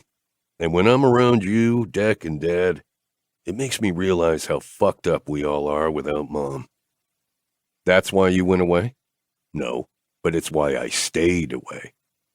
Until Shannon and Declan met, Terry had been out of my life for almost 11 years. Somehow, Amanda and Shannon have woven him back into our lives, making Dad thaw, giving us all some emotional connection, however tenuous. Through all this, Amanda's just there, a presence, steady and calming, a witness to what Terry and I are trying to decode. And you? Terry says, pointing to Amanda around his nearly empty wine glass. You are the one who started to bring me back. Me? I had nothing to do with Andrew stealing your dog for that fake date with me. Terry laughs. No. I mean when you came to me to ask me to join Dad, Dec, and Andrew for that crazy hotel scheme with Shannon, when Declan was being stupid and broke up with her way back in the day. You're a great friend. His eyes catch mine. And perfect for Andrew. I wondered then. You did? She squeaks. You were so pissed at him, ranting about what an asshole he was. I laugh. Terry and Amanda don't. You're not joking? She grimaces. You really were an asshole. Truth is an absolute defense to defamation, Terry notes. Thanks, bro. He toasts me. This sounds intense. Amanda pulls away from me and looks up, her face clean and dry, devoid of makeup, fresh and real. Maybe I should go somewhere else while you two talk? No. The word comes out of my mouth quickly, without thought. No, stay. You're sure? I'm not... Not what? Family. You most certainly are. That comes out quickly, too. But with more thought. I'm not here for long, and I plan to drink enough wine to tell the whole story and then Uber my way home. I don't remind him his Subaru is parked outside. I can have Gerald take you. I hold up my beer in a display meant to communicate that there's no way I'm driving anyone anywhere. For once, I might succumb to luxury, he says, draining his first glass and moving on to the second. I can tell Amanda wants desperately to ask me what the hell is going on, but even if she could ask, I don't have an answer. You're making this sound like I'm about to find out that Dad's responsible for Jimmy Hoffa's remains being buried under Faneuil Hall, I joke. Nah, Terry says with a sonic boom. But it's taken me all these years to come here and talk to you. So talk. I sweep my arm toward the living room, where two couches sit at angles to each other, in the same spot the interior decorator set them when Mom decorated. Unlike you, I have actual furniture that allows your knees to rest at a right angle. Amanda quirks an eyebrow. I'll have you over sometime so you can see what he's talking about, Terry says to her, his voice warm and slow. The wine soaking in. We settle in place, Amanda's body loose against mine as she cuddles up, uninhibited and totally at ease, as if we routinely have Terry over to hang out, drink wine, and drop life-altering bombshells on us in a voice designed to narrate movie trailers. I was at school. Second year of college, just took my last final. In the dorm, packing up, when the call from Dad came. I had a flip phone. I remember it well. Dad could barely speak. Just said there'd been an accident and I needed to come home. Now. Grace got on the line and said a driver would be there in an hour. I kept asking which of you had been hurt, Declan or Andrew. She wouldn't say. He shakes his head. I never thought it was Mom. Amanda's eyes shine with tears, making her eyes the color of fine whiskey. By the time I got home, Mom was gone. You were in ICU, Declan was a robot at home, and Grace managed everything. Dad was taking care of arrangements, whatever you do when someone dies. He takes a sip, hand shaking, and his voice goes so low it's nearly subsonic. I've been blessed with ignorance on that topic, and I hope to remain ignorant for a very, very long time, until forced to acquire that particular set of knowledge. I say nothing. I remember trying to hug Declan, but it was like embracing warm cardboard. I'd never seen him like that. Terry catches my eye. You know what I mean. I nod. He's never been the same. Neither have any of us. And then Dad came in, gave me a half hug, and acted like Deck wasn't in the room. Grace shadowed Dad, taking notes, taking on whatever he asked her to take on, and he was gone. Done. You were still in the hospital, and I didn't know what to do. Grace came back and told me staffers would pack up the rest of my dorm room and that I should eat and rest. I don't want to hear this. Not one fucking word. This has been a huge mistake. I never should have asked. And as the words come out of his mouth, I want to smother them with a pillow. Not him. The story itself. Amanda squeezes my hand. She's a warm wall of support, leaning against me, but right now I'm pretty sure she's the one propping me up. I was supposed to intern that summer. Learn how to take over the company someday. That was the last thing on my mind as I tried to get Declan to talk. He left the room. I was alone at the house. He looks up. Here. Completely alone. Once Grace left to take care of whatever Dad asked her to do. I ate. I rested. And then in the morning I went to Declan's bedroom to offer to go to the hospital with him and see you, but he was gone. My stomach twists. I called Grace.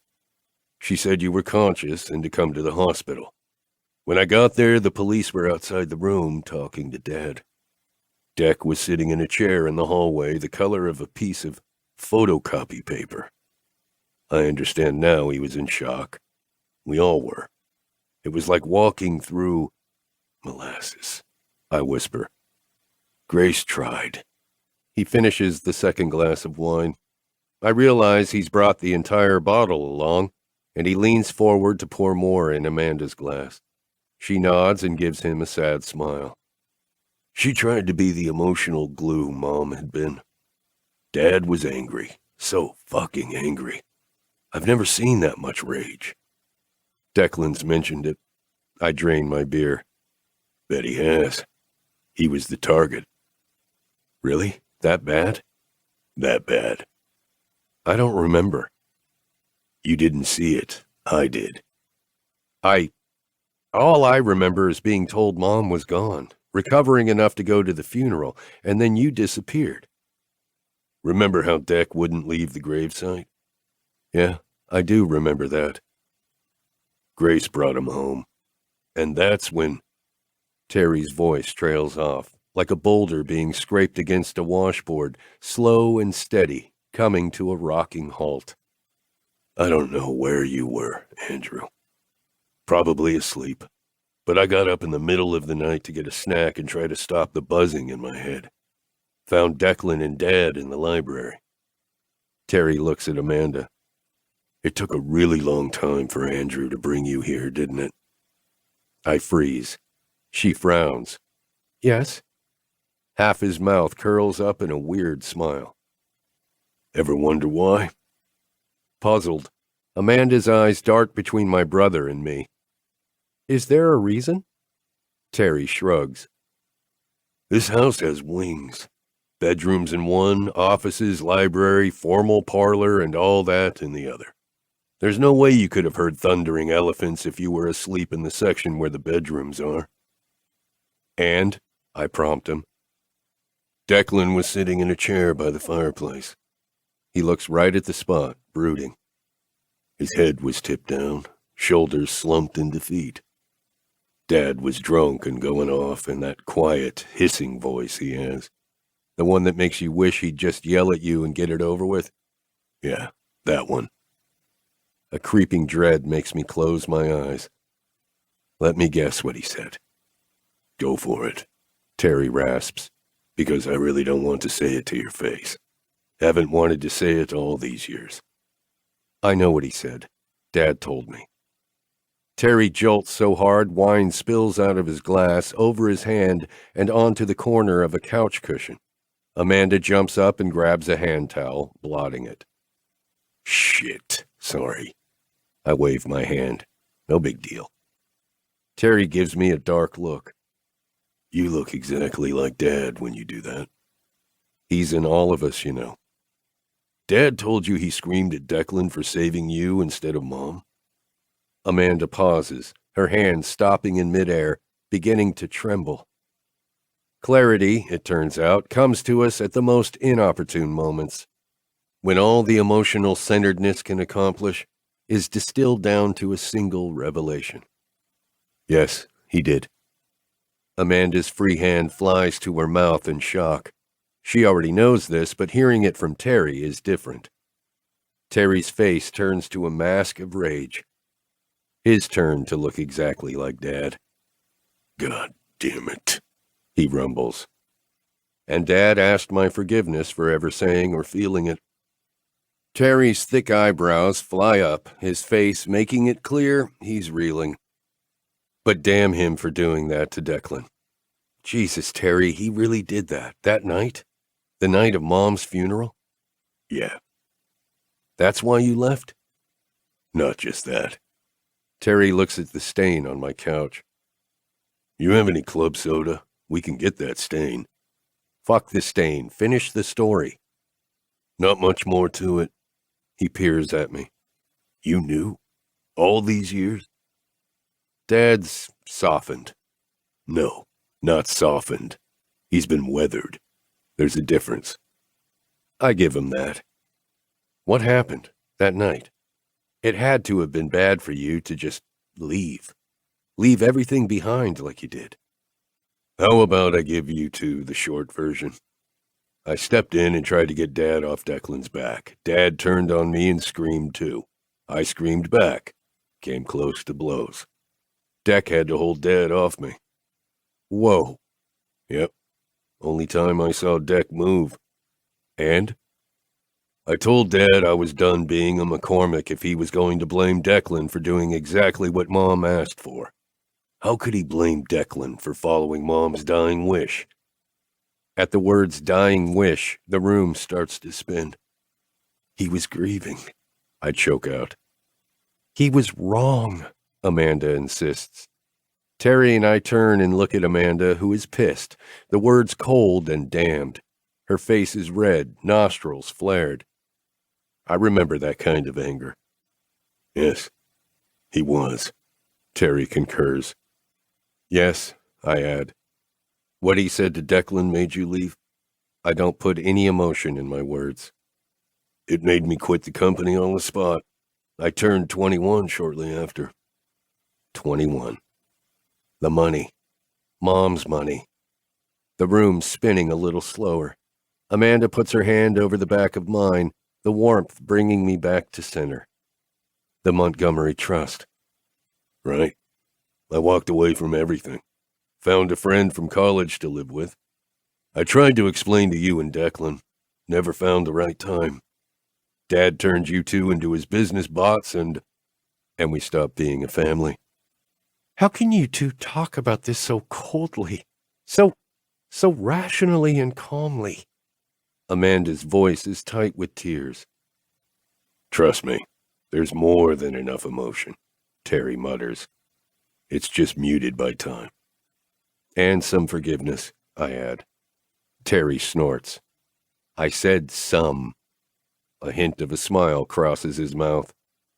I have spent more time with all of you since Declan met Shannon than I have in the 11 years before that, he notes.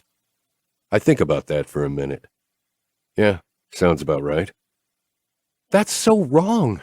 Emotionally, I mean. Family is family, Amanda pleads. You can make your own family, Terry says. I couldn't stay. Something in me snapped that moment as I watched Dad blaming Declan for making an impossible choice, for doing exactly what Mom asked him to do. He was blaming his own son for not being able to perform a miracle, and angry that his other son was the one who lived. Some part of me cracked in half in that split second. I was done.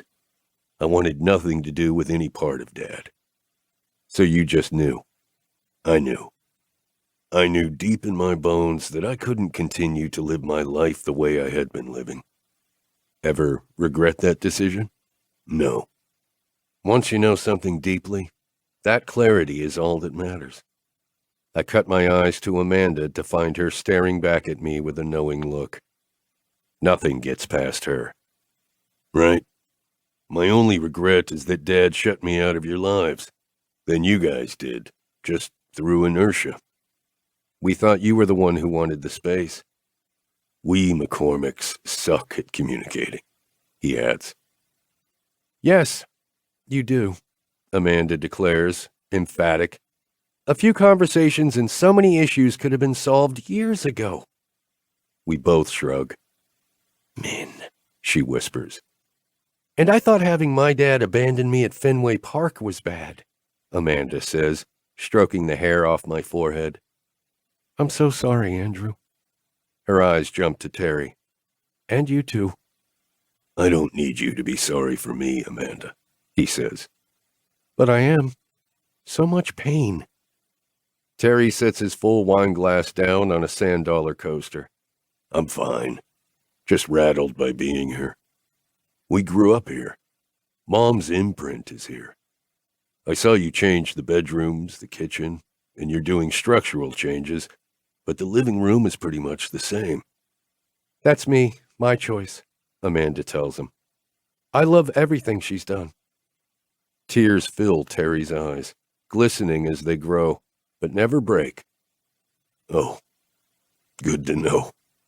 He stands, offering her a hug, which she takes happily. Then it's my turn. And he's off. You okay to drive? Amanda calls out to him as he leaves. I already called Gerald. He's in the caretaker apartment.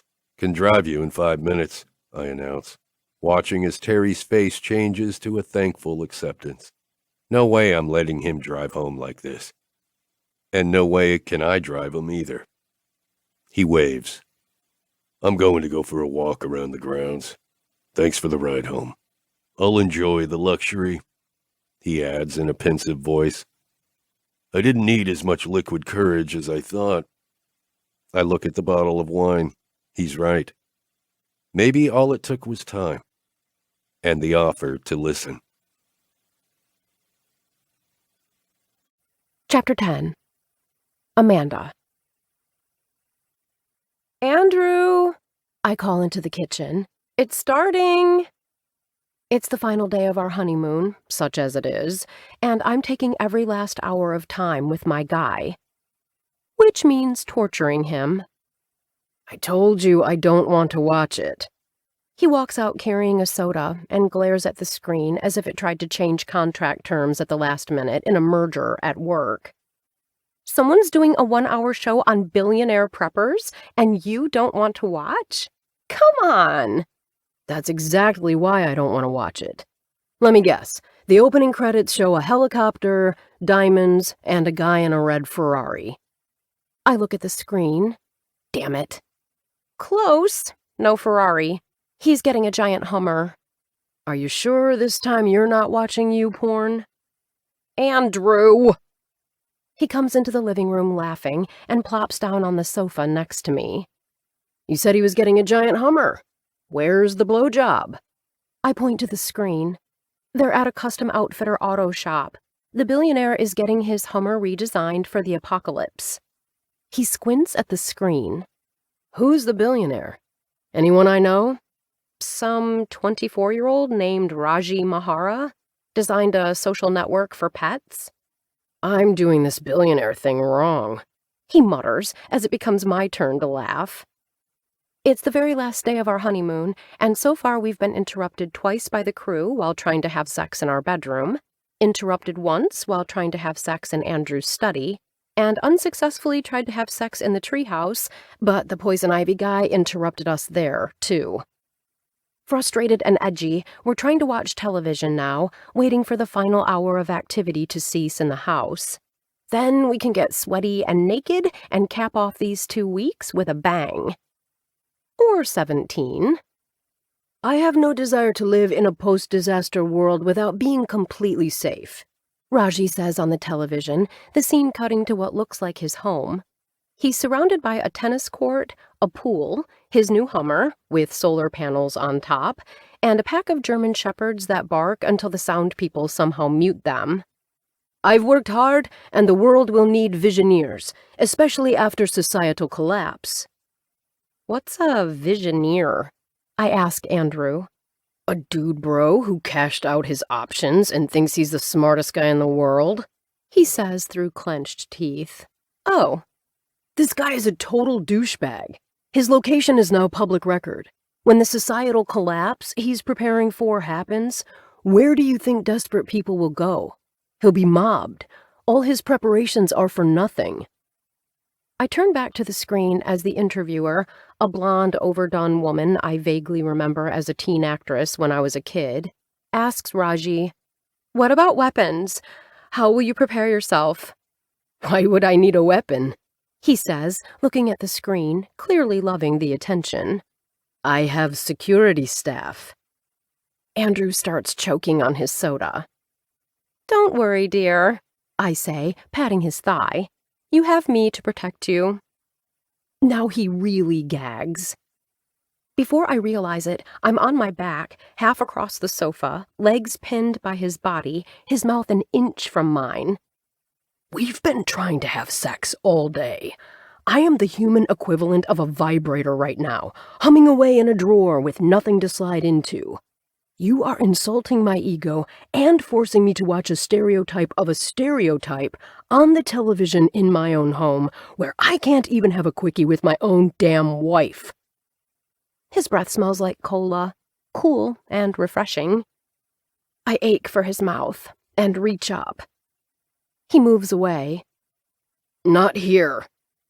The pneumatic whine of a drill in the next room splinters my arousal. "Where?" "Now?" "Yes, now." He blinks rapidly, thinking, still suspended over me.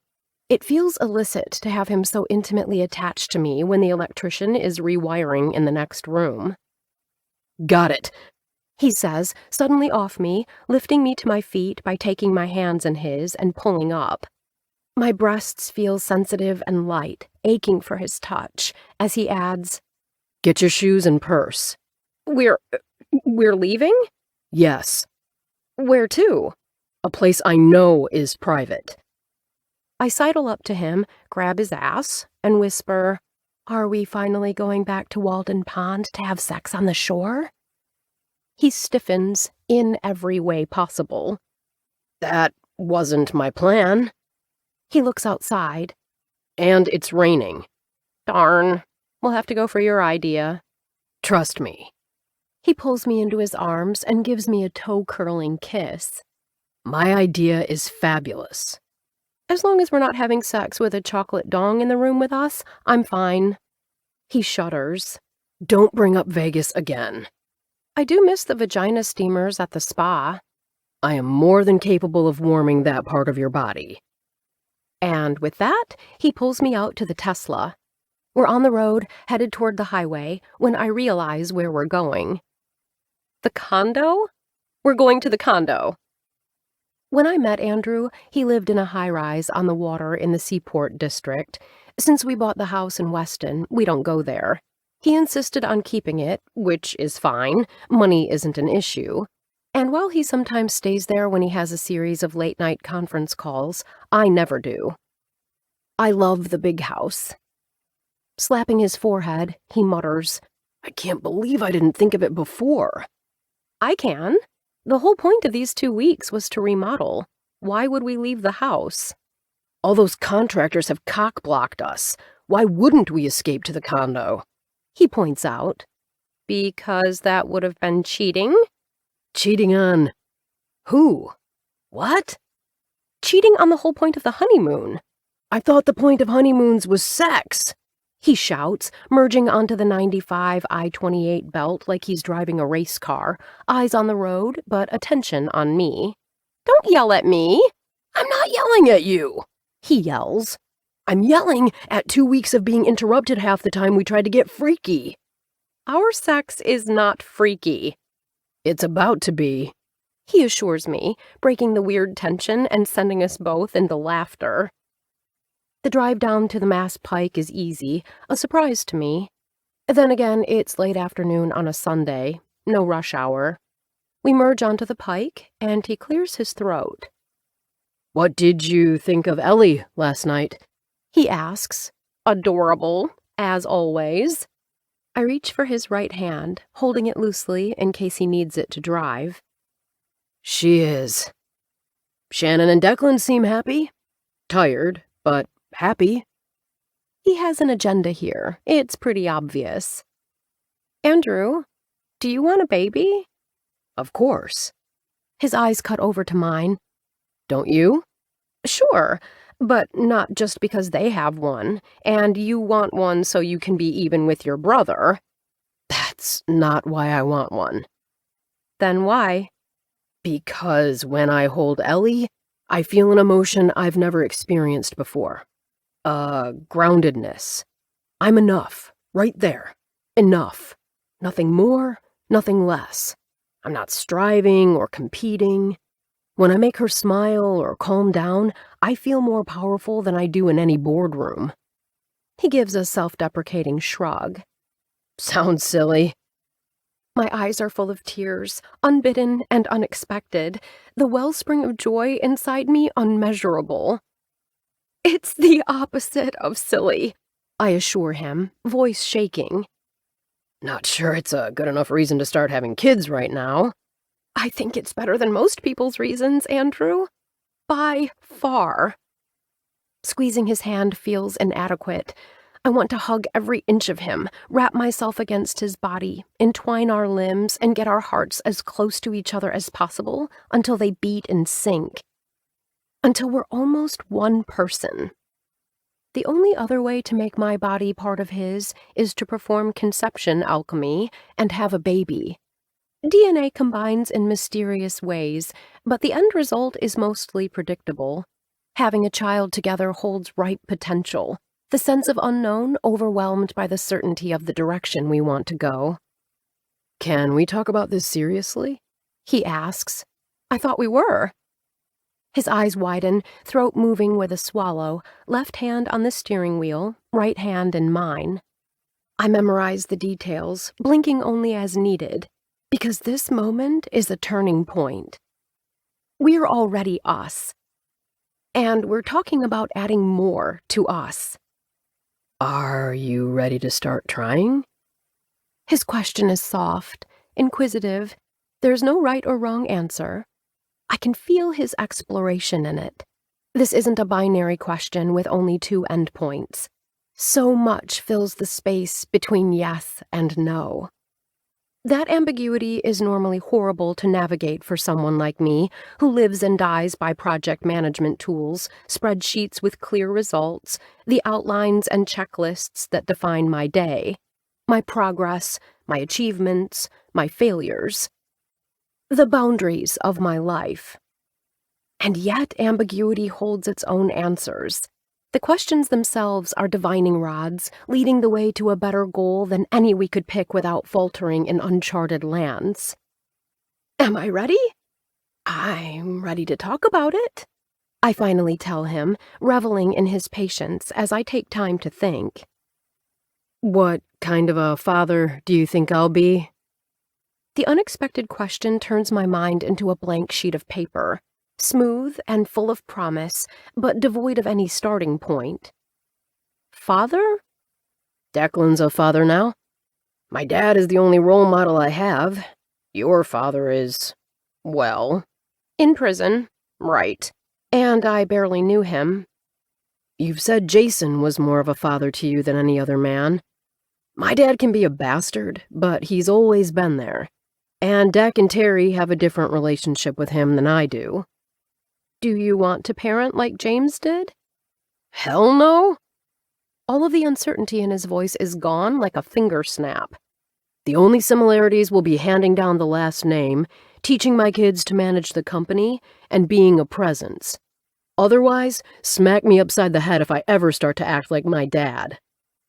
I'll be a mother, I say, breathless at the end of the word, as if it's attached to an invisible fishing line and someone else is pulling it out of me. Your mom is great. She is. I'm sure yours was, too. He just smiles, making the turn off the pike, headed toward the condo.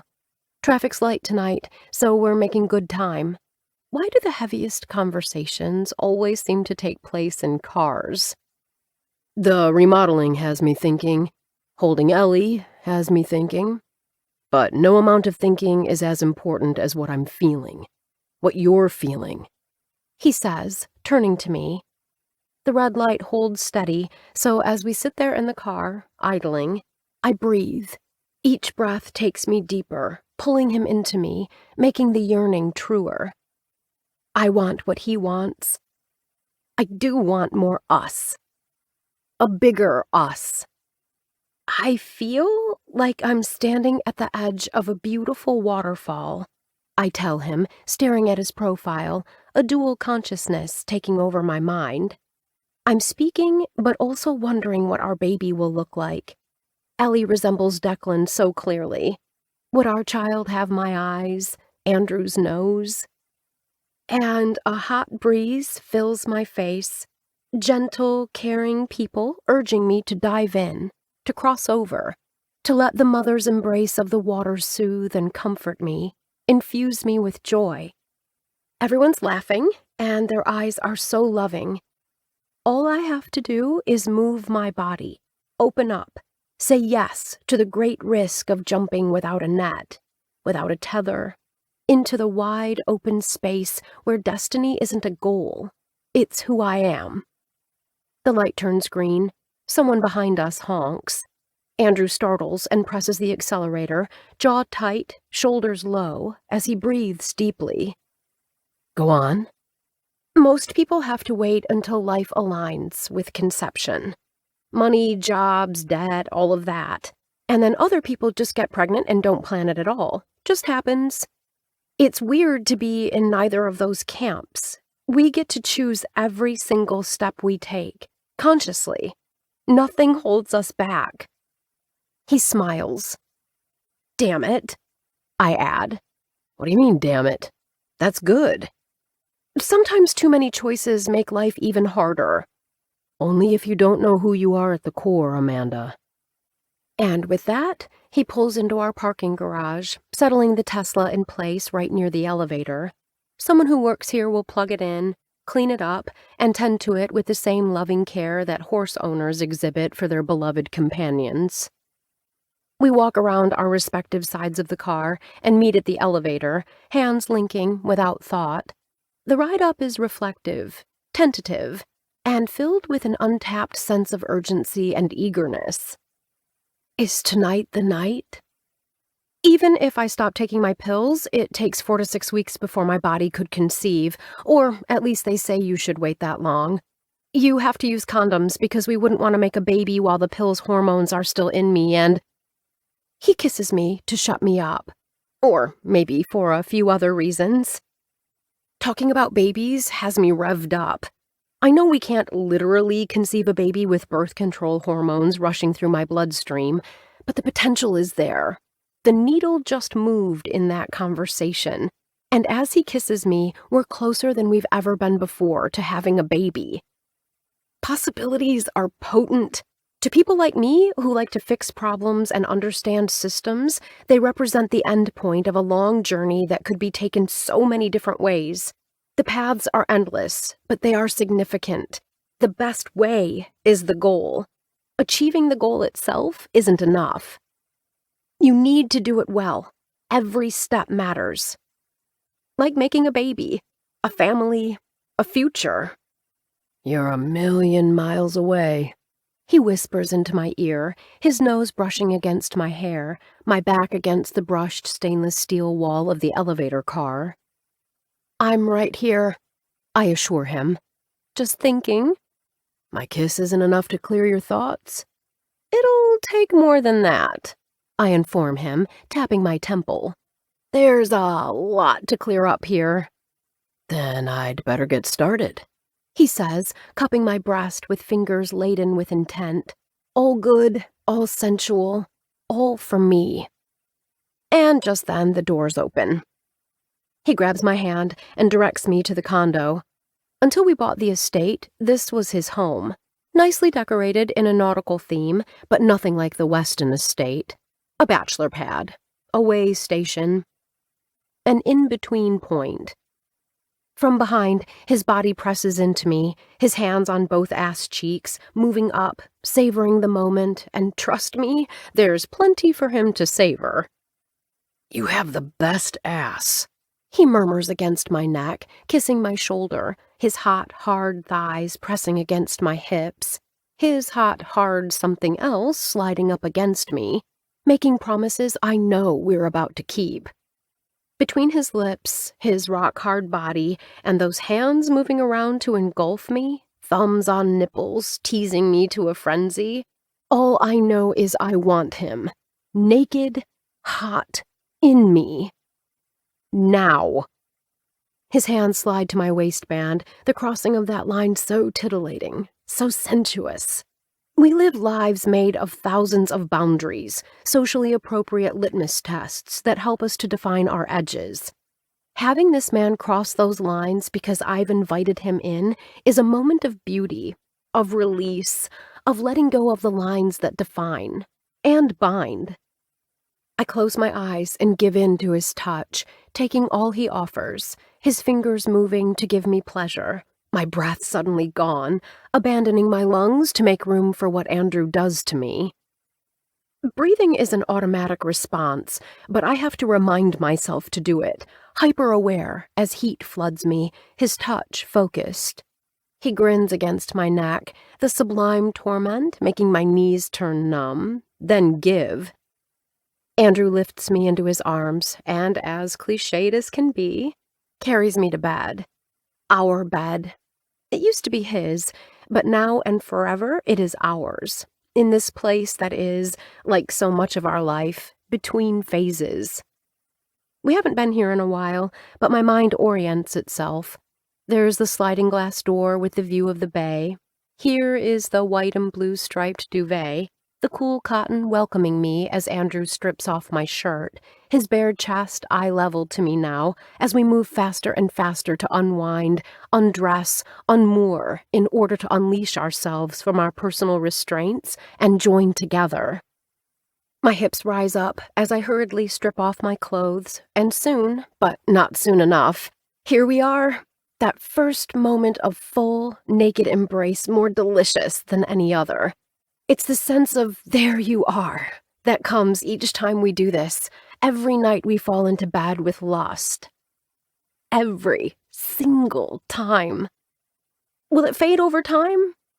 I take his face in my hands and find him staring back with the same questions, those deep eyes telling me the questions don't matter.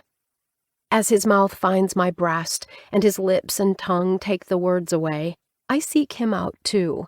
Palms and fingers dancing over his skin, encouraging him to join me, touch me, be with me, fall into the space we have here, away from the world, because it is ours.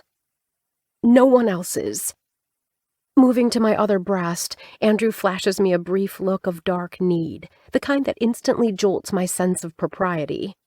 He has this way of making me feel like all of the carnal pleasures of the world are right and good and just, and letting him show me is the path to righteousness. He's big, powerful muscles shining in the dark, as the moon is the only light we have in here, and when I reach down, enjoying the way he groans, deep in his throat, when I wrap my fingers around his erection, I know I'm powerful too. "Every time I think I can't want you more, I'm surprised," he says as I move down his body, licking his skin, tasting the essence of this man who has changed my life for the better in so many ways. His abs curl, hardening at my feathery touch, and when I envelop him with my mouth, he groans, hands finding my hair, fingers thanking me. Sooner than I anticipate, he moves me over him, pivoting our bodies so that his mouth can do the same to me, his tongue finding the spot on me that makes me start to shake, our mutual pleasure hard to maintain as receiving and giving become too twinned, too hard to extract from each other. That is a point of making love, isn't it? To forget where you end and they begin, to make all boundaries to pleasure dissolve. The sense of pure excitement and deep restfulness Andrew elicits in me is an inner paradise I cannot compare with any external experience. We move without speaking, knowing it's time for him to come into me, for me to wrap around him, for the joining to be as complete as possible, because it's all we have. Andrew's mouth finds mine, the taste of me on him, the tangy connection making me smile against his lips. He pauses, looming over me, eyes amused. What? This. You. Us. We spent the last 2 weeks on the weirdest honeymoon possible, and we had to escape our own home to make love. We chose this, Amanda. Just like I chose you. His hands move over me, roaming as he exhales, a long, ragged sound of pent-up craving. I love you. You know that. And I love this.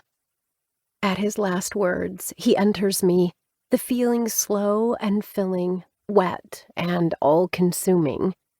As a boat moves in the distance, the bass tones of its horn filling the air, I hear the sounds of the city below, the push of the ocean, the hush of Andrew's breath in my ear, the steady, sonorous sound of his heartbeat filling my blood. We crash together, complete and hungry, sated and relieved, yet left with the unrelenting reality that we have limits to how close we can be to each other in these bodies made of mortal skin and bone. Our energy, though, is endless and lives on and on in love. Morning light wakes me up, one arm around Andrew's naked waist, fingers casually brushing against part of his happy trail, the ticklish feel a delightfully domestic way to start the day. My other arm is curled under my pillow, propping up my head. A piece of hair is stuck to my lip. Which hand do I use? Splaying my palm against his bare belly, I enjoy the feel of him. Post-sex sleep is the absolute best. Waking up naked and sticky and tasting of him is even better. Habit makes me sit up and turn to my nightstand, reaching for my purse for my birth control pills. And then I remember last night, our conversation in the car. Andrew lets out a long, stretchy sigh, turning over with kinetic force driven by a man who needs to pump blood through his limbs. One limb is standing firmly at attention, the male experience of morning wood still amusingly fascinating to me. Hello, he says, with a sexy, hazy grin. What are you doing? Contemplating. It's too early for that. Come here. I do as I'm told and lean down for a kiss. His mouth gives me a morning hello I can't ignore. What are you contemplating? My pill. Your pill? It's in my purse. In the living room. Is it? What are you... Oh. His voice goes low, eyes go soft, then they light up. Really? Really what? You're really considering stopping it? We talked about it last night, I say quickly, feeling foolish. I guess I misunderstood. I'm silenced with an even better kiss. We did talk about it last night, he says, serious and tender, taking my hand in his, looking at it carefully as he entwines our fingers one by one, as if taking vows. Have you come to a decision? It's not my decision. It's ours. Then let's decide. Now? Yes, now. It feels like an easy choice, and then I feel like it shouldn't be so easy. That if it's easy, it's wrong, and if it's wrong, it's... Another kiss silences me. Amanda, he says, those topaz eyes changing color as I lose myself in them, his mouth luscious and tasting like all those possibilities I've felt my entire life about love. What do you want? You. I know that. What else? I already know what I want. You do? Yes. What do you want, Andrew? He shows me. Unequivocally. But then again, that's the man I married. He knows what he wants. And now, so do I. Thank you so much for listening to Andrew and Amanda's Honeymoon. To learn more about my future books, release dates, to read excerpts, and to get the lowdown on special sales, join my newsletter by visiting my website at jkentauthor.com. In the meantime, there are more books in the shopping series, so here's a sneak listen at Chapter 1 of Shopping for a Baby's First Christmas, narrated by Audie Award winner Tanya Eby. The Shopping for a Billionaire series by New York Times bestselling author Julia Kent has more books for your listening enjoyment. Next in the lineup is Shopping for a Baby's First Christmas, but you can also start at the beginning with Book 1, Shopping for a Billionaire.